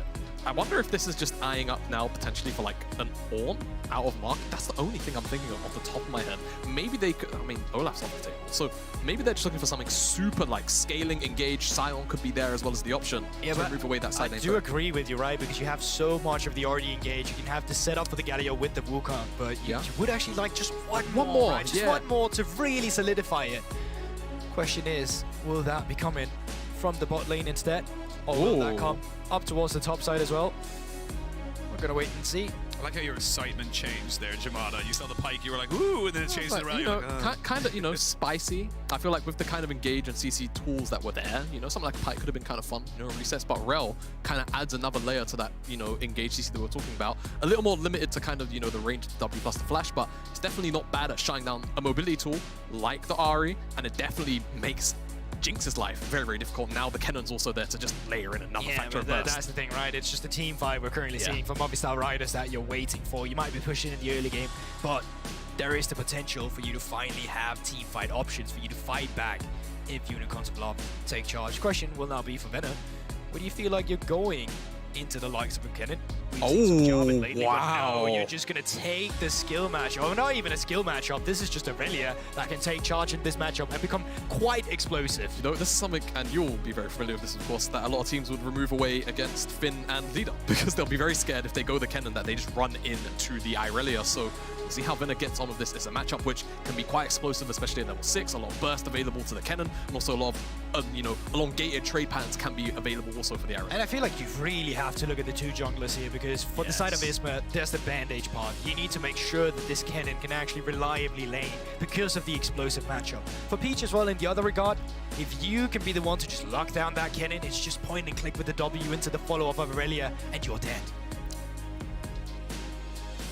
I don't really have anything else to add. No, that's all right. I thought about it. You held it. It's all right. Do you know what the funny thing is? I did that real typical play-by-play thing where I thought about it and I said, he just said that. He literally just said the exact same thing that you're going to talk about. You know when you're at school, right? And you have something just pre-prepped to say, so you stop listening, but then the student ahead of you says it, and then you get picked on by the teacher. Yeah, that was that moment. That is it. But I didn't say it. Now I'm just getting reprimanded because I had nothing to say. But, I mean, look, for Movistar, you got to get this Kennen going, like you mentioned, but also, like, you can't let the mistakes happen like they did in that game number 2. You can't let these things stack up, because this is it. You're now looking at a best of 1. You have to make sure you win. Yeah, I mean, for me, the main win condition will still be your Seri in the late game. I think it's just to make sure that the Aurelia doesn't take over, because we saw what happened in game 1 when Venno took over, and they still had the bot lane ahead. You know, I will say though, I think into a composition like this, it could potentially be a very difficult navigation to get. Not only ahead, but then also subsequently have a whole bunch of teamfight impact. I like this, because an early invade up towards the top side, if you can force a Kennen flash early, that would be disastrous. I wonder if they're anticipating an invade themselves, I think they're waiting or if for they're one. looking for something here. No, they want one. Just send the flash. Like Lexi's flash for flash, that's super worth it. Ooh. But they don't quite see Marky. Marky's just out of vision. They didn't see Isma. But if somebody spot him. Yeah. Nobody sees him, but they do get an early ward around that blue buff. Make sure they have the early pathing kind of information, but it is equal on the side of Movistar, so they're kind of saying, look, like for like, little by little, it's all about information, and sometimes lack of information is information itself. Yeah, but this time around, information is traded for both teams right here. Better early information will come through for Unicorns of Love. You can see there's a ward both on the blue buff, but also on the Raptors, and over on the side of Movistar. It's only on the blue buff itself, but through the process of elimination, they should know that Peach is up towards the top side right now. Yeah, they should indeed. And information kind of just traded, like you mentioned. Everyone knows where everyone is, more or less. And nothing should really come out of it. We'll see if there's any early interesting shenanigans with the pathing. I doubt it. Potentially, however, as I say, actually, I think Peach could maybe make a level 3 appearance on the top side just to, you know, kind of lean this matchup more into the Irelia side of things here for you. Yeah, I mean, you can even take a look at the goddamn wards we've had as well. Yeah.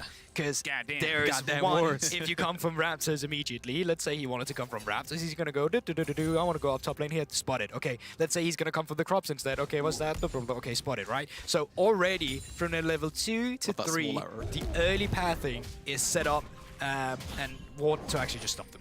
Yeah, I guess realistically, because the wards have been dropped so early, there is maybe room for Peach to actually go up there after this rip-off, and potentially the top lane ward could have expired. Well, you wouldn't know that. He wouldn't know that. Yeah, and that's spectator's advantage. A lot of if-buts and maybes there to kind of figure that one out. But I like your kind of thinking. I like the way, you know, again, putting yourself in an opportunity to maybe get Peach into position. Again, it's all these kind of, you know, as I said, if-buts, maybe someone overextends, they get themselves a nice little early kind of setup. That's the kind of thing you're looking at. But wasn't to be. Both junglers now on their bot side of the jungle, just happy to kind of farm themselves out for the moment. No one really feeling too crazy for the time being. Yeah, not at all. And I wonder what the priority will be around the dragon with that in mind. If we have these passive lanes, I think if we hit level 6, I feel like Movistar are going to feel quite confident with the Galio R. We saw how happy they were to step up time and time again because they always knew they had the aerial support of the Gargoyle from the mid lane. So let's see this right here, because Isma is spotted on a ward, and not only that, he will be spotted if he walks into the tri-bush as well. Could be a potential counter gank to come through over from the side of Peach if they're anticipating any shenanigans. As of right now though, Peach still clearing that Grom, down to half HP. Should be known that he's here because of him hitting the Scry's Bloom. Isma though, still up and aggressive, and I don't actually know if they spotted him walking into this bush. Don't believe they did, but they did have information. He just finished off his Krogs and went down towards the lane, so possibly thinking about it, you can see how respectfully Funky and Lexus are kind of playing right now, even throwing at the Zaps to try and farm. They know that something is kind of up, and that's the very similar idea that we saw for the Leona in that second game. The Nautilus can just throw out that hook, interrupt everything. Yeah, it's like the Thresh. Whatever really just stops the mobility when she's airborne for her W, it's super hard to actually navigate it. Also, one of the reasons why it will be a bit difficult playing the Rel into Nautilus even later on, what you're really looking on then is really just having Flash available as soon as possible every single time. So it wouldn't even surprise me if we saw Alvaro go for the likes of Lucidity Boots just to have that engage up and available as many times as possible. Yeah, mentioned kind of the limited range of engage in the draft as well for Rel, right? It's not quite as easy as being very far away if you're Nautilus and pressing R, so like you said, lower cooldowns on the summoner spells, really, really big deal for Alvaro. We'll see if he goes towards the option. And just in general of pacing, way slower for both teams here, actually. I kind of expected Unicorns to look for a bit more on the top side, but for now, they've kind of just let the matchup happen instead. I like that you mentioned that as well, because it kind of shows the gravity that Movistar find themselves in. Game 1, very aggressive. Yeah. They were throwing everything at you know, in so many ways. With this almost identical composition, they got the Wukong and the Galio. This time around, however, they're a lot more cautious. They know that they can't really afford to mess this one up. They have to keep themselves in at least, you know, kind of parity to the side of Unicorns. Otherwise, they're done. They're looking at the summer split. Yeah, they are looking at summer split. And I mean, you think about it, right? They've already lost as many games today in a best of 5 than they did pretty much throughout the entirety of their playoffs run over in Spain. So for Movistar, you know, so you're saying it turns around now? Yeah, I'm saying, you know, maybe it just turns around now. Maybe they've had enough of losing, and this is the comeback story. I mean, they looked so good in the early game, in that game 1, where they had very similar tools to what they have right now. So I think realistically, all they have to do is actually lock down objectives very early on. But right now, as I say it, Unicorns, they're on the objective first. And this is actually the first early Drake we see. I think you can totally go for this. It's easy for the bot lane to push for the priority. Mid lane as well, having a good time after Mask teleported back. He's got that lost chapter advantage to the small components we see on the Galio instead. Isma could, of course, try and threaten the steal, but he has no vision at all whatsoever. Oh, that ward is going to give them all the information they need. But again, first move from bot, they're just going to engage on them. Double flash, kind of burnt here, but Alvaro now has nowhere to go. You go immediately in. The Galio going to come down here as well. Get the knock up here on first blood. Goes over to Movistar, but to trade it back. The 2 supports have been taken out, but there's the AD carry traded as well. 2 for 1, and Movistar biding their time, getting the result. And Frescowi's presence again being felt first because he can just press the armor. Even if he's second move, he's always going to make it to the fight first because of that gap close. And Movistar able to just find a huge fight, massive taunt as well on the back end. Great decisiveness from Alvaro to just go in and know that he'll have the air support from his mid laner to lock down this engage. Yeah, but interesting as well with the setup that they had here. Could have been potential for them to actually have the team fight initially. I think Funky walks a bit too far forward here as well after getting the kill. You can see it now. kite back is not there, and he's faced with the Galio with the taunt.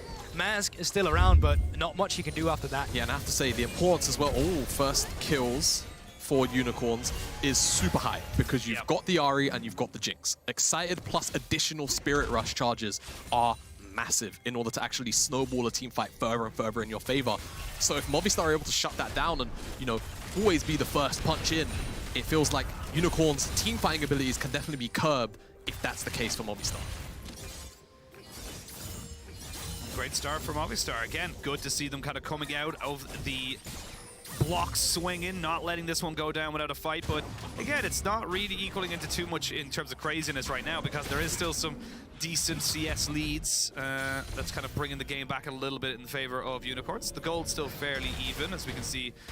Lexus just going to have to kind of recognize that he's not really in a position to take that safe recall, gets himself Spider-Man'd out. And the funny thing is, like, you know, we kind of mentioned obviously the top lane could have been maybe a point of pressure there with the Kennen and of course the Aurelia, but it has been again the bot lane coming into this one, and you mentioned that as well for you know, coming into this, that you still have the Zeri, and if the Zeri can get ahead, that's a huge win condition for Movistar. I mean, it's your main win condition. It still is that late game carry, the peel that you have. Yes, you got the good flank and engage options from the Kennen, but the truth is that ultimate is just as much peel as it is engage. But you actually play around that Kennen, or rather to play around the Zeri. Now, up towards the top side, 8 minutes into the game. Quick Herald as well, and I think this one, once again, quite decisive this time around for Movistar.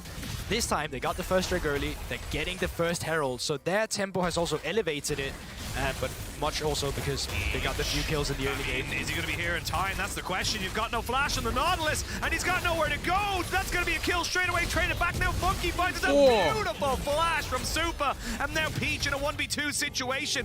Doesn't have a flash, but can Supa catch up to do the damage? That's the real question. Some decent damage available with the Bramble Smash and the red buff.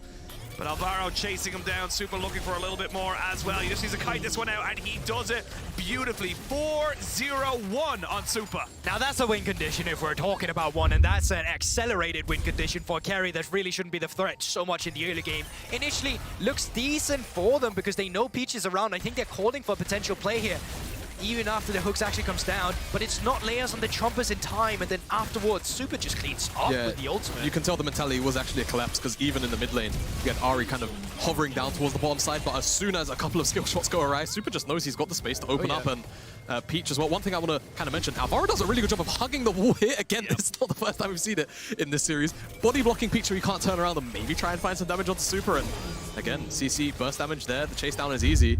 Really great turnaround, and now all of a sudden you've got 4-0-1 Zeri on the map, and Unicorns don't necessarily have the easiest tools 24/7 to find their way onto him. Flashes, flashes, Cyclone, double knock up. You've got plenty of damage here with the Caulfield's Warhammer. It's Alvaro who picks up that particular kill as he dropped down the Ignite, but yeah, Lexus, nowhere for you to really go, and you will get bonked on the head by the Monkey King. And that's just an overextension, right? You come back to lane, you don't secure the vision initially, and they're just going to go onto you immediately. You can see it here, they want to push in the wave and back immediately. But the problem is, Isma's read them, and that's just going to cost them. And this is the thing, like, that's the window where you would go to them, put vision in. So this is just a great tempo read from Movistar to come down and make this collapse happen.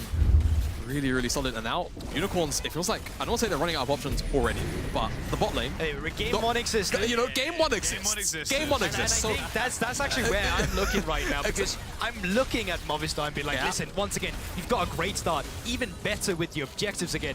I want to see them perform better than we did in game one. Great charm. Yeah, get onto the Galio. So very, very healthy, though, going with the Catalyst Aeon.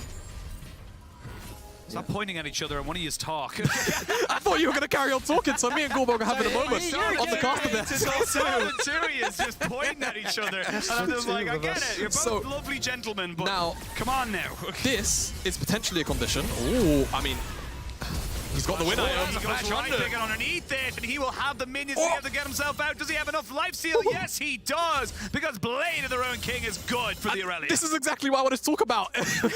But me and Goldberg are busy pointing at each other. They actually have a condition from the top side because Aurelia has Blade of the Ruined King. I wanted to talk about the same thing. I know it feels a little bit cop-out because we saw the 1v1 happen, but we were having our fun, right? I feel like because the options are running out through the bottom side. Mid lane feels tough because Fresskowy always has first move. Maybe if Fresskowy is a little bit, more interested in looking towards the bottom side, you find a window to slip up to the top side, right? But why find a window when you can just 5-blade the Ruin King and 1v1 your lane opponent and get a solo kill like this?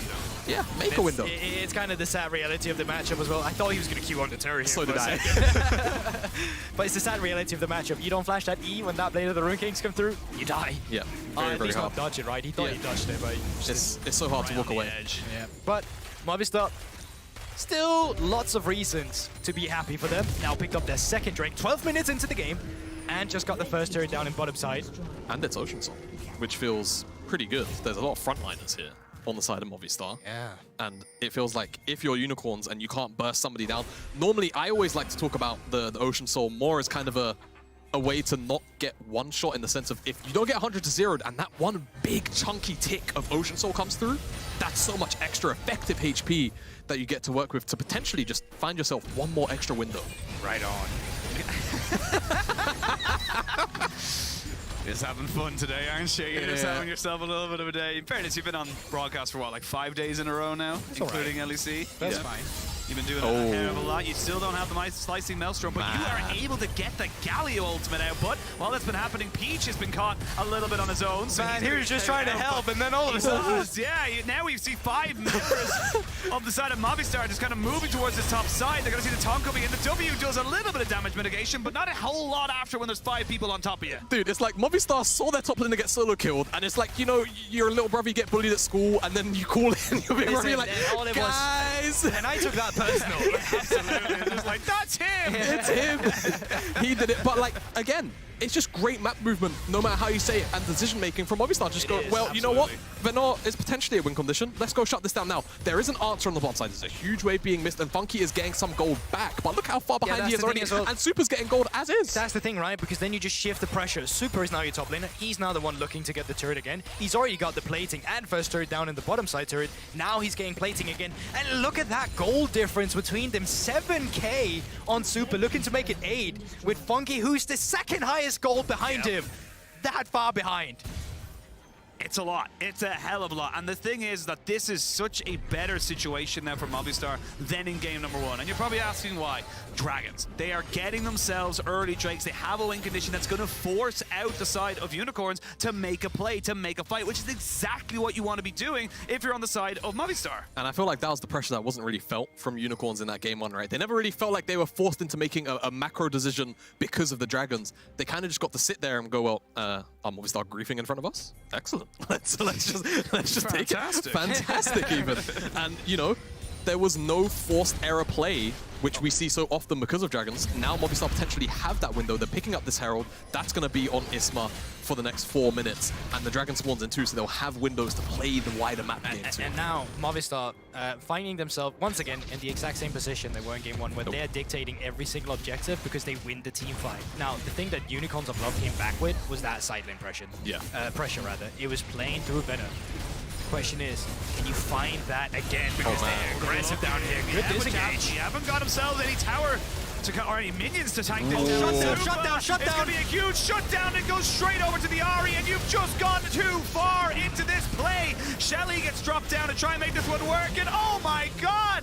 Goldberg, it's happening again! It's 2 throws in 2 games, but this is just Movistar being so overzealous. Oh, and they're getting so much on the map as well because there's still Venor down in the bot lane. He can look for tier 2 instead, getting so much farm for himself. Shutdowns going over to Unicorns of Bluff. Mid lane opened up again, and Movistar. How does that happen again, Venor? Are you gonna die? I mean, is he gonna die or is he gonna be able to take a kill? That's the question. Isma getting very low right now. Can he get another little auto attack off? No, he can't. And it's a 1 trade down. Look, it's a silver lining, but that's a dark cloud now hanging over Movistar. Oh, it is indeed. Movistar, that's just... What are you doing it for? I mean, you've got the Herald short, but look at the play hit though. Look at Lexi stopping the ultimate at first as well. Into the chombers afterwards. It's great disengage from Lexis here. And as soon as that disengage comes through, you just have to turn around and Movistar. Just accept that the play is done. The Maokai ultimate comes in. But yeah, that's the other thing. But but they kind of still commit into it, and it makes the Maokai ult worse, right? And at that point, we spoke about how important it is for first kills to go over for the Unicorn side when Jinx or Ahri are involved, because it means Spirit Rush charges, and that means Jinx gets excited, and we see the reason why as the rundown comes through. Whoa! That's a dip. Yo! A dip right there. Are we in the LPL again? What's happening, guys? Man, it's looking very familiar to me. I think I can break this one down as, you know, just kind of one of those things that happen. That's just kind of the way the game is sometimes. But look, I mean, this is why the Unicorns did this in game one. They weren't panicking. They didn't try to go for any crazy fights. So how confident do you feel now? Because you just secured a huge fight from Unicorns of Love. Now you're suddenly gathering around the objective. Third Drake would be soul point for Movistar. And Unicorns of Love is around. Venado still down towards that bottom side. I mean, I feel like the only big place they have an iron discrepancy is with Mask having 2 irons. Funky isn't really quite there yet either, with no summoners. Look at Marky. Oh, it's huge! It's absolutely massive. The Slicing Maelstrom finds exactly what they needed here from Movistar. And they clean up house. They don't need the Dragon right now, but they can look for a hell of a lot more after it. You don't cover your flanks, you're going to get caught in the back, and that's exactly what just happened there. Marky, just patient. Have to set up with the Galio afterwards, and that's just a Slicing Maelstrom right there. And how many times does it feel like, you know, a game might feel a little bit on the edge, and then we just see a massive cannon ultimate come down. Man, you know, they really just gave Unicorns of Love hope just to take it away from them immediately again afterwards, didn't they? But it's also just a setup, right? You don't have the proper vision to actually contest this Drake. And he's not even spotted on the sweeper either, so yep, there's nothing to do. Unicorns even feel apprehensive about walking into the choke in the first place, but they still do it. And once Mark is in the middle of everyone, once everyone's CC'd up for Galio to just come down and off the top rope, pretty much just elbow them. Now Marky, no flash. Oh. Doesn't matter. Doesn't matter right now. We will see the Flawless Duet come out eventually. We'll get the stun down onto Isma, but a good Cyclone stop. Oh my god, he was resetting so much right there. Mask now in full retreat as he looks to try and TP in and maybe help out his top laner, but wasn't able to make anything happen. You would imagine the Galio just walks away from this, and that's exactly what he does. Now we're going to see it engage in the mid lane as Alvaro wants a little bit of supportal combat as the ADCs now put in some serious work. They're looking for the ultimates to try and make this one work. The Ignite is good, but not good enough. Quite enough. They're going to be able to get him out. And, you know, Vena doing that on the bottom side is why we need Irelia in chat, because that emote was basically what just happened. Well, he was trying to at least now. Super face checking. Yeah, he's looking for it to see if he can find out Funky, but have I been caught or have I caught you? That's the question. Now Super, Peach very scared about this and eventually going to have to use his ultimate, but it's a little bit too little too late. Forced a flash in defense of himself, and that is just Movistar knowing how powerful this area is. Yeah, I'd really love to see them get some control of the enemy jungle. The problem is right now Alvaro doesn't actually have any wards, so the only thing they can do right now is clear the vision that's laid upon them by Unicorns of Love in their own jungle, get the reset through, and then start taking control of the red side Baron area, because Baron will spawn in less than a minute. Yeah, exactly. You want to try and take control of the Baron side just to try and snowball this game, right? Make Unicorns feel pressured into a decision. Not Herald rather, the Soul is spawning in 3.5 minutes, and that's what you want to try and make them flip a decision on and make that gambit happen. That's the big pressure point we're really looking at here. Quite often when you get on Soul Point, most teams will just think it's just about the Soul, but it's about creating that indecision in the enemy team. Will they go Baron? Will they go Drake? Can we invest half our vision there? Do we invest half our vision there? And because you end up going 50-50, only 100% in one way, it's just always the team who has the proper setup beforehand, which will be Movistar Riders in this instance with all their Drakes. That should go away with it. But we'll see when it comes to that. There's still 3 minutes on that Ocean Soul. Baron will spawn just now. But Movistar still in very much control of this game and of the map at the moment. Yeah, they are very much in control. Now, one thing I do want to kind of bring up, it's kind of 2 points in one here. Okay. Funky's finally hit 2 items. Fantastic. However, on the opposite side, Super's on Infinity Edge. Yeah, 3 items already. And if my maths, hang on, let me just triple check this. If my maths is correct, 3 is greater than 2. Yep. Fantastic maths. Yeah, that checks out. Yeah, checks out. Thank you. Now, Mask is actually surprisingly strong. He just needs to spend a little more gold, I think. He gets charmed. He can't flash in. They're going to lose the TP off Marky. Disengage. Disengage is decent for the moment. Lexus, knock off flash. They are going to get the flash off of the Aurelia, though, as Marky was hunting him down there very, very quickly. But it wasn't going to lead to any other kills. Just a couple of summoners blown. Yeah, a couple of summoners. Aurelia's flash, I mean, I guess you'll just take it, right? Anything you can get feels good. But no teleport for Marky means potentially, you know, the flank angle's a little more limited. But I mean, after how we found the last one, maybe he just doesn't need teleport, to be honest with you. 2 minutes on the Dragon. We'll see how much that actually matters. If maybe Movistar can just force a frontal fight, they'll feel alright with it either way.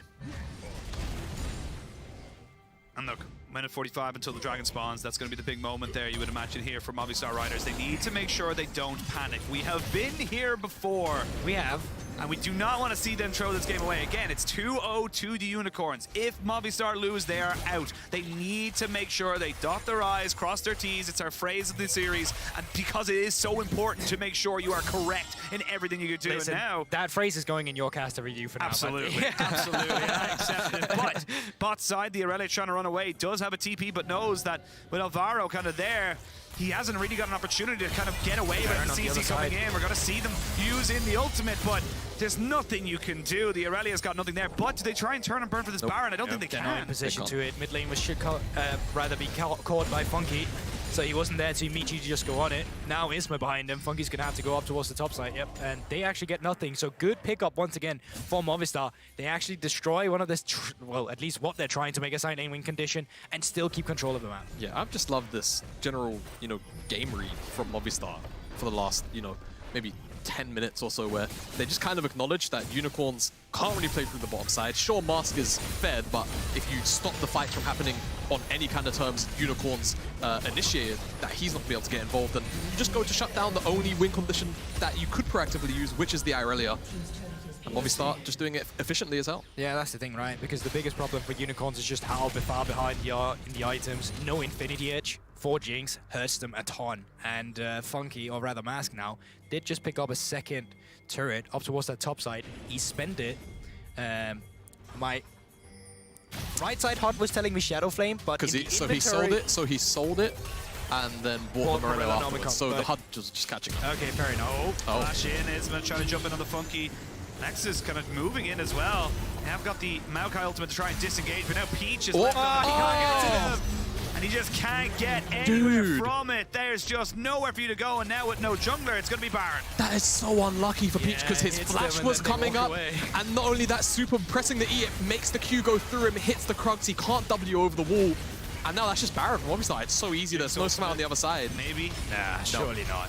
Mask looking to see if he can maybe throw in a charm there, but not going to throw out the ultimate there. Looks like they're going to try and take the Baron, but the soul should be secured here from the side. Oh, that was an incredibly late rocket. You say that because the Drake has actually been... Oh, man. He's getting 1v1 right now. He's not going to be able to get under the tower. No! The Rune's Hurricane proc is just enough. You get the dragon here for the Unicorns, but Movistar have got everything. That was the thing, because Venom actually just started up the Drake while they did the Baron. They realized there's no way they're actually going to contest it, so they actually managed to stall at least a soul win condition from the side of Movistar Riders. And I think that's the way that's the reason why Mask as well opted into that Oblivion, just knowing that, hey, they're probably getting that soul and we need to just have this healing reduction ready for it. Yeah, easiest to player as well. TP. Movistar, it's very deep, but maybe the flank is good. Oh, if they can get it, go. There's low health bars here, but they immediately turn and burn. Nowhere for the Ahri of the Nautilus to go, and that's going to be 2 more dead now on the side. You got Funky up in a couple of seconds, but can you defend this? That's the real question. No real benefit coming out here from the TP, and he actually just resets himself back in line. Yeah, I mean, it's a deep TP. You understand the idea for Unicorns, but the decisiveness from Movistar is great, and now the teleport's coming in. Ultimate still available, and so is the flash from Marky. Yeah, exactly. So let's see how this actually pans out. Disengage in the beginning. Yeah, they're going to put out Vanguard's Edge to see if they can maybe get something here. They're going to get the Galio ultimate out. Alvaro should be able to stay alive, get the knock up, and there comes Marky. Double kill for the Kennen. Works out absolutely beautifully. And Movistar Riders, they shall not be swept, and they will bring the score to 2-1. I believe the phrase is, we have a series on our hands. Movistar will not... Just one series without it. I tried. I tried. Without it. Give me praise. I didn't say it. You know, it's Munch's fault from the LPL. It is. He's ingrained it in I blame everything on him in general. Yeah, exactly. But Movistar do not... Munchables. Exactly. But, crucially, Movistar do not repeat the sins of game number 1. And they actually secured the objectives, used them efficiently. And not only that, I think just excellently shut down every single potential win condition available to Unicorns as soon as they recognized it was there. You can take game 1 and game 3, put them up against each other, and then say, and this is the reason why we stack objectives early. Yes. Because when you have this lead, you can actually end the game, put them on a timer way earlier, where your item, advantages actually matters. Because if it's late and they get 3 items to 4, it actually still becomes a bit easier because the power spikes actually have been reached to get some kills on an AD carry. But if they're still stuck at 2 items and you're at that 3 already, you're looking at Baron, you're looking at the Soul, that's where it becomes really difficult to play. Yeah, and you know what, honestly, for me, I just generally believe that the decisiveness just felt there from the side of Movistar compared to game 1, compared to game 2. Much cleaner, I think, having engaged tools, but just clearly being on the same page and so quickly kind of caught Unicorns a little bit off guard, I feel like. And I think the difference between that game 1 decision-making being so snappy and game 3's decision-making being so snappy is the reason why we see Movistar here in the quarterfinals as is. Yeah, and I think Unicorns of Love also, they struggled a bit with playing through their top side. You know, there wasn't really an impactful early game gang for the Maokai either, and we didn't really see the same roam as we saw from Lexus. I think with the Jinx and the Nautilus, you could have dropped them wave 3, wave 4, just said flip it. Let's set him up there. Let's see if we can get some sort of kill just to get your win condition ahead. Didn't really happen either. So I think it's also the lack of proactivity we started to see from Unicorns of Love where they slowed the pace down. Yeah, I also, you know, I really love this point that you say that Unicorns really are struggling to play around the top side because Good job, man. not only did Movistar obviously shut it down, but I feel like we saw what Venner can do on an isolated 1v1 matchup where he can just win, right? And it feels like he got denied that in game number 2, and he had the ability to counterpick for game number 3, but wasn't given the resources to actually carry on a side lane or bring down the lead to a team fight. So I feel like Unicorns need to shore that up because Venner's generally been playing fine in his isolated 1v1. It just feels like he's not given the platform perhaps that he's needs to be given to actually take over a team fight against Movistar. And that was the big difference, like you mentioned it a little bit there. There wasn't big support roams. There wasn't any kind of like jungle and support roaming around like this kill duo helping out all the lanes. It was very much kind of everyone to their lanes. No one's really kind of going anywhere for the side of Unicorns. And then Movistar kind of went, oh, cool. Well, we met, you know, kind of set up our made up for the mistakes we did in game number 1. But we're going to send it back over to the analyst desk to break down game number 3. Hello, the analyst desk here. And just like Jamada said, we do have a game on our hands. I guess we're rolling. No. I'm sorry. Come on, man. We have a series. I mean, it's been 3 games so far, and starting off with this one, it's the first time that we've really seen Movistar Riders just hit the ground running. Felt like they had control from the very beginning of the game. Yeah, I mean, this is exactly what Trouble was talking about. We want to see them playing through bot lane, and we're also seeing them back on the Wukong. I'm really happy to see that, because I think generally that's their best performing composition, especially out the game we saw very early on in the series, the very first game. We saw them almost take the win. But yeah, you could see in these clips coming up right now, playing through bot side and actually getting super snowballing. I believe in one of the clips, he even got a triple kill. Yeah, absolutely. And I just really fucking... Whoops. Sorry, production. Really freaking love the fact that Alvaro is on his rel and he can get these sort of engages.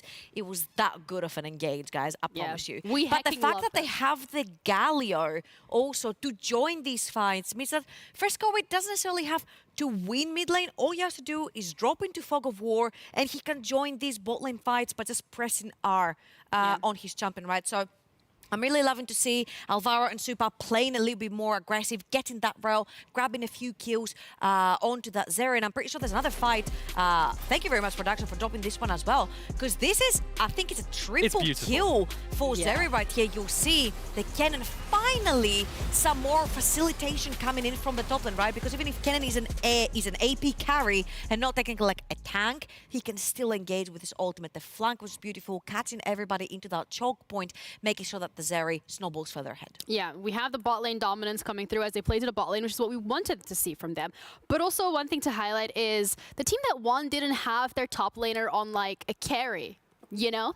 Yeah, I mean, I get these top laners off of carries, I guess. Looking at you. Yeah, it's really sad, isn't it? I used to watch Venner all the time to learn Aurelia, and I'm really sad that that was his debut. I think he did really well at the start. Okay, and maybe it was a consequence of the game being out of hand. Of course, it's always your team's fault. It's true. Never your fault. Blame the jungler, you know? But he did get a solo kill onto Marky, so good on him there. Maybe he should just go on the tank, though, and, you know, play for the composition. Yeah, well, the composition did actually really very well work in favor of Movistar Riders when we're looking at the team fights that they have been playing out. They executed it perfectly. Yeah, absolutely. I mean, when you have the Galleon, you create space with the Rel. As we see, this is the final team fight right there. You see how Rel will always, Alvaro has been always playing so far forward onto the champion, sees champion, engages champion. Again, the Aurelia ult is not going to do much there. And the second he goes into the engage with the Rel, Galio slams in. And even if the Galio ult doesn't hit you, it creates so much space for the Zeri to play around this team fight. Of course, this team fight was a little bit of an overkill because Movistar were extremely ahead when it comes to wallet. and wealth. And as you can see, very nice stuff from Supa, actually showing his carry potential in this particular game. Yeah, and I think the biggest thing to talk about here is an interaction on the composition for Unicorns, right? It was incredibly hard to play the composition because basically the way you want to play it is very similar to last game where you kill the first target, and the interaction here is actually killing the first target with something like an Ari followed by, you know, an Aurelia and a Nautilus into killing that target and unlocking Jinx's passive, because when you kill that first target, Jinx gets excited and gets to run down the rest of the fight. That's why Jinx is so popular right now. Unfortunately, being so far behind, they just could never find it. Unlucky. Unlucky. The drafts, of course, behind us are swapped. This is the red side over here. I'm just going to stick on the Aurelia because you mentioned it, Venor. Used to be an Aurelia one trick, used to stream it a lot. I was very surprised to actually see that this was his first ever professional game on a champion that he used to one trick, right? But what's really getting to me is that usually when you want to pick a split pusher like the Aurelia, you want to eliminate any threat coming in from any other side lane. You want to create your own little pockets of 1v1. With the Galio being locked in right here for the side of Movistar, it is never a 1v1. Add a support in there, add a Zeri jumping over the wall, and you are just never found in these isolated scenarios when you can dispatch of one champion at a time. They even 5-man dove him at some point, just not giving him any chance on the side lane to push. And this is what I mean by a symptom of the game, unfortunately, him not being able to, you know, snowball. It's because, I mean, what can you do when the enemy support is just showing up in lane? Alvaro is just showing up top lane at 13 minutes. You really can't play the game to snowball. You want to keep diving Kennen, keep killing Kennen, but suddenly there's a Leona on your lane, you know? It becomes really impossible. And then Aurelia is really notorious for being hard to close out games with, really high mechanical champ. We know he has it, but what can you do when your time team's behind and you're against a very heavy peel composition? You start spamming missing pigs, you know? That's Team? Why support top lane? In regards as well to the mid lane, one of the things that you mentioned as well in the green room earlier, Aragon, was the fact that Mast was on Ari, and if they lost this game... Yeah. It's very unfortunate, isn't it? He was 6-0 on Ori and now is 6-1. A bit of a, you know, stain on his stats, but he is still 7-0 on Jace, so maybe we see that again, or it'll stay permaban and he'll maintain a 100% win rate. I'm loving that we're seeing these little videos of Unicorns of Love actually, like, you know, sitting there discussing what went wrong. I'd like to give big props to Marky because I don't necessarily think he had great games onto these Jacks. And I was the first one to say, you know what, enough with the carries, go into something more facilitating, something that can engage fights like the Sion, like a Cho'Gath, like the Cassante. Kennen does the same thing. He zones for the carries, he finds flanks, he's got the stun with the passive and the ultimate as well. So you can be a carry and you can facilitate for your team at the same time. And I just really like to see that side of Marky where he can actually engage fights and provide that utility for his team. I mean, a win is a win. And one of the things that you mentioned, Aragon, was the Jace pick. That is something that they're still performing quite well on. But if we're looking at the draft, Georgia, Jace was the first thing that they banned. They did not want to see Jace at all. They didn't want to see Unicorns of Love have that champ. So it's pretty likely it's going to be banned again. I think it's a habit when usually Maokai remains open or Sejuani remains open. You definitely want to get rid of the Jace. It's just a fantastic duo. You mentioned it earlier, Aragon, with the Maokai. It's sort of, you throw sapling, you slow, guaranteed the shock blast is going to land. That's a big chunk that's going to be missing. Yes. Makes it instantly to 4v5. Somebody has to reset, if not die. With the Sejuani, it's melee champion. Sejuani passive also matches up really well, sets up for good kills. And if Jace snowballs, he can end the game. So I wouldn't be surprised if I saw the Jace permabanned for the rest of the series. And another pick going forward that I want to see banned is actually taking away the Wukong for Isma. For now, for sure, he's on a high. You know, we've almost won twice with Wukong compositions. I want them to take that away and put them, you know, back in the rough, deciding, guys, what do we need to do? Our only winning strategy was now banned. What do we need to pick? Don't just give it to them again. I mean, the Galio as well has been pretty influential in the combination with the Wukong. So is that a pick that we're expecting taken away from Movistar Riders?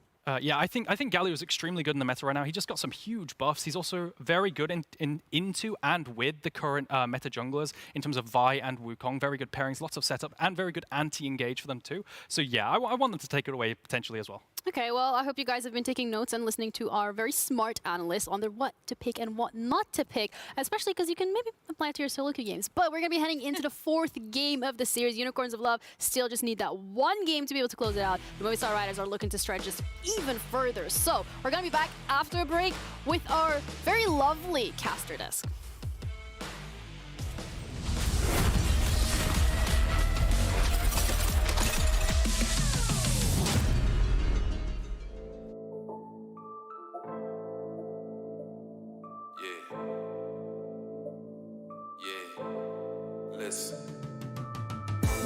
where you go or what you do. Your position will face opposition for any and every move. But stay leery of them deadly crews, even them petty dudes. Or turn your soul to confetti, fool. They wanna test us and check us, but be strategic, we need it. We playing chess, not checkers. And I done seen the best of them get broke down. So if you wasn't woke before, you woke now. Cause even if it looks bleak, plant your hooks deep and pull yourself up on both feet. And let the whole street see what you've been through. Show them what strength do, especially when mental.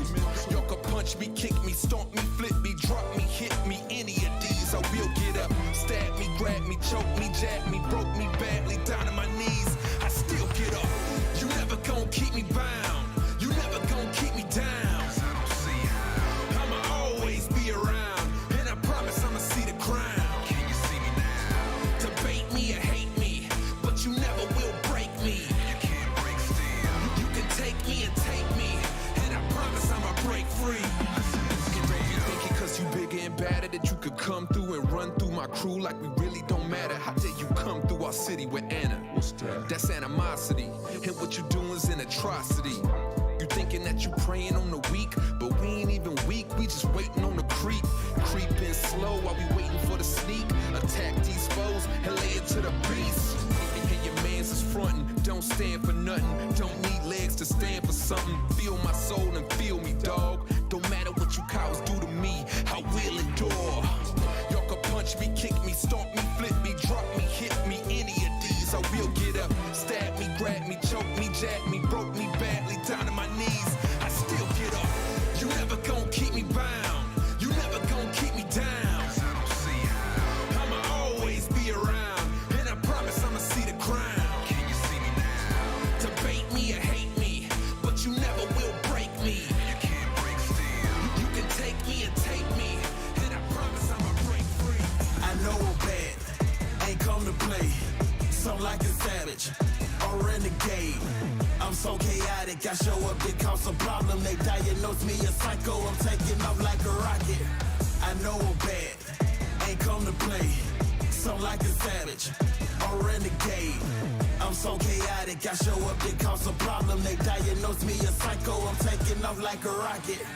Stand-up guy, they asking me who am I. They wanna know who that, I tell her give them a try. They'll soon find out and move back with eyes open up wide. I'm here, the ruler's back to take it over for life. Yeah, you know I'm major high, run it so I cut.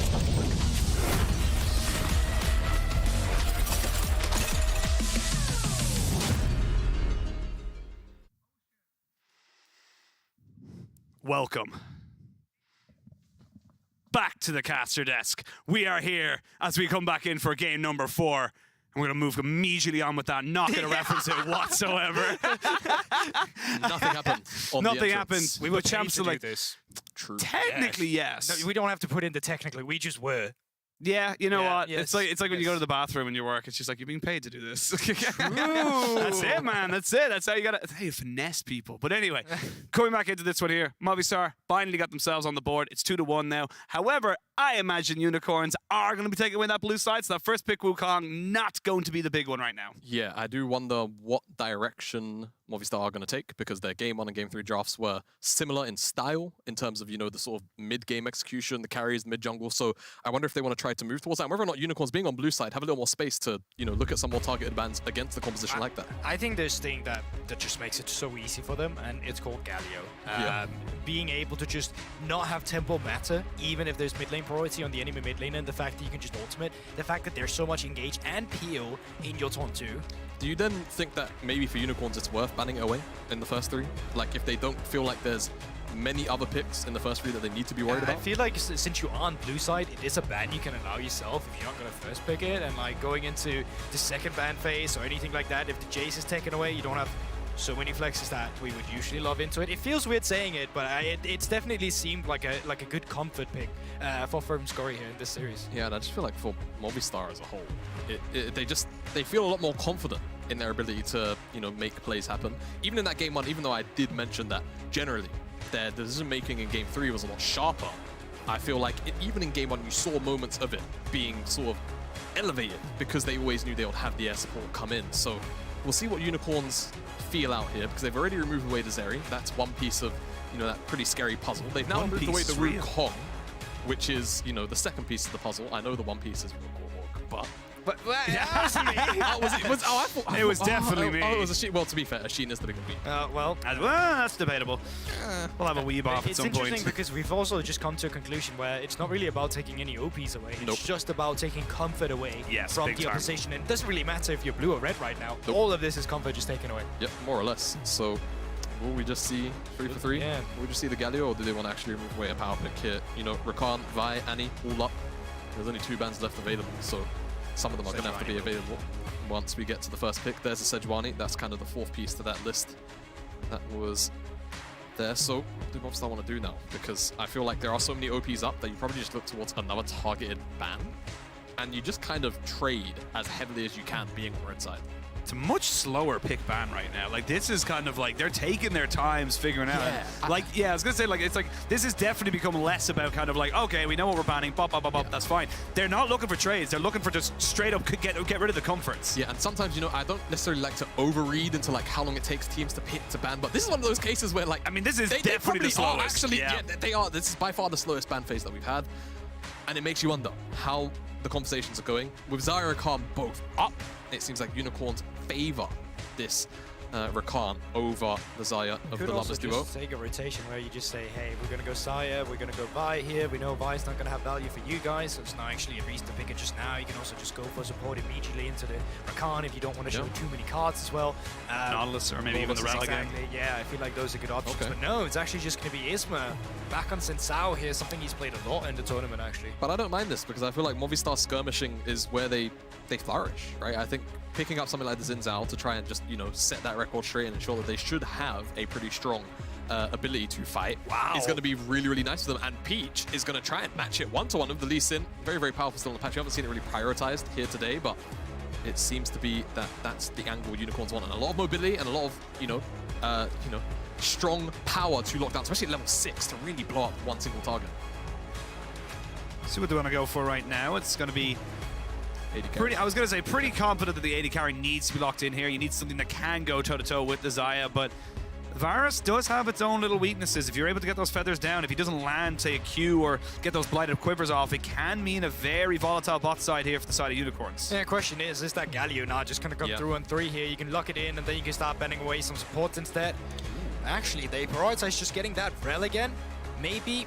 No, there's not even no bans coming out against support. It's already picked this. So I think the Galio is definitely going to be taken off the board here in the second ban phase if you're Unicorns above. Yeah, you have to just remove it just for the sake of comfort. Yeah, it how feels like it, different Movistar have looked with the pick. I don't mind the Rel though. I think the Rel generally is also very, very powerful at shutting down mobile targets. I think obviously, you know, people focus on the engage, but the amount of times I've seen teams that are very slippery, you know, LeBlanc with Lee Sin plus a Rakan or whatever it may be, Ezreal, Rel just shuts that down. So I like the fact that Alvaro's actually gone back to this pick, already seeing the lane matchup, and you know that the 2v2 skirmishing power over Zarya and Rel is going to very much overshadow the end. The thing is, there's actually quite a few bans, maybe potentially for the top side you want to remove here. Seeing a Gwen ban come through, you might just be looking at, oh, I'm going to Malphite here, I'm going to Ornn here, I'm going to Sion, these beefy tanks as well. There's the Galio, but I still think you have quite a few squishies. You can already see the team fight composition aligning on the side of Movistar Riders. And with these bans coming through, maybe Rumble's next one they're going to take care of. Then they're locking in one of these tanks.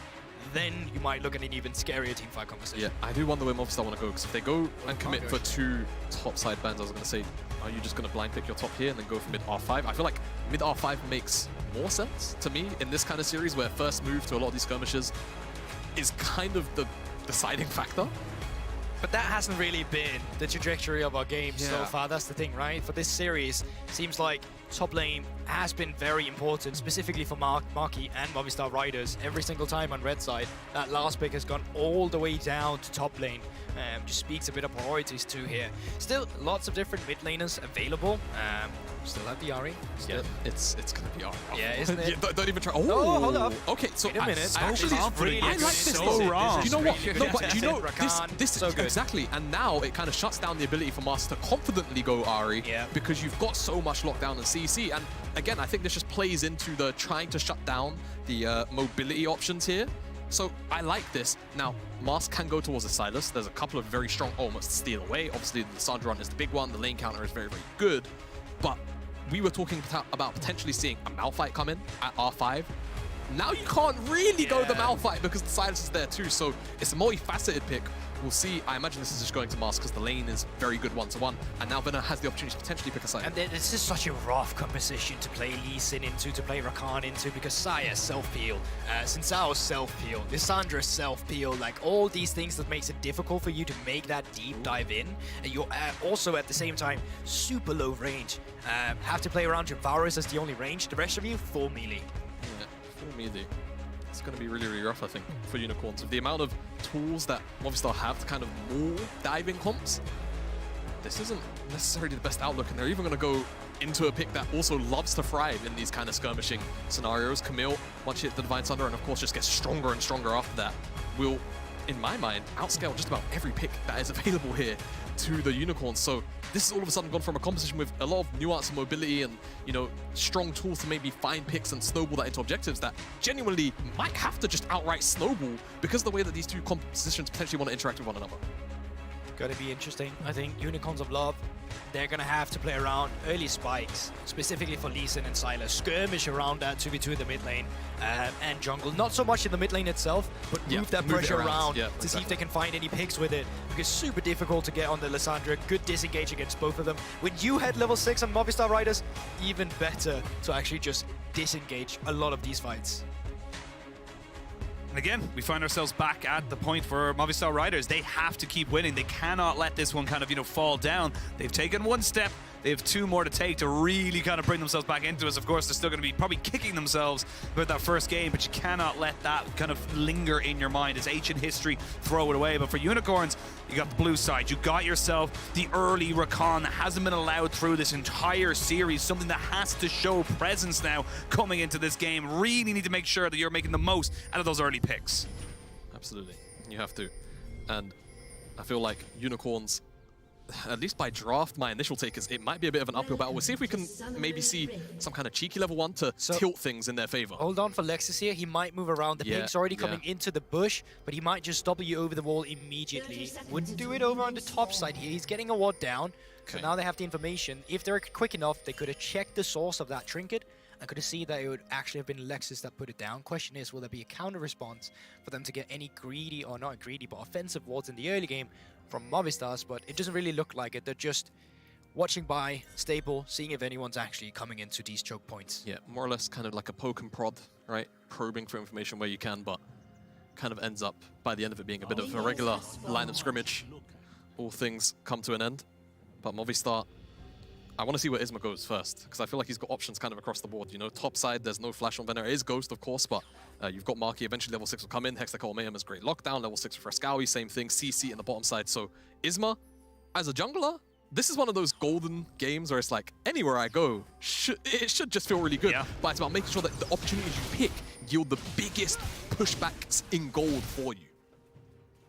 Again, we'll see if he does anything with that information, knowing that the ward is in the Tri-Brush there. You did mention, of course, the Ignite and lack of flash on the Cassante, so we'll see if that does lead to anything crazy in that top side. But for the moment, both junglers going to be starting on their reds, moving up towards their Grumps, or excuse me, their Krugs, and then, again, wait to see what ends up happening here. I don't expect there to be much fireworks, at least until we start seeing that first clear. Yeah, so going into the support intel once again with the matchup, Alvaro has started up with the crash down. You use that, you get a shield, then when you mount up again, your auto attack will just stun. We'll get the stun. Exactly, so that's what you're looking at most of the time. The E as well, the stun, can interrupt a lot of the Rakan dashes, even the engage if you get it initially. So that's really something to look onto if you're looking for the micro in this matchup. Engage in mid. Be an aggressive glacial path there to try and get some trade back here, but Mask not coming out the best of it, but knows that he has got Peach waiting off into the wings. Yeah, and he just used that E. It's a long cooldown with 1 point in it. Yeah, well, I'm gonna get the abscond abduct, trying to look for this one. A flash for Flash! And Peach is able to pick up that one. Does he take the Q underneath the tower? He does! But Mask will be traded back. It is a 2-for-1 trade, though, in favor of the Unicorns. And that's exactly what we said Unicorns of Love they needed. It was the 2v2 between your mid laner and your jungler to find a skirmish. We said you wanted to move it around, but they don't care about that. They have the first move in the mid lane, and they get the kills. Yeah, and all of this comes down because Frescowi used the E aggressively, right? He has no way out. He has to wait to flash. Doesn't matter because Peach E flashes in really easy commit, but then Mask as well, just flash forward with the Kingslayer. They have enough burst damage. Sure, Mask dies, but honestly, I don't think it really matters in the exchange just because they trade 2 for 1. Yeah, and they both have teleports, so you know that both mid laners with the relative short death timers will just be back quite quickly. And Peach, very happy, you know, like Iron Spike Whip, first reset with 3 camps. That's a good base, if you ask me. That's pretty damn good. That is a pretty damn good place to be in. But now ISMA looking maybe for a gank on this bot side. It's going to be difficult. On the tower. They do not get the stun down. Alvaro tanking up too much now. Supa needs to back himself away immediately. ISMA never takes on the turret aggro, and now Funky, oh, he needed one more auto attack and he would have been able to get it. Now he might have been too far forward. He does get the heal off. Excuse me, not even the heal. Gets himself the splash off to try and get himself away. And that's going to be a trade back of 1 for 1 this bot side, and we are seeing this game just kind of devolve into skirmishes all around the map. 1 for 1, but still in favor of Movistar Riders. They get to have the AD carry still alive. Super still collects the minion wave over the side of Funky. He's dead. He's going to be missing gold from minions and experience, so in that regard, Movistar comes out on top. Could have been outplayed potentially, but not this time around. Looking for one more mid play. Not going to find it. Not quite yet, and Alvaro there to make sure that Lysandra should be able to pick it. But let's have a look at the replay here on this bot side. And Jumana, again, like, it just kind of takes too long to get these minions to crash. I think crucially, the crash down is actually just a little bit short, right? Alvaro being forced to flash out. Isma's no flash underneath tower. Super takes half of his health with 1 tower shot because of the ramp damage. And turnaround damage is so close. 11 HP is what Isma lives on here. Unlucky. Yeah. Very much unlucky. Hell of arrows. Very easy to lock down that final kill because Alvaro still dismounted. But again, because Funky overextends for that last kill back trade, dying misses the wave, and now Super has a bit of a 1-to-1 lead for now.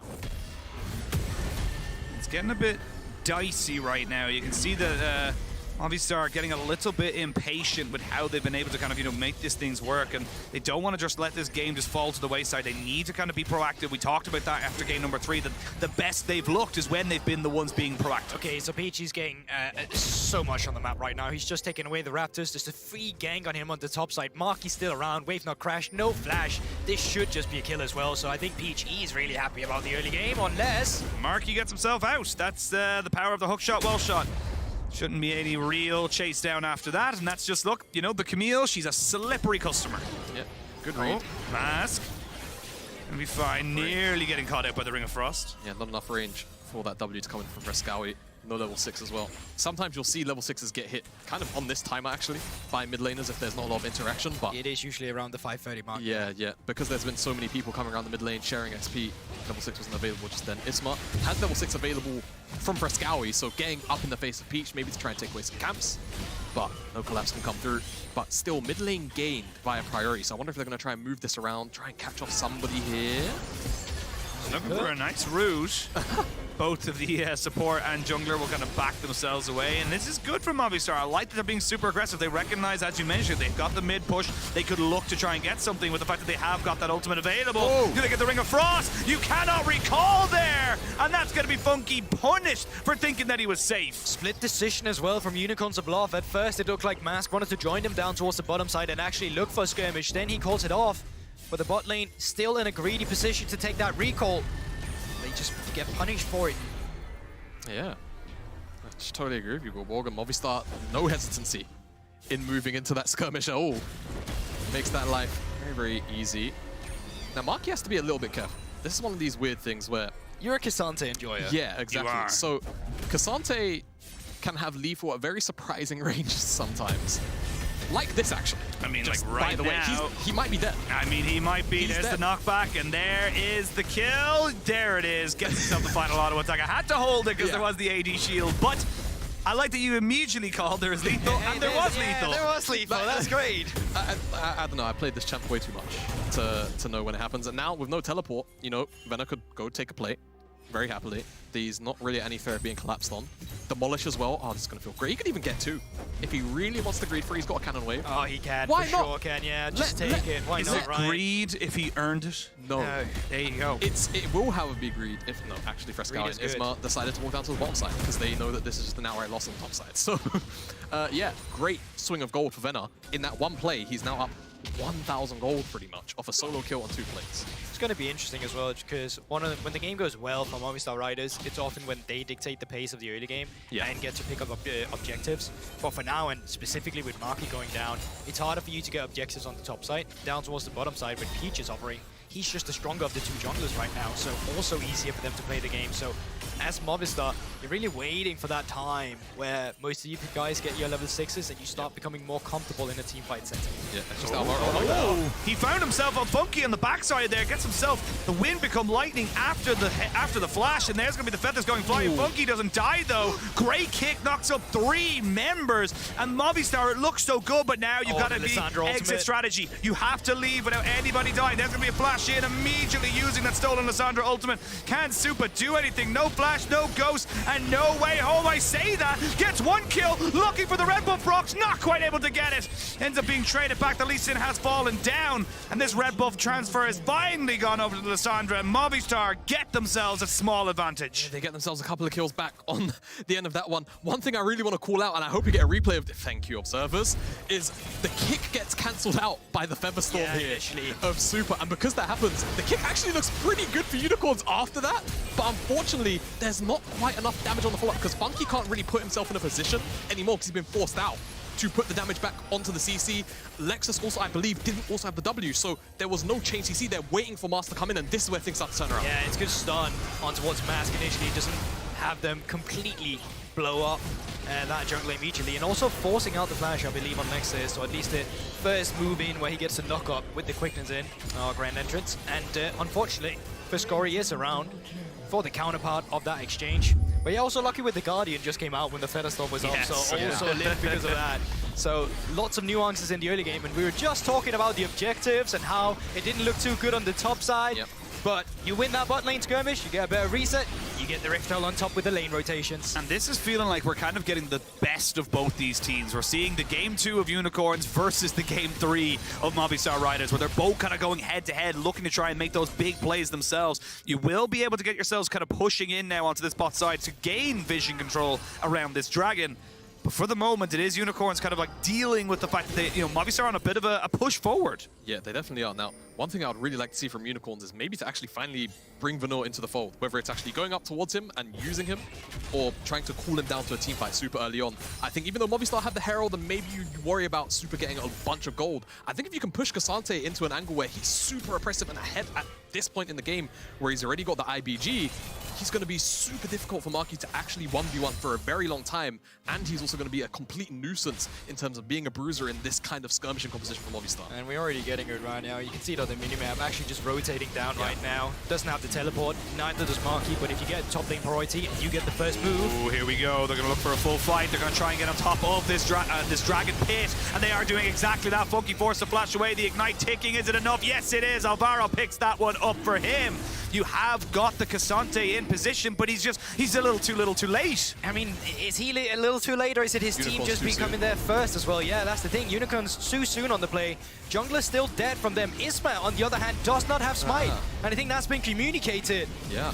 So Unicorns Aloft will still pick up the first objective. Then the teleport will come through from Venner up towards the top side to pick up the minion wave that's been pushed in. But yeah, Unicorns Aloft too quick on the play there. Yeah, okay. Nice comms at the very back end to at least recognize that Isma can't actually smite still this, so if they can kind of just, bruiser him off with the health bars, then that's fine. They don't lose too much on the rest of the map for the roam from Venner. So all in all, I think it's a bit sloppy from Unicorns, but still securing the first dragon and ensuring that that's not something they have to worry about. A snowball from Movistar is definitely a good place to be. It's a late dragon, though. We saw how this worked the last time. You need to be getting that objective fairly early if you want to try and kind of hard force the issue. But positive, still a positive, is a Hex Dragon as well. In terms of individual dragons goes, it's pretty decent in terms of the stats it's able to give you, especially going into the late game. But does mean that we are kind of coming back into a much more even state. It's only really that dragon that's kind of the difference between these two teams. As Marky might be in a world of hurt himself, gets dragged away from it, but misses the Q. Really nicely done there with the Hextech ultimatum, but they might look to try and fight him once more. They did go all out to try and make this all-in work. Will they be able to get out Venner? That's the question. As we look down the bot side, it looks like Funky just cannot get a break. But the Rakan comes in with the hero's entrance, and that's going to be huge there for them. Isma finally clears that one up, but you trade it back. Now, can they get the Lissandra in? Yes, they can. There's going to be a good quickness here. Lexus just really doing so much here. Yes, his AD carry still dies, but he gains so much time off the back of it. Top turret, bottom turret. I think bottom turret will go down first here, so still big exchange going over in the favor of Movistar Rider. Top lane will fought just after as well. And yeah, nicely played by Lexus as well. Unfortunately, he didn't have the quickness to actually follow up with extra turret shots, if they could have been CC'd down under. But still, Movistar Riders, even though it didn't go as they anticipated, happy about the play. Yeah, Movistar definitely are. And I think they can just continue to force through the bottom side, right? This is the angle that they really want to just try and use. But for Unicorns, I need to see more of this. A little less, I don't want to say sloppy, but, you know, cutting it close, potentially, towards the end of the dive. Yeah, extra turret shot as well. Peach just out of range. They're waiting here to make sure the turret aggro gets destabilized. Yeah, exactly, from being stacked. And then down towards the bottom side, trying to get a ward so he could play safe. Oh, man. But potentially could have had it earlier. Yeah, huge. If that W hit onto Alvaro, he would have died so much earlier. Maybe the Ignite can come down a little more focus on his mark. Oh, go back down into live, as we can see there. Mask getting put into stasis for the moment, but they've already caught it. Funky again. That's going to be his 5th death of the game. The feathers fly. Mask has nowhere to go, but he flashes, but it's all in vain. And this is Movistar building up some momentum. They're looking for more. They don't want just to be a couple of kills. They want it to be all the kills. And they're doing it between 2 turrets. Unicorns are just getting lost in the sauce, and Movistar are so happy to just allow them to walk in. It's so absurd. Unicorns need to slow this game down for Movistar. Keep the pace as high as you can. And that's exactly, this is the best we've seen Movistar. It's when they play the high-octane gameplay. It's when they're looking to actually utilize their leads. That's what we're seeing right now. Getting aggressive into the enemy jungle, pressing that deep vision. You can already see it with the pink ward, steep ward. You think you're safe because you have the mid lane turret right next to you, but with the amount of CC that they apply to you when you get caught, there's no way out. And yeah, poor Funky, you know, really just tried to help out his bro there in the mid lane and get caught for it. Paying for the sins of other laners. AD carries life in a nutshell. Sometimes. See it there, right? Come through, drops a pink ward, just gonna get aggressive afterwards. And Funky, unfortunate. And they know he has no flash. Yeah, that's the big thing. This is the thing with the Varus. The Varus can be exceptionally powerful. The big thing against it versus, like, say, Xayah without her flash is still very vulnerable, but that ultimate makes such a big difference. And you can see there, every time they're able to jump on the Funky, he just has nowhere to go. And I'm just going to say it, too. I feel like maybe Unicorns need to just opt out of these skirmishes for now. It just feels like they are not winning because they're either not first to the play or, frankly, as things are starting to unfold in front of us, Movistar are just outplaying them with the hands. Most definitely are. Now looking to accelerate their pressure once again, seeing if they can get some damage on towards the mid lane turret. They don't need to take it now, but it's in a prime position to break open as soon as you get the second Rift Herald. And that second Rift Herald should go to Movistar Riders again. You can already see it. Aggressive vision once again, right? Ward, pink ward, pink ward, pink ward, right?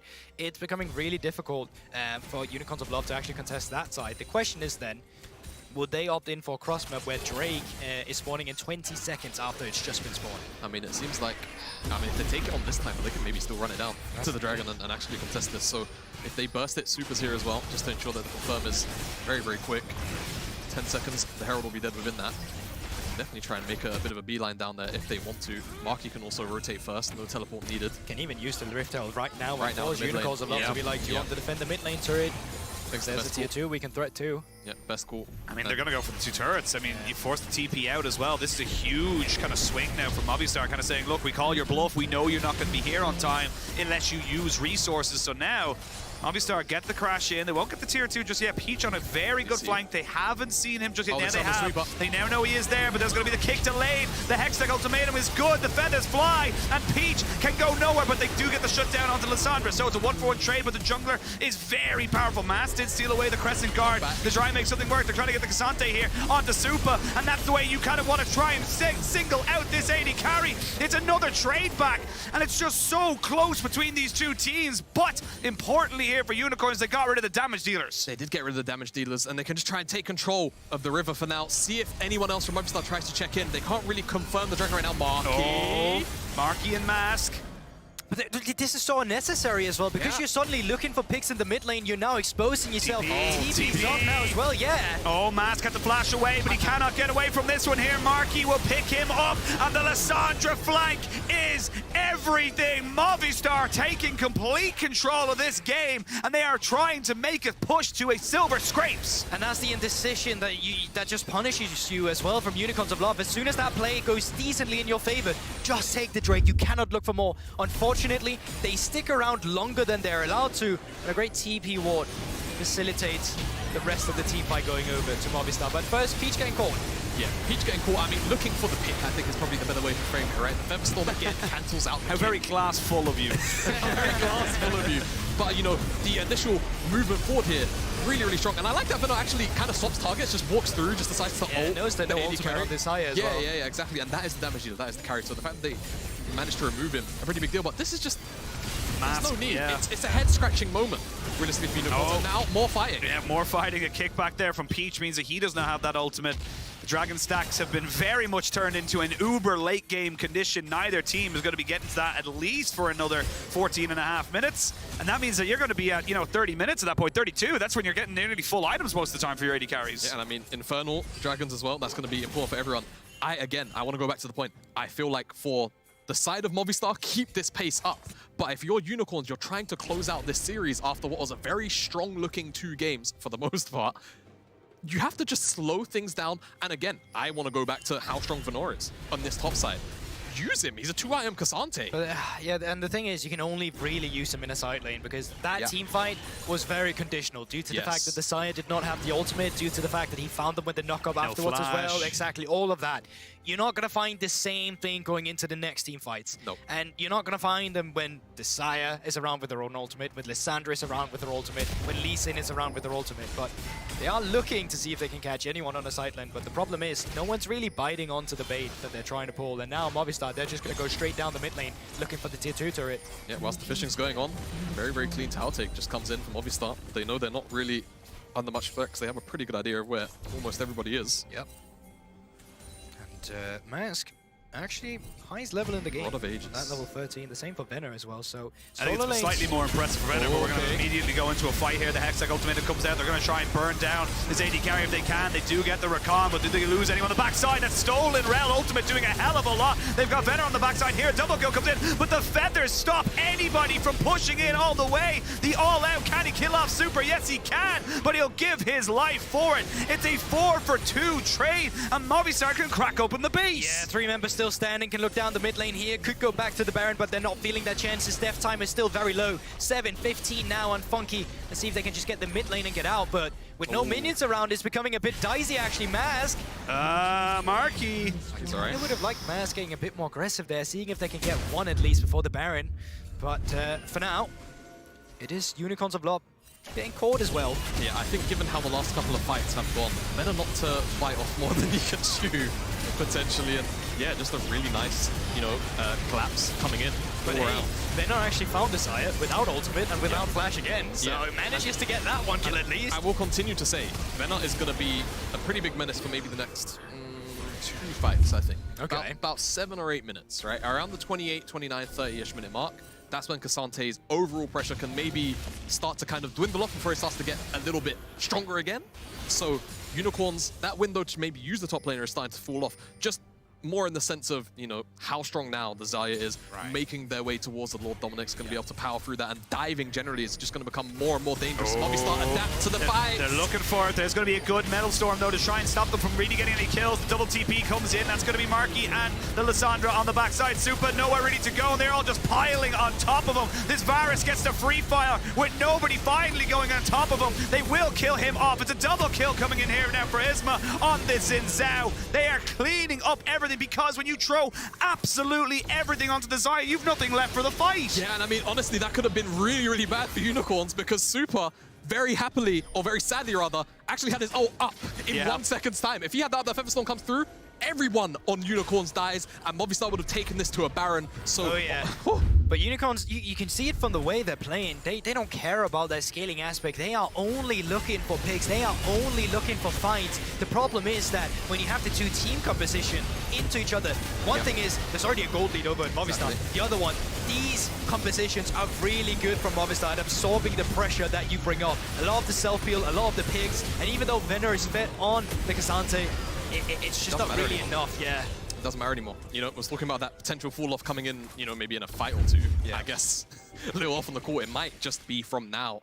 And like you said, you know, the way that the comps function, generally, Movistar deal with dive really well, and Unicorn's only way to actually start fights off is diving with effectively 4, you know, melee champs. Varus is on hit as well, obviously a lot of range. Oh, yeah. In the back. Looking for it, but they... Gonna get popped up there. I do want to make a quick note. Peach, he's not really got many places to be. He's going to be able to try and get a ward hop, but nothing more. No flash, and that could be Baron.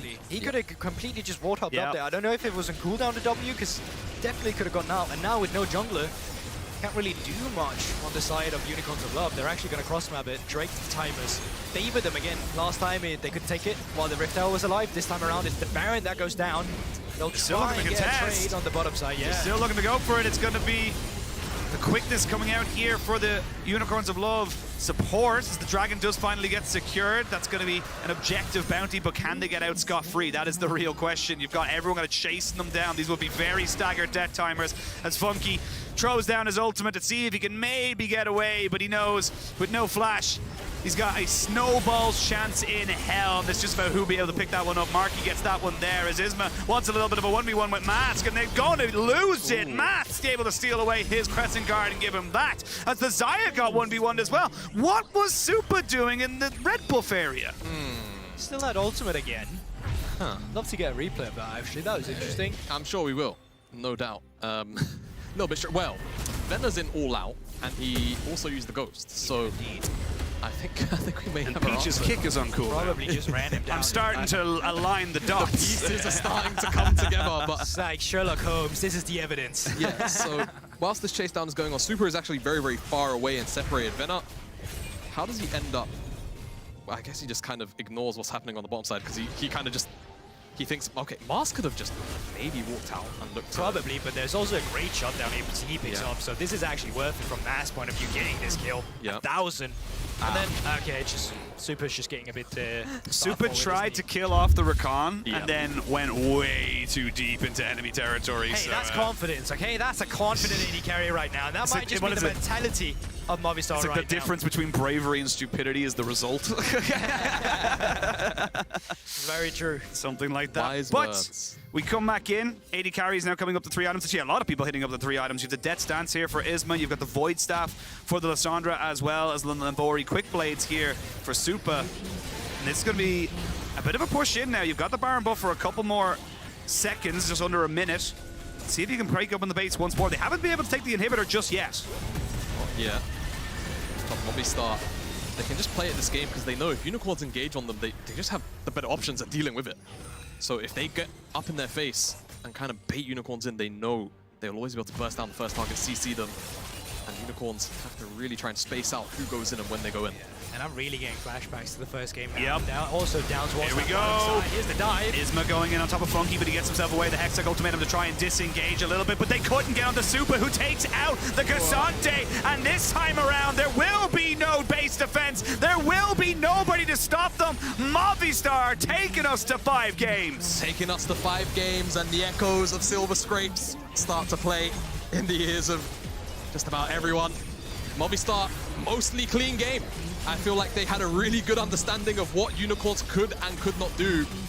And from the perspective of Unicorns, not able to try and bring down that Fed Cassante whilst losing out on all of the skirmishes on the bottom side meant that, again, options very limited and actually had their own formula thrown back in their face in that regard. Yeah, I think a lot of it comes down to the compositions between them. Again, both teams are really happy to go for the team fights, but one team just have an easier time doing that. And you can even see it, right? Unicorns of Love still looking for the skirmishes with their limited composition. I'll be honest, I still don't rate that Lee Sin, right? With all the facilitating choices you could get to actually go on top of someone and how easy it actually was. But because big credit, they saw an early Lee Sin from Movistar Riders or from Unicorns. And Unicorns then, or Movistar then says, well, here's the Lissandra, here's the Rel, here's the Xayah, here's all these things that you're never going to be allowed to play the game with. And yeah, it's just really difficult from the mid to late game, wasn't it? I mean, Unicorns got lost in the sauce. You talked about it a little bit earlier, but we're going to send it over to AD as they break down game number 4. Thanks, guys. You're Great welcome. cast. Appreciate it. You're welcome. Well, yeah, awesome. Thanks, Goldie. Okay, look. I love how they're saying Unicorns of Love got lost in the sauce because... Lost in the sauce? Yeah, lost. They were one auto-attack away in game 1 from right now being eliminated. I would call this lost in the sauce. Give me the draft, because I've got a lot of beef with that one, actually. We were praising Unicorns of Love and the creativity that they have and how huge of champion pools their players have. And then they come out with this draft. And to me, honestly, it is extremely... mind-blowing. Whenever we can bring up the draft, please, because I'm fuming without the draft here. That's fine. We can stop for a little bit longer before we get that draft through. I want to talk about the fact that this time around, they are one game off getting eliminated, as Trouble just said. And coming into this, they had some really good League of Legends in the first 2 games. They looked solid.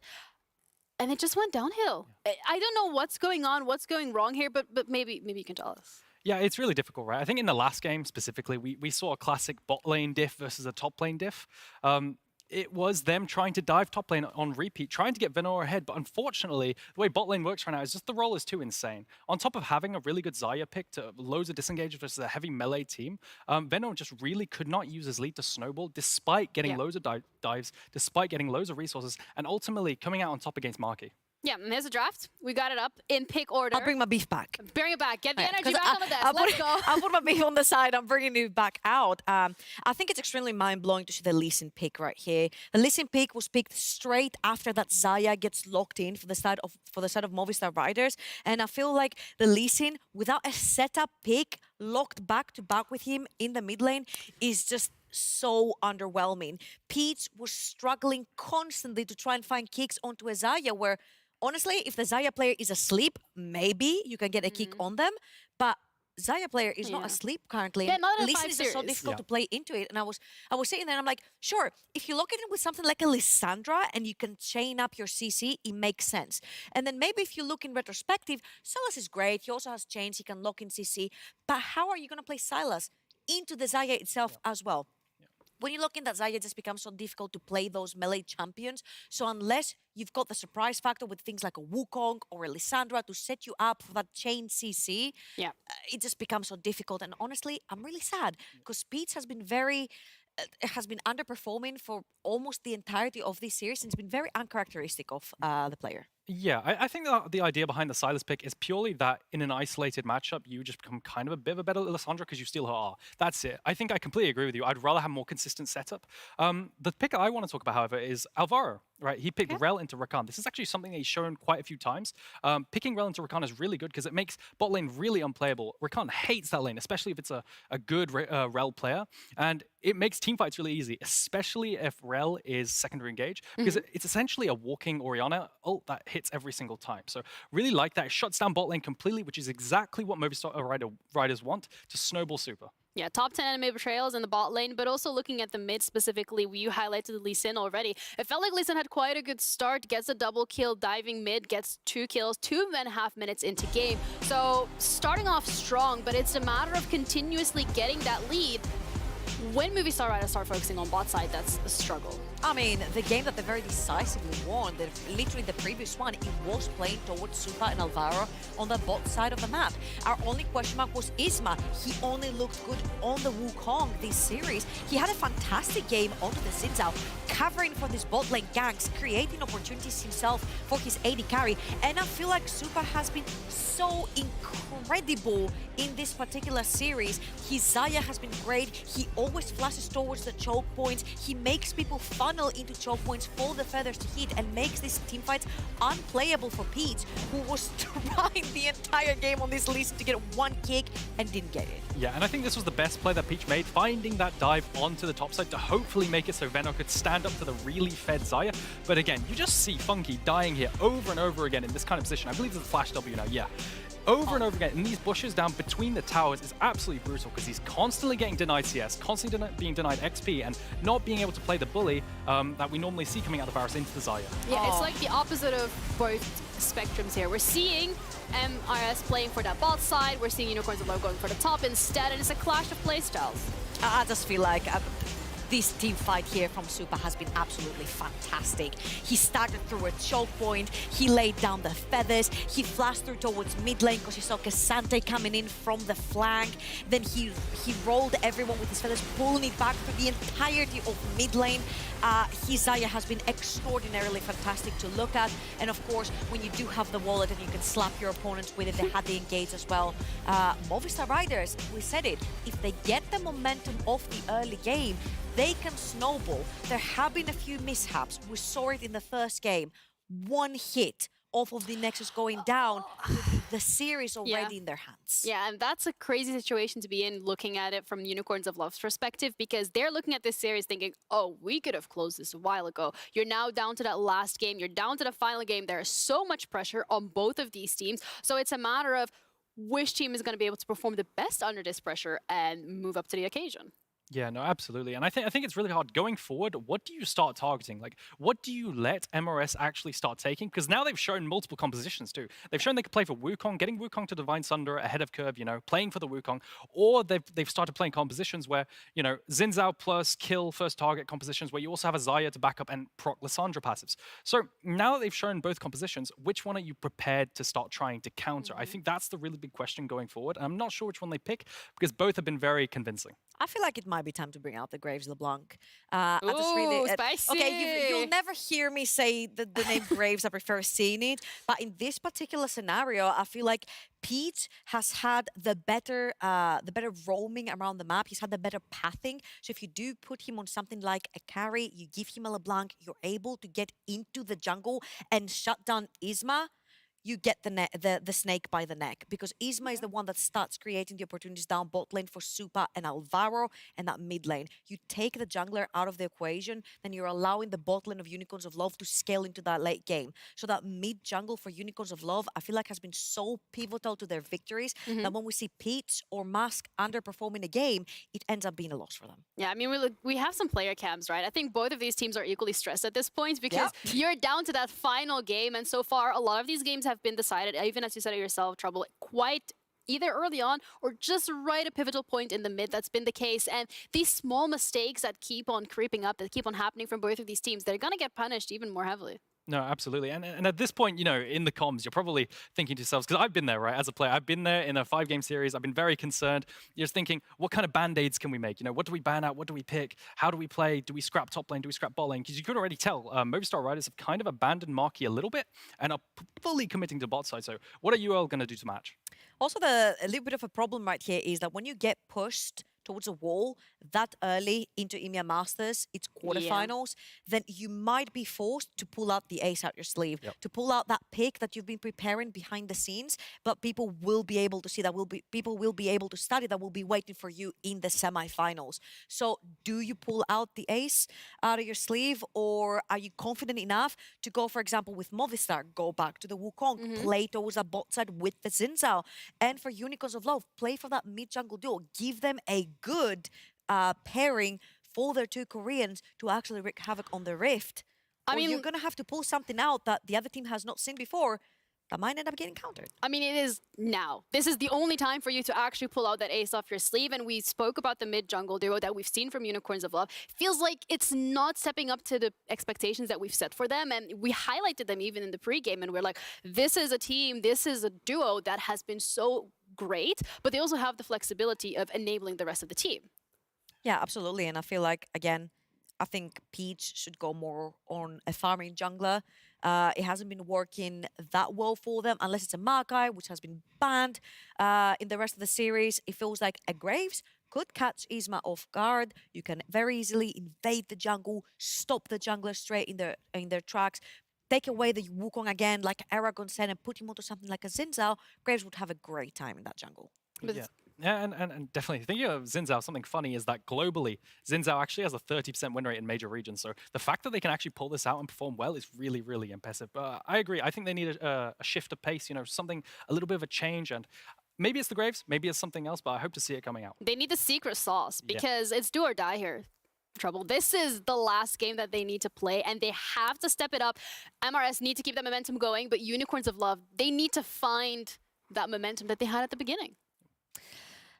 I don't know. Unicorns of Love have won one game extremely convincingly, and that was game number 2. The first game, we mentioned it. They shouldn't be too proud of that game because that early game was very messy. It happens. Then back-to-back games, they've lost early games very convincingly to Movistar. So I think you just need to somehow figure out a way to band-aid that bot lane, whether it is constantly putting pressure towards the bots of the map and keeping your vision up, or just play for the complete opposite side of the map. I feel like Marky has been a pretty weak point for Movistar, has constantly played these carries. So maybe if you keep funneling gold into Venor, he can maybe bail you out.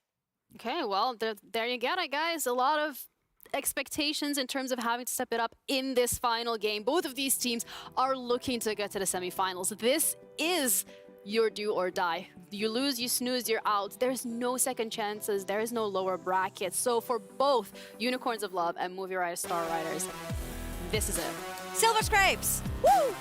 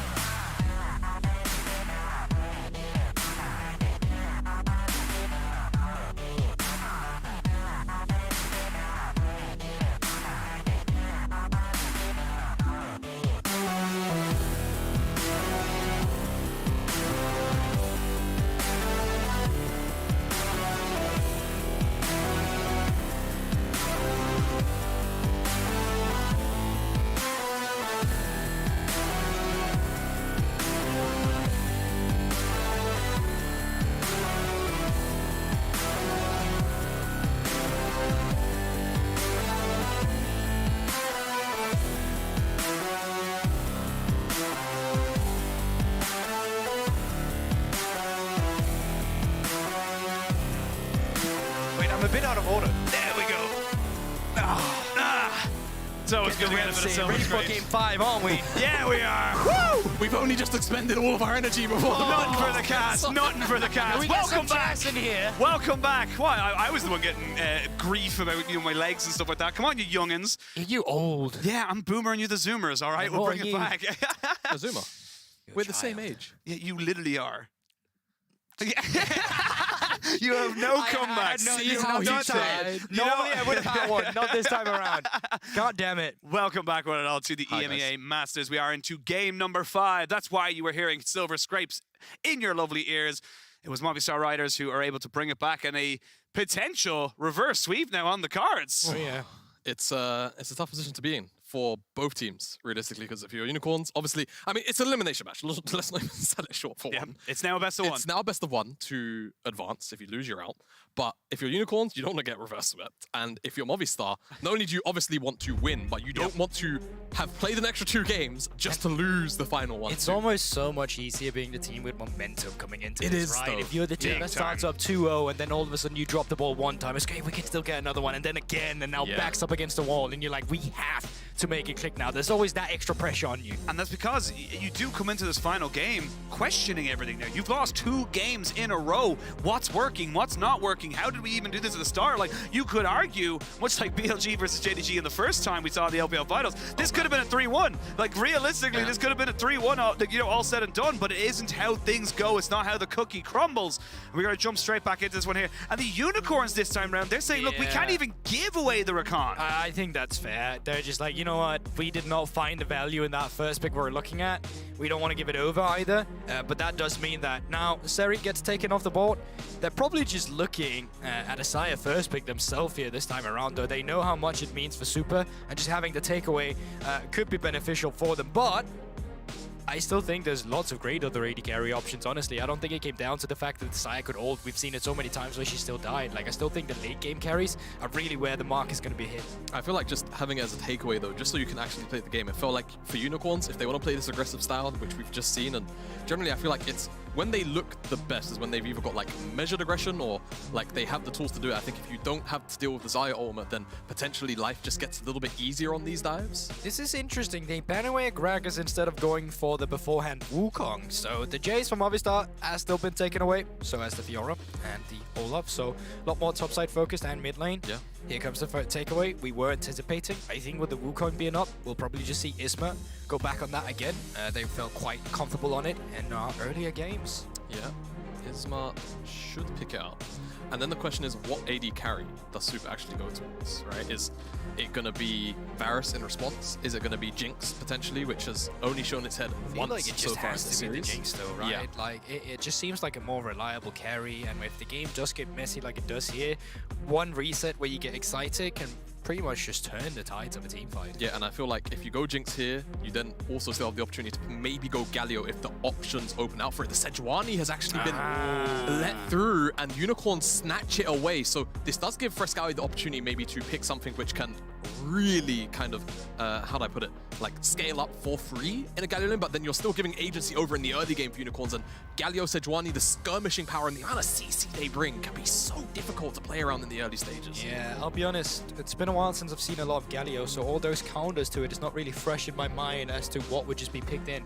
Not even going to be a counter just yet. It's just going to be that Thresh paired up with the Jinx, not going to risk going into the second ban phase and have it taken away. So solid combo down in the bot lane for Movistar Riders. So Silas is one that you don't want to have to deal with straight away. Skirmishing power, kind of, it's a bit 50-50, but laning definitely leans into Silas, but also you get to steal away the ultimate. That's one of the big ones I expect to be removed away here. I also just feel like when you have that Galio right now, there's not actually any champion facilitating him diving into the backline. Sejuani's very good at killing the front line first, not so good at actually coming in and finding that backline. So by taking away a Silas, you can also allow yourself to pick Malphite and have that follow up from the top side. You already know that there's a Wukong, there's a Jinx, as well to have a tank that's really happy about buying that armor. Yeah, you definitely. I like this point a lot. I feel like for Unicorns, you need to find someone that actually goes in first. I guess you still have the support role to kind of just throw their life away for the cause. But also We've when seen Unicorns the Leona from Lesses. yeah, we've seen the Leona already. I also want to just bring up their tiebreaker against LDLC, where they actually had this combination and they didn't actually play it in an aggressive manner where they snowballed the game. They actually suffocated LDLC out of the game instead.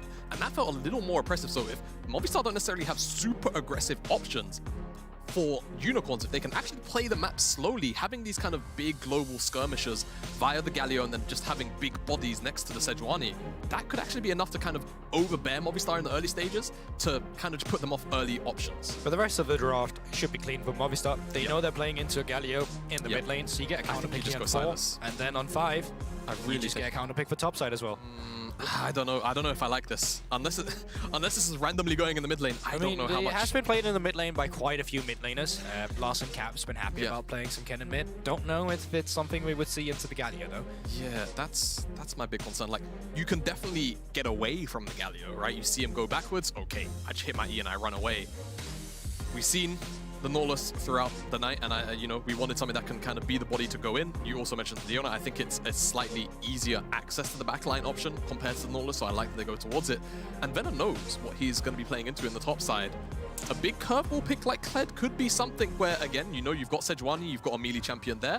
The combination is super easy to execute, and it would be difficult for Marky to ever get out of dives. And last time we saw Lexus on Leona, that was where he actually found his roams up towards that top side of the map to actually look for plays. Question is, can they do it again? Last time Venner locked this matchup in with the Aurelia into the Kennen. He really struggled, actually, as a team as a whole, they really struggled when actually playing through it. And for Movistars, they were waiting for a reason with that last pick. They're going to go for Swain. They're going to go for Swain. I actually really like this as an adaptation to what they were seeing in front of them, because the entire composition on the side of Unicorns is so short-ranged. Galio can, I suppose, put some pressure down in one way in terms of lane priority, but eventually there's just going to come a point where this Swain should be mildly unkillable, especially in the mid-game. I think once you hit 2 items, Roa comes in, you get the extra level. There's just so many things that play into it. So for Movistar, not a lot of engage options, but I think the big, massive AoE ultimates from the solo laners and the fact that they have the Jinx as a backup DPS source should give them a lot of things to play through once they hit the 2 item marks in the mid-game. Yeah, for Movistar, relocating super around with the Dark Passage is going to be what you're looking for with the Thresh. And then you have a lot of flank options, like Isma on the flank on the Wukong, Kennen on the flank as well. The setup afterwards with the follow-up CC from the Never Move is something to look forward to. On the side, once again, have Unicorns of Love. Playing up towards that top side, really looking for an early avenue to get a lead should be key. Well, this is it. 4 games. We cannot separate these two teams. It's why we love best of 5s. It is a true determiner of between 2 different teams and who can actually persevere in the eyes of everybody watching. We jump onto the rift for the 5th and final time. I was waiting there. Is he going to go God? Is he going to go like... Whose eyes? God's eyes. Guess what? I'm God. No. Who is chosen? But I will say, for the top side this time around, having Aurelia and Sejuani being paired up, there's such a potent composition. You know, it's so easy to play the game when you can just get the stun stacked up, have Mass to play around with on a side laner. Like, I would say, as a side lane win condition, there's a ton of tools right now from Unicorns of Love to facilitate Venner. The big question is just, can he actually redeem himself? Because last time we played the matchup, we did not get out what we wanted of it. Not even... I don't even know if I'd frame it like that personally. I feel like in the early game it was fine, but I kind of look at it as a bit of a failure on the whole team as a... That's what I mean, yeah. Yeah. To actually give him more space. And when you've got Sejuani and Galio, you can do that. And it gets so ridiculously hard for Movistar to really do anything. After level 6, you can obviously still use Slicing Maelstrom as Marky to maybe, you know, buy some space, but will the burst really matter in response, I guess, is the big question. And this is a little bit of a small thing, but may become very, very relevant later on. No exhaust on the side of Unicorns. Wow. And this is the thing, in the last time we saw the Kennen, and I know Lore is a massive pet peeve about this, if you're going against the Pikachu in the top lane, you need an exhaust. You have got a Glacial Augment, which is kind of it, but it's not exactly a point and click, you don't do damage anymore. Yeah, that is a really good point as well. I think another point, just going back to the early game here, is the fact that Unicorns of Love bot lane decided to leash. That will give the pressure over to Movistar's bot lane in terms of who actually has control of the bot lane wave, but more importantly, it will put Peach ahead in his journey up towards that top side. Yeah, it certainly should. Swings and roundabouts. It does swing and roundabouts. One thing I want to mention is Peach, pathing from bot to top, could potentially look an angle through the mid lane. Actually pinging, he's changing his path, so he's going back down towards the bottom side. There's a ward which they know about, because you can see the icon, so it looks like just an invade.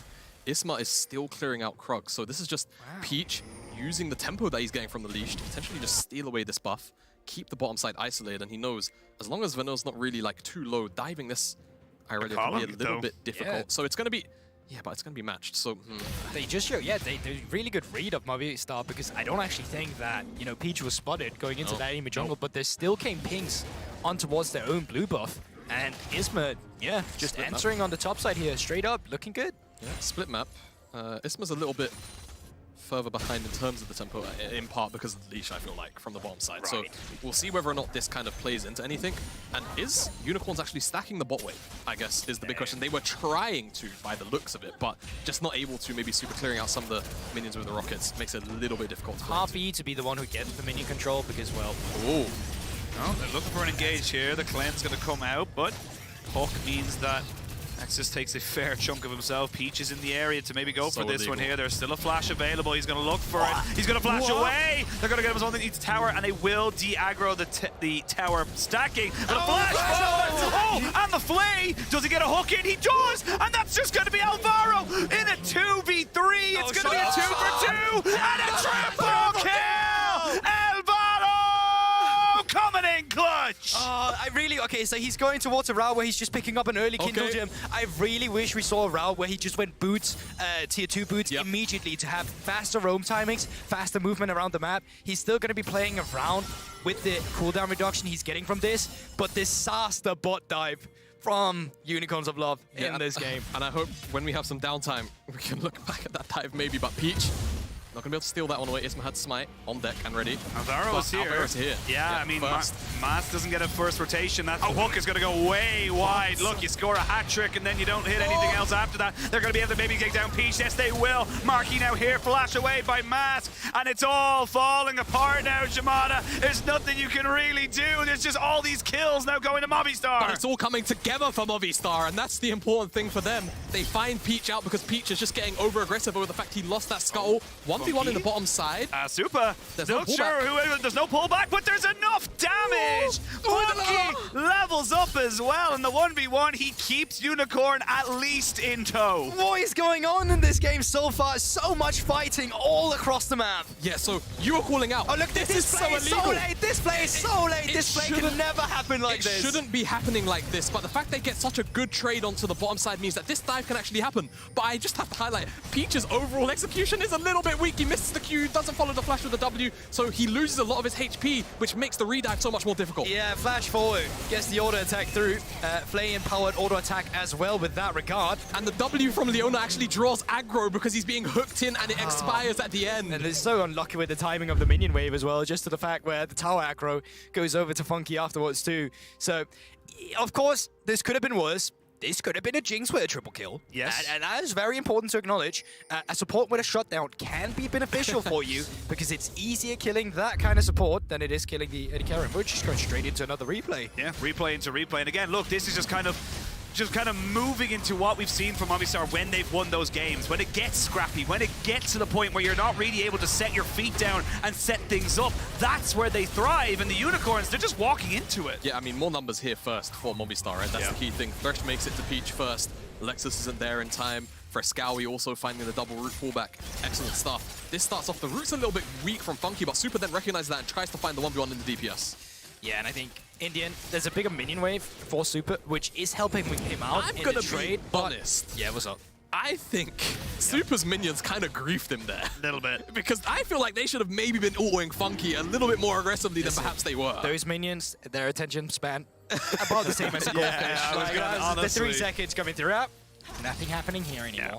But again, this is kind of coming down to, this is game 5. You're getting tired. You've been playing nearly 4 hours of League of Legends in a row to a point where you're kind of saying like, yeah, there are going to be mistakes. You're not going to get the flay down. You're not going to be able to kind of perfectly execute. And it is going to be how you kind of adapt off those moments that's going to be the big difference. And despite all the kills going over in the favor of Movistars, they actually don't have that big of a gold lead. Even this objective going over to Unicorns of Love in the beginning. Now, they could still look. They're looking for the Galio ultimate. That's going to be a hero's entrance. Not going to knock anybody up just yet. There's a never move as everyone tries to just disengage. Alvaro is getting chased down a little bit. He's going to have a pretty big shutdown, but they got the Visions of Empire to make sure he gets out. So get a couple of ultimates, nothing else burnt, and everybody just happy to let that dragon go over the side of Unicorn. Yeah, it's just small thing. Good shit from Benno as well on the Aurelia. He moved down as well, so they knew that Movistar couldn't actually go for the fight. Yeah, exactly, and I just think the fact that they couldn't get that permafrost in, really important. Oh, Venor. Oh, that's a fast little ramp. He hits the stuns. Not going to land the flawless duet, so not that flawless, as we can now see them now looking for this one. No flash here on the Aurelia is Isma. And And the Swain going to make this one a little bit of an unfair 3v1. Yes, they most certainly are, but in the 1v1, the Aurelia comes out, trumps him with the flawless duet. He should be able to get himself out as well. That's huge. Oh, I think Super tried to throw his... Oh, wait, there it is! We got trolled by the observers. We got absolutely trolled. I use Jinx, no mana, don't worry about it. Like, Jinx, no mana. Ultimate on cooldown, I was like, oh, I guess maybe Mask blocked it in the mid lane. I looked at the minimap, didn't see the icon, I was like, oh, I guess it's just blown up.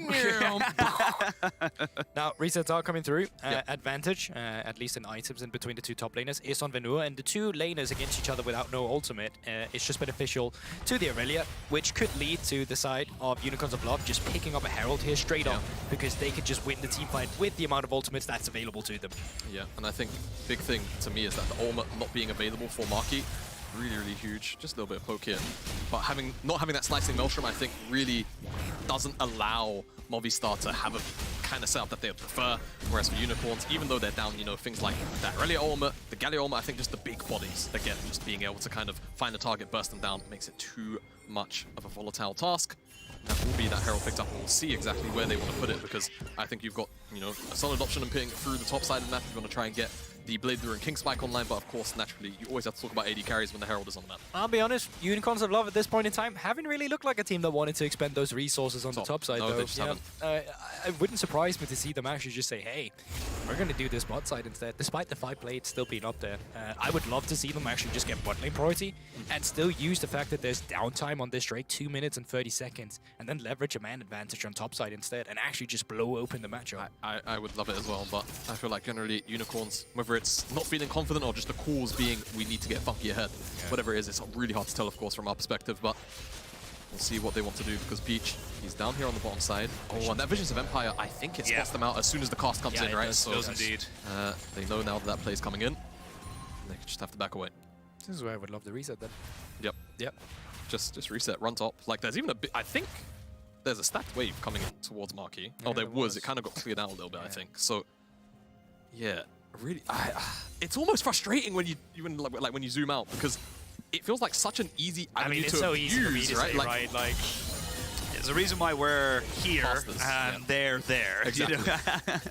There's definitely a lot more nuance to it. And again, look, the pressure, the situation. This is something that I love talking about as well, is that the human element of League of Legends. Like, yes, it is 100%, you know, totally, you know, fair to say X team should be better than Y team. Absolutely. But you need to make sure that you're bringing the human element of it. Things happen, you know, plays can just kind of land perfectly in your arms. And these are the kind of things that make this game so amazing to watch, because let's be real, with 2-0 down, Movistar shouldn't have been able to come back, especially after they threw that first game away, but they kept themselves in it. They brought themselves to 2-2, and now we're coming into this game basically even across the board. All right, 1 minute on this Cloud Drake. So far, it's actually Unicorns of Love who's been stacking up the most. Let's take a look at the vision that's been gathered around that Drake, because right now it's next to 0. There's one ping ward that's been dropped down, but it's not really support and jungler working together to retain that vision. The vision has already been cleared by the side of Lexus and Peach, because it's actually Unicorns of Love using their mid, jungle, and support.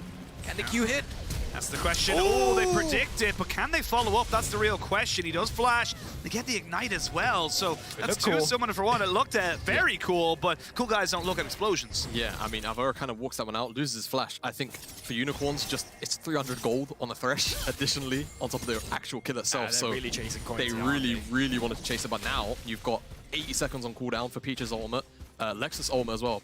Pretty lengthy, even at level 1. So I think now without those abilities, maybe Movistar have an angle in, and Marky's actually roamed down to the bottom side too. Yeah, taking stock of the items as well. You can already see it, right? Leandra's and Roa has come through. That Roa still needs to stack up a bit, so the favor definitely on Movistar's point of view in this situation. Marky, as you said, had roamed down, but that does leave Venno up towards the top side, where he could deal with some platings for himself and could highlight there. Yeah, Peach.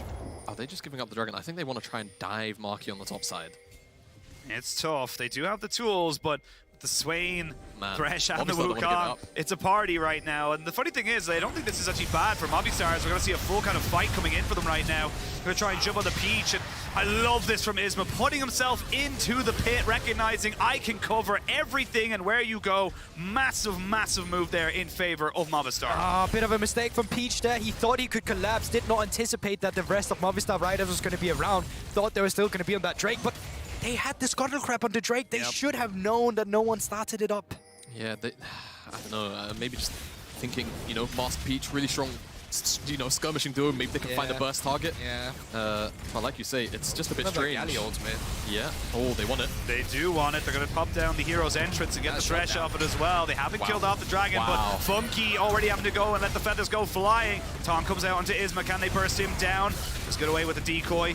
The feathers come stringing back. So, despite everything, Unicorns, they do get themselves a dragon. And that's why this Galio holds so much power in this matchup. Once again, it's about cheating that little tempo it takes from enemy mid laner and yourself to have an impact on the fight. Leona came down with the lockdown into the ultimate. No flash on Alvaro from the exchange earlier. That's the coins we were looking for. That was a shutdown. And another Drake going over to the favor of Unicorns of Love. Yeah, and again, you know, Ocean Soul spawns, comp for Unicorns, big bodies, loads of health to work with, and that's when Ocean Soul works most efficiently because it's working on those health percentages. So if they can get that stacked up, it's going to feel very impressive for Movistar. So Movistar need to see if they can find a window in eventually to stop this Dragon stack from Also happening. just, you know, this is Zaya under the radar. We knew he was fed for a while, but at this point in time now, 1k over his opposition on the Jinx. So already got that Gale Force and with a shutdown as well. Still haven't been back, and I wonder, yeah, okay, so he sees that the E gets used, knows that I can just ult whenever I want to, yeah. And just a bit of a miscommunication between the mid lane of Movistar here, not holding on to that E really hurts them. Yeah, just a little. Super. He's fine. He's fine. 500 gold lead, 2 dragons now for the Unicorns. They are down a kill, but it's definitely made up for in the CS departments of top lane and jungle to an extent as well, but and we start to see where they can kind of build up from this one here. Because Unicorns, it was looking a bit shaky, it was looking a bit scrappy, but they've kind of brought the calm back into this game. Now let's look at these rotations. Reset coming through from Jungler and from Funky as well. Rift Owl is spawning in 10 seconds. So with this tempo advantage that we're seeing and the fact that Ben is already topside, would love to see that all of Unicorns of Love is just saying, you know what, we're going to move all our members up towards the top side. We're going to benefit of the fact that Super's only going back to base now and see if we can leverage a good fighting position. Yeah, see if they can. Ultimate's still on cooldown for a while for Mask. I think around 40 seconds, 50 maybe. And the thing is as well, Alvaro, because of the pressure actually, did not get to go back. So he's got no wards. There's no trinkets available either.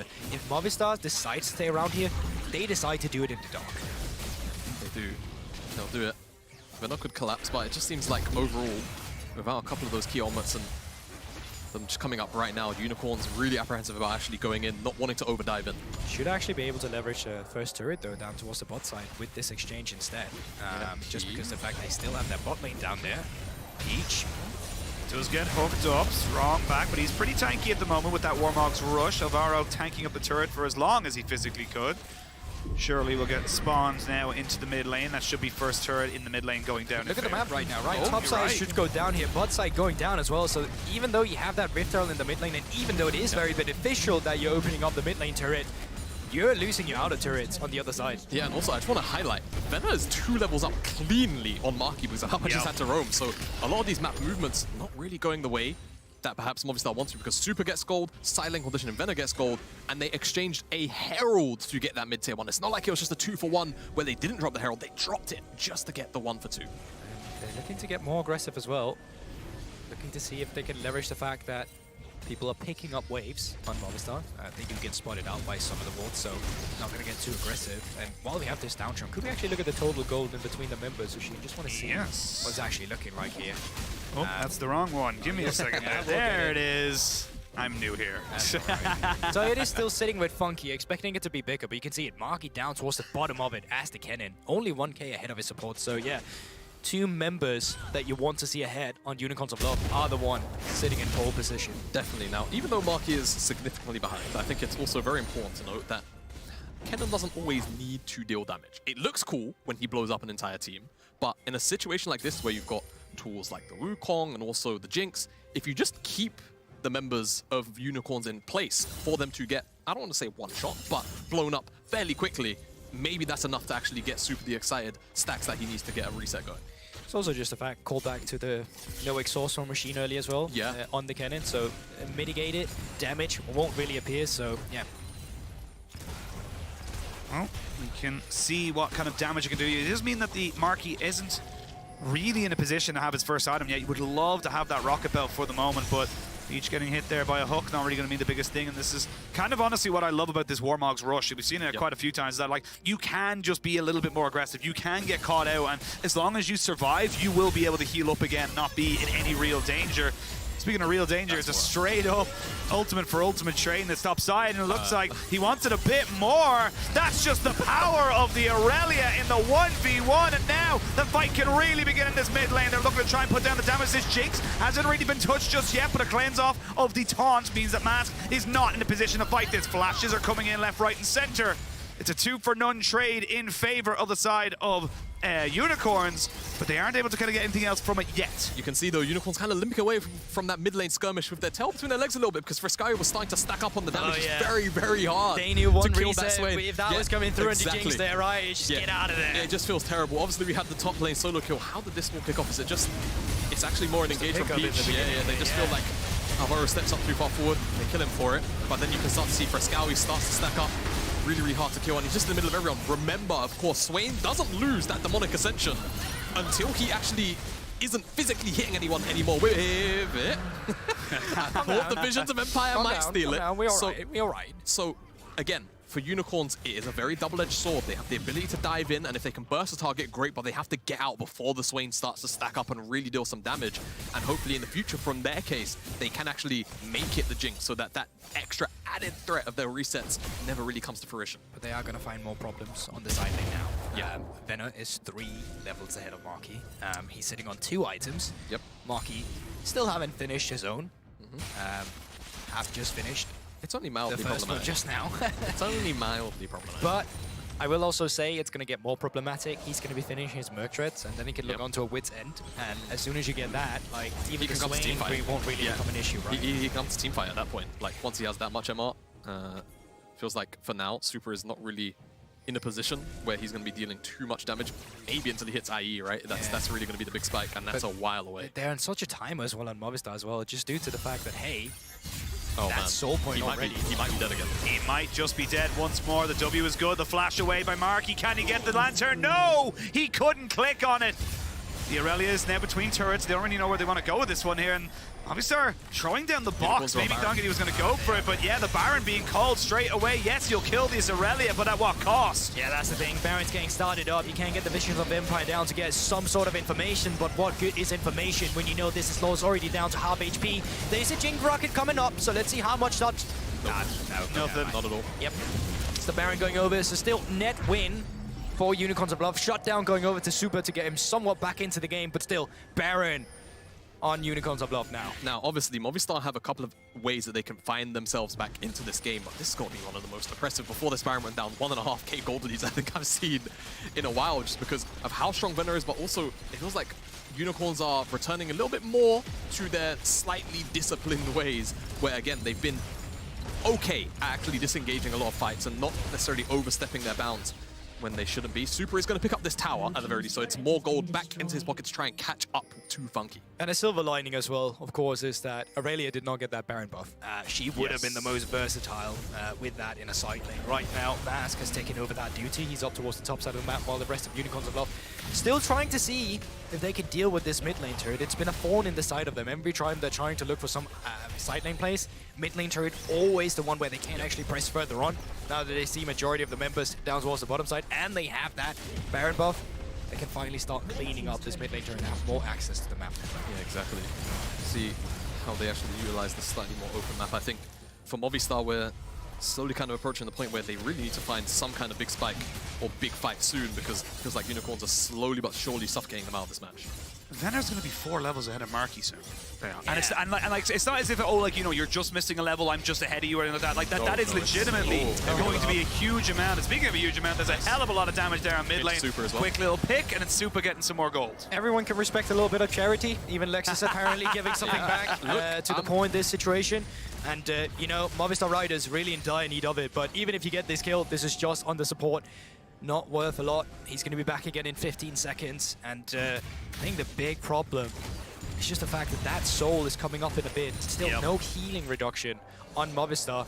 Already hard to difficult to deal with some of it. You know, you see that Mythic as well from Aurelia. So this is good though from the side of Movistar, catching some slow rotations to get back and defend that. So you're keeping the gold fairly equal in terms of what, you know, how far you should be behind. And that 3k gold lead is Aurelia right now. It is nothing else. Yeah, a lot of objective bounties going over generally in the last couple of minutes. So it is keeping the gold pretty relevant here for Movistar. And, you know, oh, yeah, the HUD kind of bugged there for a second. I thought Super somehow managed to buy 2 runettes, but he's got the last whisper, which, if you can get to Lord Doms, okay, we said, you know, maybe IE is the spike that he's looking for, but Lord Doms against all of these high HP targets, the cut down as well, I imagine, is in his runes. That's going to play huge dividends in actually getting through this front line. You know, I find hilarious. It's the fact that it's actually Funky with the big shutdown, and the Aurelia is not worth anything extra. Despite the fact that Venner is like 3k ahead. It's working as intended, it is, I promise. Well, let's see with the Wits End being finished up here for Venner.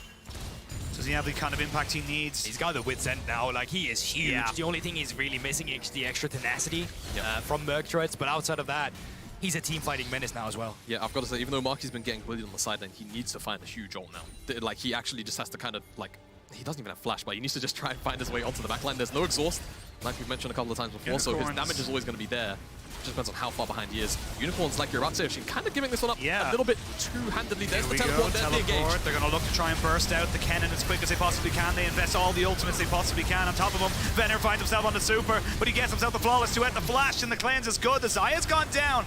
But Marky needs to go back and then TP back into this fight here. They can just keep this Swain going, though. That's what your win condition is right now. The Swain is the only damage that you have, but the Galio will not be dying anytime soon. Isma's still alive. They're going to be able to get Marky in, but he has no ultimate. He's just kind of a half of a Pikachu, but they finally kill him off. That's a huge shift in this. With the AD carries going down, both teams realize they have no damage. Such a fumble for Unicorns of Love to miss that fight when they have such a big lead going into the Soul. But really big of Marky, getting the reset through, getting the teleport back into the fight, having the CC, and just the ability, or rather inability for Unicorns of Love to find any picks there. And generally just a little bit too split from Unicorns, right? Yeah, I think really, the fact that, you know, Venner is so fed, but he's expending so much of his time to kill a Jinx that is not really at a point where necessarily she needs to be focused. I think if you're the Aurelia here, there's 2 points here, right? You can see that they're trying to get in towards the first one here. The problem is that Venner is just going to be focusing super in the backline. But over on the other side, you'll have 3 guys just trying to deal with the Swain, and none of them actually being a tank killer. Saya goes down, and as soon as Saya is down, that's your reliable damage that can no longer take care of these bigger HP members. Exactly, and once that Zaya's gone, you can just see how tanky Frescowi looks to become, right? A lot of passive, a lot of passive procs as well coming in from the, I can't remember what it's called, but you know, when you hit abilities and CC, you get more health back as well. It just, not enough heal card really either. Actually picked up now by Mask. I think they recognize that this is something they have to deal with. I really wonder how often that Mask can keep that up, because his ability works in bursts, so I don't really think that he was the one who needed to buy that Oblivion Orb. I was going to say, I think he hopes to get like a really big ultimate 5 members, and you kind of just keep it there, I guess, but... I guess you still have your Q that kind of goes on for a longer period of time if Frescowi is standing in it, but yeah. We come back into it. 2,000 gold lead here for the Unicorns, again, pretty much in that top side, but they haven't been able to get the souls, so they gotta wait for another 3 minutes and 40 seconds, and that's the big thing now. 3 items that Lord Dominic's Regard picked up. You got Isma and, of course, the Swain now with stopwatches of their own, so they're pretty well set up in now, Jamada, for this next potential fight. Yeah, exactly. I think the itemization is generally really good as well. Just across the board, everything is geared towards killing big HP targets, and I think for Movistar, if they can keep the fight going for a while, and, you know, there's not this threat of Venor or Funky, you know, one-shotting one of the carries, it feels actually pretty playable. They're looking for Venor now because he's on ward. He's on ward. He's forced to flash away immediately. He's going to try and get the flawless duet. Will land it onto Isma, but a good hook. Frescowi trying to jump in, but he's dead already. And you can see the Jinx getting excited. Wants to start trading to these health bars. Nobody's touching Supa, and Supa gets a double kill. It's the AD carries as they try and push for this one here. It's a triple kill for Supa. The feathers go flying. It's a fantastic hook from Alvaro, but the feathers are huge. The triple kill, and it's just too much. It's a 4-for-3 trade. Unicorn still in it. And that's just an instant triple kill of the feathers there immediately for Funky. That looked like a pentakill for Super, but immediately that fire shut down by the feathers. I made the call mid-fight because I could see it unfolding in front of my eyes for Super. Oh my lord. But Funky being able to turn it around is huge. It starts because they see the Irelia on the wall. They say, okay, if we can remove the Irelia from the fight, maybe things look good. And you can see Friscoy as well. He got so used to being a tank, but when they have everyone actually hitting them down, he just gets bursted down. But the resets come through from Super. Yeah, with no stopwatch, he just dies, and then Super going untouched because everyone's killing Friscoy first. We were talking about the amortization being so good. This is where Super could maybe get it, but the feather pullback on the instant kills. Oh, Alvaro as well on the back line. Boom. God instant damn. triple kill out of that one. Almost getting Isma on the back end of it too. And now just straight up Baron. Isma gets the steal, and Movistar will keep themselves a Baron. And they just, they see the Baron. They understand they're in a high pressure situation. So they just flip it. And they lack some of the setup. There is no one actually around the guard of that Baron wall to see if Isma's coming over. He comes over, he gets the Drake. And now with the Baron, it doesn't matter. We know what it is, Schoolbog. Take a breath, take a breath. But with the Baron and now with the additional stats, the ability to kind of stave off some sieges, hopefully for Movistar they can approach this dragon in under 90 seconds time with a little bit more longevity inside of them to actually go toe-to-toe again with Unicorns. They found their way back in. Unicorns a little bit too hesitant when it mattered the most. For Scowie as well, if he pops the stopwatch in that previous fight, which he's now still has for the next one at the soul point, maybe it looks even better for Movistar. It's really not over yet now that they've got the Baron in tow. You know what's really scary around this Jinx as well is the fact that she still haven't picked up Infinity Edge. I know. Like, all these fights has been without IE, so like as soon as you get that, that's going to be a whole different beast. He actually comes out and then it... Panic, just straight up panic. They didn't need to go for it. You could see there that... I mean, when you have the Sire, you always have that like, okay, you feather, Ice Might, we get it. But it just wasn't linked up, and thus it's just Isma taking it. I really need to know how close is Super to IE. I don't think he's going to be able to reset for it now. Let's have a look. Let me see. Toggle gold. He's got 1,500. I think he's 600 gold. Yeah, it's 1,300 for BF, and then it's 300, or sorry, 600 for IE. So he's not quite there yet. No, he's not going to have it, so they're going to have to fight without it. Or not fight. Or they could, You know what? This might be one of those rare scenarios where maybe you're okay with giving up the soul, but I just feel like at the same time, do you want to give over that soul to so many big bodies? Yeah, good TP wards right now and behind, and this time around, Unicorns of Love being the one who's on priority first here. Venom around in fog of war, they will spot him now. They're whooping. Oh, that's one big ultimate out. It's a huge ultimate no longer there. Another one. We'll get the box down to try and disengage. We'll slow everybody else down. There's the Vanguard's edge. Is Venner now looking to try and make this one work? They're trying to jump on the Super, but they've had to use Funky's ultimate aggressively, and now he's got nowhere else to be. He's shut down. Super needs to stay alive, but no, the AD carries are dead. Now it's down to the mid laners and the rest of these two teams. It's a 2-for-1 favor in favor of Movistar Riders. They're trying to jump onto Leona, and they will get it. Great hook there means that Peach has nowhere to go, and he is battered and bruised. And they're just looking for the TP set. They don't even care about the 40-second death timers for Unicorns of Love, and there's only one member standing. Mass going for the recall now. 4 members alive of Movistar. It's a 4v1 with 30 seconds on so many members of Unicorns. I think Movistar have just found their way to the semi-finals. I don't think they have. 20 seconds till Funky and they're going to play it safe. Okay. They're going to play it safe. They saw this script before. They saw this happen in game number 1. They don't want to flip it again. Oh, man. Maybe take care of the Drake, but this time around though, Super has picked up Infinity Edge now, so next fight should be better for them. But it's also, let's track this Summoner spell that gets blown, because these are the things that we won't have for next fight. So many members looking for Super, initially forced to flash out. Then it's Funky as well, under a lot of pressure. He's flashing out now. Then it's the Cleanse as well. So many things go down. No, wait, what? What? Wait, picture. How did they get Drake? I don't know. That's very illegal. But what I really want to highlight sorry, but never mind. No, you're completely trolling. It's trolling. It's okay. It's been a night. It's been a night for him. Get the kicks out. Get the cringes out. It's okay. Just get him out. It's fine. I deserve it. It's all right. I'm rubbing his back and patting it. Give him a little bit honestly, of you guys, I'm just going to sit down for a second. I do really want to say really great stuff from Alvaro and Frescowie at the very end of that fight to keep the ultimate going so that they have the DPS to cut through the frontliners. Once Super's dead, it is about him and the DPS that he can afford. I mean, I know we just said, like, once Super's dead, that's kind of the big thing, but even though everything, and I mean everything, is being thrown at him right now, he is still putting out the most damage in this game. That is absurd considering the amount of pressure that he is under. Big thing to know is, like you mentioned, a lot of summoners burned. The one key one that I'm looking at is Marky. Still has flash, could get a slice of the Maelstrom if he finds the opportunity. Could be huge. Could be huge. You have to remember though, Galio can always come down on top of it. They're looking to try and maybe catch him out, and he's dead. They trade the tower up the top side. Finally, the stopwatch gets used. That's going to delay a little bit. It's very bad for Unicorns. The second Cyclone comes in. They will get the stun off on the Super, but nobody's able to jump on top of him until right now. He gets his own stopwatch. Can they delay it a little bit longer? Yes, it is. They can get him, but Marky finds himself onto the backside. They're trying to see if Benner can stay alive, but he just can't do it. Finally, the GA gets kicked off, but it's 3v2 for the next 40 seconds. They've got a wave, but I don't know if they've got the HP bars. Wait, Peach has Warmogs. TP's there for Mask. Maybe they can actually find something here. With Super dead, no Ultimate on the Swain. How brave are they feeling to try and end this? It's tough. They're looking for it. It's going to be 3v2. It's not exactly a sure gone conclusion, but they've got the Xayah. They've got 4 items. They've got enough AD to try and make it work. Here we go. You need to kill off the minions. They're going to jump here onto the Swain, and he is dead. There's nothing you can do. Isma kills off the wave. But Peach is healthy enough. They've got enough here to try and go for it. Minions be damned. There's nothing you can do right now because Isma can't really keep this one going. Finally, Mask will go down. Alvaro trying to see if he can keep this one alive for the Superliga. But Unicorns of Love are looking for it. Not quite able to do it.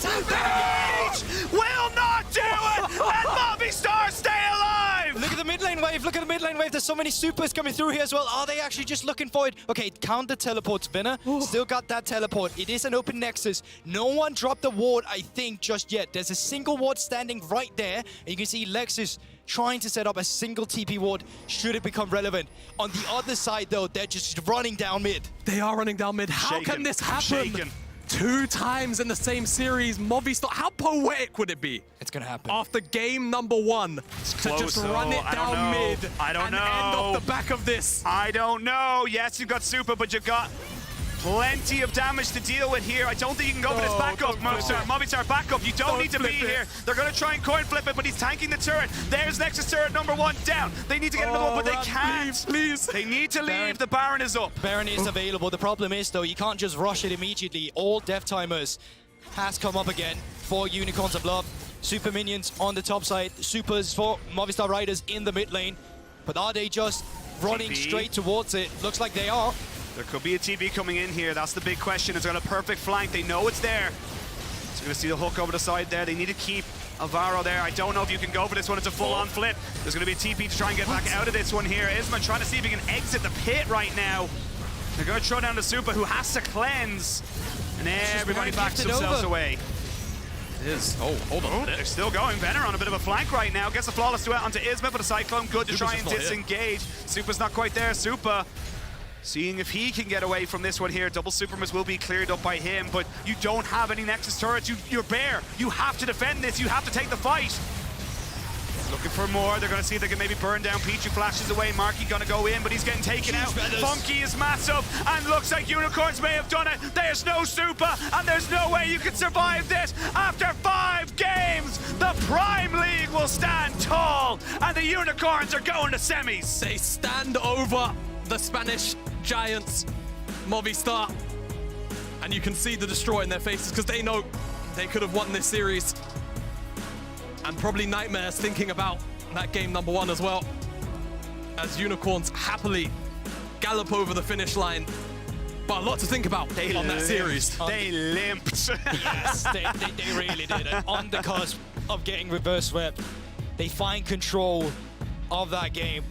And despite how many mistakes we saw in the early game, all this came down to execution in the later team fights. Early game barely mattered. It was just how do we play this late game. Both Nexuses almost available, and yeah, they're going to be having that feeling for a while. It's going to be what you're thinking about when you go to bed tonight. It's not going to be fun. And on Unicorns of Love, it's going to be a sigh of relief and hopefully some good takeaways going forward in the tournament. I mean, look, for Movistar, hold your heads up high, lads. Like, you made this a series as much as we like to meme that thing, because at the end of the day, I'll say it, like, we came off that first game, I said 3-0. Straight away, I was like, there's no way you can come back from that mentally. And that's a sigh of relief we're talking about. I was going to say, that is the sigh of relief incarnate right there, because it got dicey. And honestly, it comes down, especially in those kind of series, in those kind of moments, you know, maybe Movistar don't go for the end. Maybe they look for the Baron first, and then they can, like, you know, stall out. There's so many if, buts, and maybes, Jamada, that it doesn't really matter. What matters is the result, and Unicorns got the result. Yeah, exactly. Unicorns did get the result at the end of the day. And I think, you know, kind of maybe slightly more favored coming into the day, but that doesn't make it any less, bitter for the side of Movistar to get so close. And I love it's the fact that it's not just a series where, it's so slow, you're just getting some objectives fine. It's like, it's high-octane gameplay. My Both voice is teams shot. want to- the amount of times you had to mute yourself to just actually Literally readjust the voice. reset up myself. What a great series to cast as well, and really just like, there are small mistake and small things you can always make the move on. It is ERLs after all, but in terms of some raw mechanics we see from some of the players and some of the execution in these team fights, pretty much everyone at times had highlights today. Absolutely, and I think that's the big thing there, is that everyone had a moment where they looked fantastic, and I think that's what the big thing is about from these two teams. But we're going to send it back over to the analyst desk to break down today and see where and when we're going to be finding these teams out later on. Well, yes, over to you guys. I'm tired. Hello, tired. Hi, tired. We're Dad. We're the analyst desk, and Unicorns of Love has managed to claw their way through this quarterfinals, to say the least. I mean, Sheepy laying on the floor after that, just taking a little nap. We're all probably It's taken a few drafts to get there. I just want to say, of course, before we congratulate Unicorns of Love, commiserations to Movistar Riders. Absolutely. They must be kicking themselves. I mean, we saw it at the end. Game one, one auto attack off of the winning game. Then they get a little bit overexcited and they try again and they get aced, and they try again and they get aced. One auto attack from that damn Nexus going down and them going into the next stage, which is the semi-finals. The fastest finals of the LVP this team managed to do, and it was over Heretics. And unfortunately, their journey gets cut short. Okay, let's have a moment of silence. Anyway, so what do you think? Yeah, I mean, it's the type of loss that just haunts you. You're just going to think about that 3 years from now. No, it's really, say 3 years. I mean, I would. I think about losses I had back in the series, back when I played UKLC. Yeah, but that's why you're here and not playing. Man, top lane is a dramatic, man. I'm pretty dramatic. No, it's a really tragic one, especially because of how well some of the players played. I think, for example, Super, I think he had a really great series, and it really showed why he was such a good carry. Okay, well, I love that you're talking about top laners and, a little bit of divas, because we have the top laner ready as well for the interview. Venor, hello. Thank you for joining us. And first of all, congratulations on the win. Thank How's you. it going? Yeah, it was definitely an intense series. I can imagine. And yeah. So let's start off a little bit with the playstyle that we've seen coming out from Unicorns of Love. It's been very flexible, but there seems to be quite a tendency for that mid-jungle duo playstyle, that heavy focus on getting those two rolling. How has it been getting all the playstyles just to clash together and just process it as a team? I mean, our mid-jungle duo is pretty strong. We just try to get our bot lane into the game with it as well, right? And get drakes, stack drakes. And top lane, I'm usually just on an island and just try to win 1v1. And this game, this series, it just worked. I gapped him, I think, all 5 games, so pretty happy about it. It's really funny because Aragon was sitting there when you talked about the top lane. He's like, yeah, I feel you, man. I've been on that top lane island myself. So, Skirmy Jungle, talk to us about you on that island and how you see currently the top lane meta, because you've pulled out stuff. Yes, we know you're a fantastic Aurelia player, but you can't necessarily say that Aurelia is in the meta. So how do you see it from your perspective right now?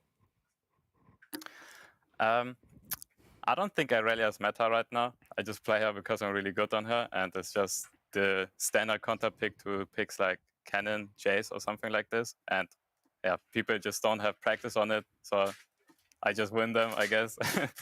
And yeah, top lane overall, I think bot lane is just too broken that you have to gank them, and you just need a top laner that, just plays his own game. Oh, very important What message. does that say? Thank you for carry. Aw, see, that's for you. They appreciate the top laner. I don't feel like you get that in solo queue. No, you don't. Usually top laners get left on their own a little bit. Venora, I used to watch your streams, and I was a really big fan because I'm a top laner as well. I think we've even played against each other in solo queue. I used to watch to learn Aurelia, but now I know you're a pro player now, and you've played, I think it's 2 splits now, once on Big and now on UOL. Yeah. I'm really curious, right? What were your biggest hurdles becoming more of a competitive player from being a quote-unquote OTP? I mean, the hardest thing is that you have to learn champs while also learning the game, right? Yeah. So, and when the meta always changes up, it gets really, really hard. But right now, like this split, for example, I'm in a pretty comfy spot where I can focus more on the game instead of learning champs. And yeah, I think you can see it in my gameplay. That's like way better than the first split. And yeah. Venner, now that you're talking a little bit about champs, what has been the hardest champ that you had to learn for competitive? That's for sure Jace. Like, I still have negative win rate on Jace. Hey, at least it's Even though- permaban. Because I spam him, but it's still doomed. Didn't you take it as a flex in groups at one point? I'm pretty sure you guys won, right? So practice is going well? I mean, we don't get much practice on it because it's just permaband. Yeah, that's because true. We are just like our mid laner's just that good on it, I guess. Okay, talking about that top lane meta as well. You said it yourself, every single one of the 5 games, you've had a bit of a lead in that top lane. How does it feel to you in the current state of being able to translate those leads into carrying games by yourself through top lane? I mean, you have to talk a lot with your team, and it's up to your team to allow it, right? Like, if you want to play side lane, you just have to make it clear that they just play safe on certain waves, and like make clear when you want to fight, when you want to TP, and yeah, that's how I play mid game. Okay.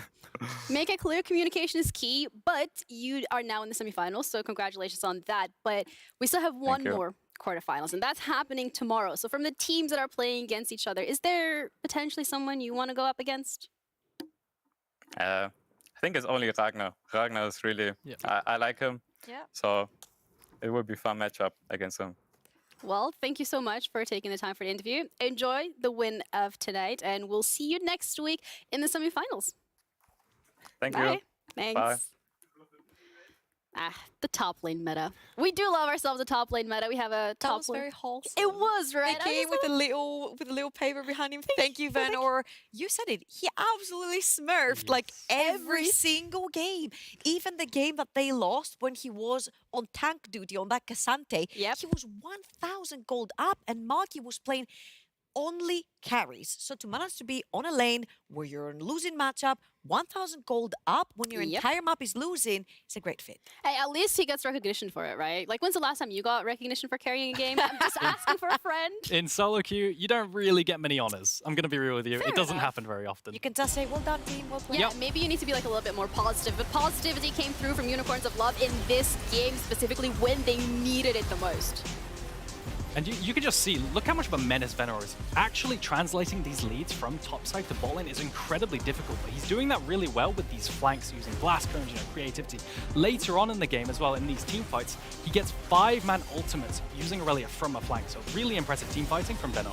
I'm just gonna say Venor was one factor, but every time Isma found Funky in the backline, the second that Xayah dropped dead, it felt like Unicorns of Love could not close out these team fights. I think this particular fight was absolutely fantastic from Funky as well. I feel like on this Xayah he's been shining because he holds onto that ult and then he manipulates his positioning so well, as you will see at the end of this fight. He'll drop the ult and then he will Gale Force to the right, so his feathers hit not one, but 2 people simultaneously. And then there's only a Wukong that has to dash away. I feel like his positioning, the way he moves around the map, his macro, his micro on these champions, where one small mistake on a carry can cost you the team fights, he showed up and he showed off on the champ.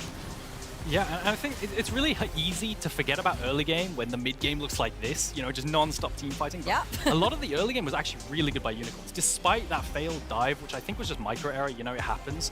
The macro was really good, using the priorities from bot lane and mid lane to split the map and then make it so they couldn't play through Super. I think that was really big because Super was the win condition the entire series. Not only that, then using the priorities to mismatch neutral jungle camp spawn timers, the Dragon and the Rift Herald to secure Dragon at 6 minutes, then Rift Herald with no cross map on the Dragon for MRS, and then Dragon again. Suddenly you found yourself as MRS fighting against 3rd Dragon Soul and you just couldn't. Yeah, it seems to be a little bit of a theme this time around where bot lane, I don't want to say win lane, win game, but it's like if everybody helps it's a you in bot the lane lane. meta, man. If you go into your solo game and your AD carry sucks, sorry, you've lost the game. It's just really difficult to come back. And honestly, right here, I don't think there was an AD carry discrepancy at all. I feel like Super and Funky played their absolute hearts out. When it came to that last one game, You saw an Aurelia angle from Venur. The cannon got locked in again, but this time the Galio was on the side of Venur, was on the side of the Aurelia. So when you don't have these sort of threats that are coming in, and you can get these 1v1s, which he did very consistently on the side lane, you instantly turn them up, not only into a 4 versus 5, but into one split push threat that someone has to reply to. So that instantly becomes a 4v3 for your team. And I think if there's anything we learned from this series, it's the power of these disengaged, like anti-engaged picks like Xayah and Galio into the current meta, which consists of a lot of short-range compositions that want to go in. And they just get so much value because that's where they thrive. Yeah, it feels like for AD carries, this series specifically, it's been like the Holy Trinity. It's like Xayah, Jinx, or Zeri. There is like no in between. Looking at the gold graph this time around, this has been, I think, one of the most consistent upwards trajectory. There's a little bit of a dip, but you know, a dip always happens. You buy the dip and then it goes up. I'm just mind blown that both Funky and Supa put their hearts on the line in this game. 41k damage, 43k damage. I'm really blind, but I think that these are the numbers right here. Absolutely astonishing. We sort of highlighted the bot lane from the very get-go. Funky had a fantastic game 1 to turn this around with a quadra kill on the Xayah. And what a more poetic way to close out the series by playing the Xayah again and getting Unicorns to semifinals. Yeah, Unicorns with that are headed into the semifinals. And that also means that our bracket once again has been updated because we now have another team to be looking forward to next week. And that is looking pretty spicy. Tomorrow, Team Geo up against Heretics to determine who is going to be facing Unicorns of Love. It's absolutely spicy, isn't it? I'm really looking forward to this one. I love Team Geo. I think they have the potential to actually win the entire tournament because of some of the players. Okay, big, bold predictions. Yeah, no, I'm willing to bet right now that Team Geo actually could just end up in the finals and maybe win, maybe versus the Istanbul Wildcats. What are you betting though?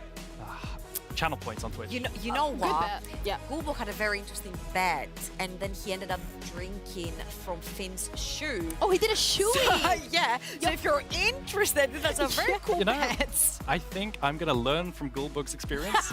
And not bet that actually. You learn from other people's mistakes, right? You know. Speaking, I don't want to say the mistake, but guys, welcome to the Victory Lap. Forgot to mention it. That's what it's called because we are now actually all gonna get up and we're gonna do a little lap around the studio and like cheer for Unicorn. I'm joking. Okay, No, we're not gonna do it. Not in the heels. This is happening. Okay. It is happening. It is. You know what? I told our producer we should name this the Banger Breakdown. I like the Banger Breakdown more. We're gonna name it the Victory Lap. Thank you very much. Our camera people here are fantastic. Thank you very much. We for are taking this. getting our steps in. I'm done. I like the Banger Breakdown. I'm already out of breath. This is not good. It's okay. Because tomorrow is going to be another banger. And that is going to be Team Geo up against Heretics. And that's something that we've already touched upon a little. Heretics here, they want to defend that title. But let's just be honest here. We just saw Movistar Riders who 3-0'd Heretics. I'm just going to say, Heretics have a lot on their backs right now. Not only are they the reigning champions, they want to defend and reclaim the title yet again for a second season back-to-back, which only very few teams, K-Corp, have done.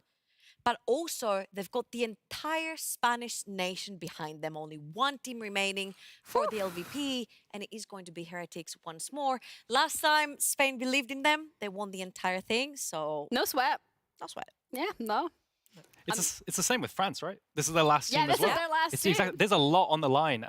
I'm really looking forward to see. But there's more vendetta here because if Heretics go ahead in the semifinals, they can take revenge for their comrades who fell today to Unicorns of Love by beating Unicorns of Love in semifinals. Yeah, it's funny how it all goes around, right?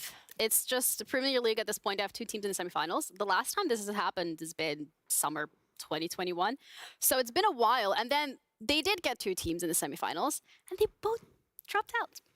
So yeah, they didn't make it to the finals. Who knows? This could be the redemption. Called K-Corp back then that pretty much dismantled many teams. I heard of them. Yeah, and on the other side there was a team called Fnatic Rising that also made finals. Yeah, I heard of that. Good team old too. NLC, man. Good old NLC. They're not too bad.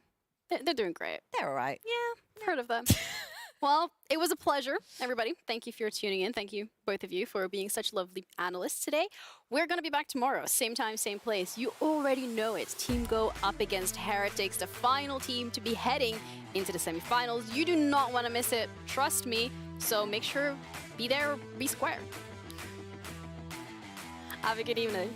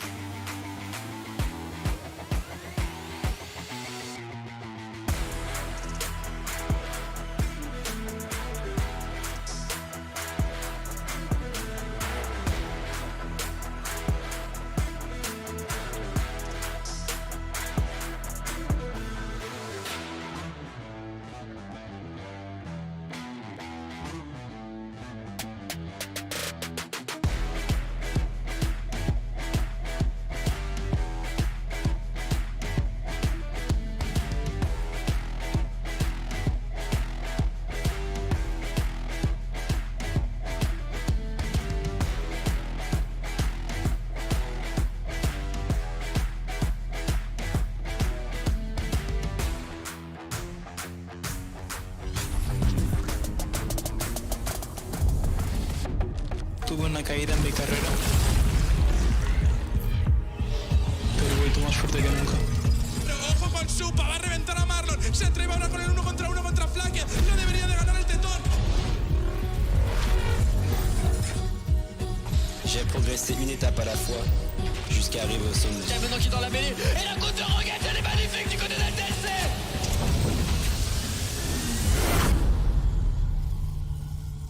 Ich weiß, ich kann der Beste sein. Jetzt muss ich es nur allen zeigen.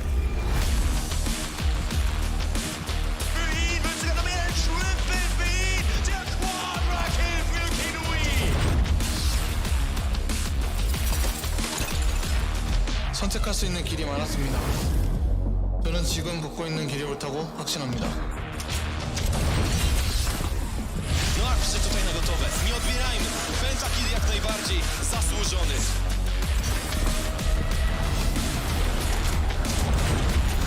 Orada sıfır bir değişim. Ayakta kalan son isim Erdemir. Uzun zamandır bekliyordum. Şimdi benim zamanım.